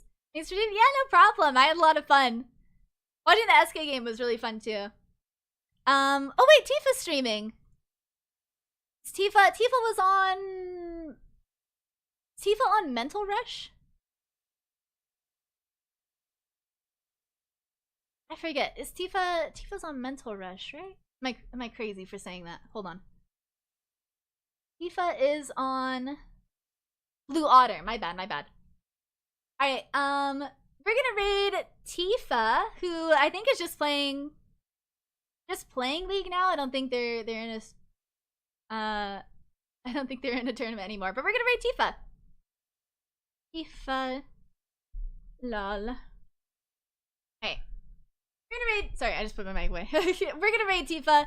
Let me pause my music and we're gonna head over here. Alright, thank you guys so much for coming to stream today. I really appreciate it. I had a lot of fun co-streaming today. I will be back the 14th and the 15th to co-stream the best of 5s for the Eagle Esports tournament. So you guys should definitely come to those. Maybe I'll stream in between. Probably not. I have a lot of homework to do. But thank you guys so much for being here. I really appreciate it. If you want to know I'm going to be live, again, you guys should follow my socials. I always post on my socials when I'm going to be live. So make sure to follow those. Other than that, here's the raid message. It would make me so happy and full of joy and whimsy if you copy and pasted this in Tifa's chat. It would make me really happy. So thank you guys so much for coming. I really appreciate it. And I will see you guys. If I don't stream in between, I will definitely be live again the 14th and the 15th to co-stream the Eagle Esports Cup best of 5s. Alright, thank you guys so much for coming. I will see you guys next week at least. Alright, bye-bye! Bye-bye, everybody!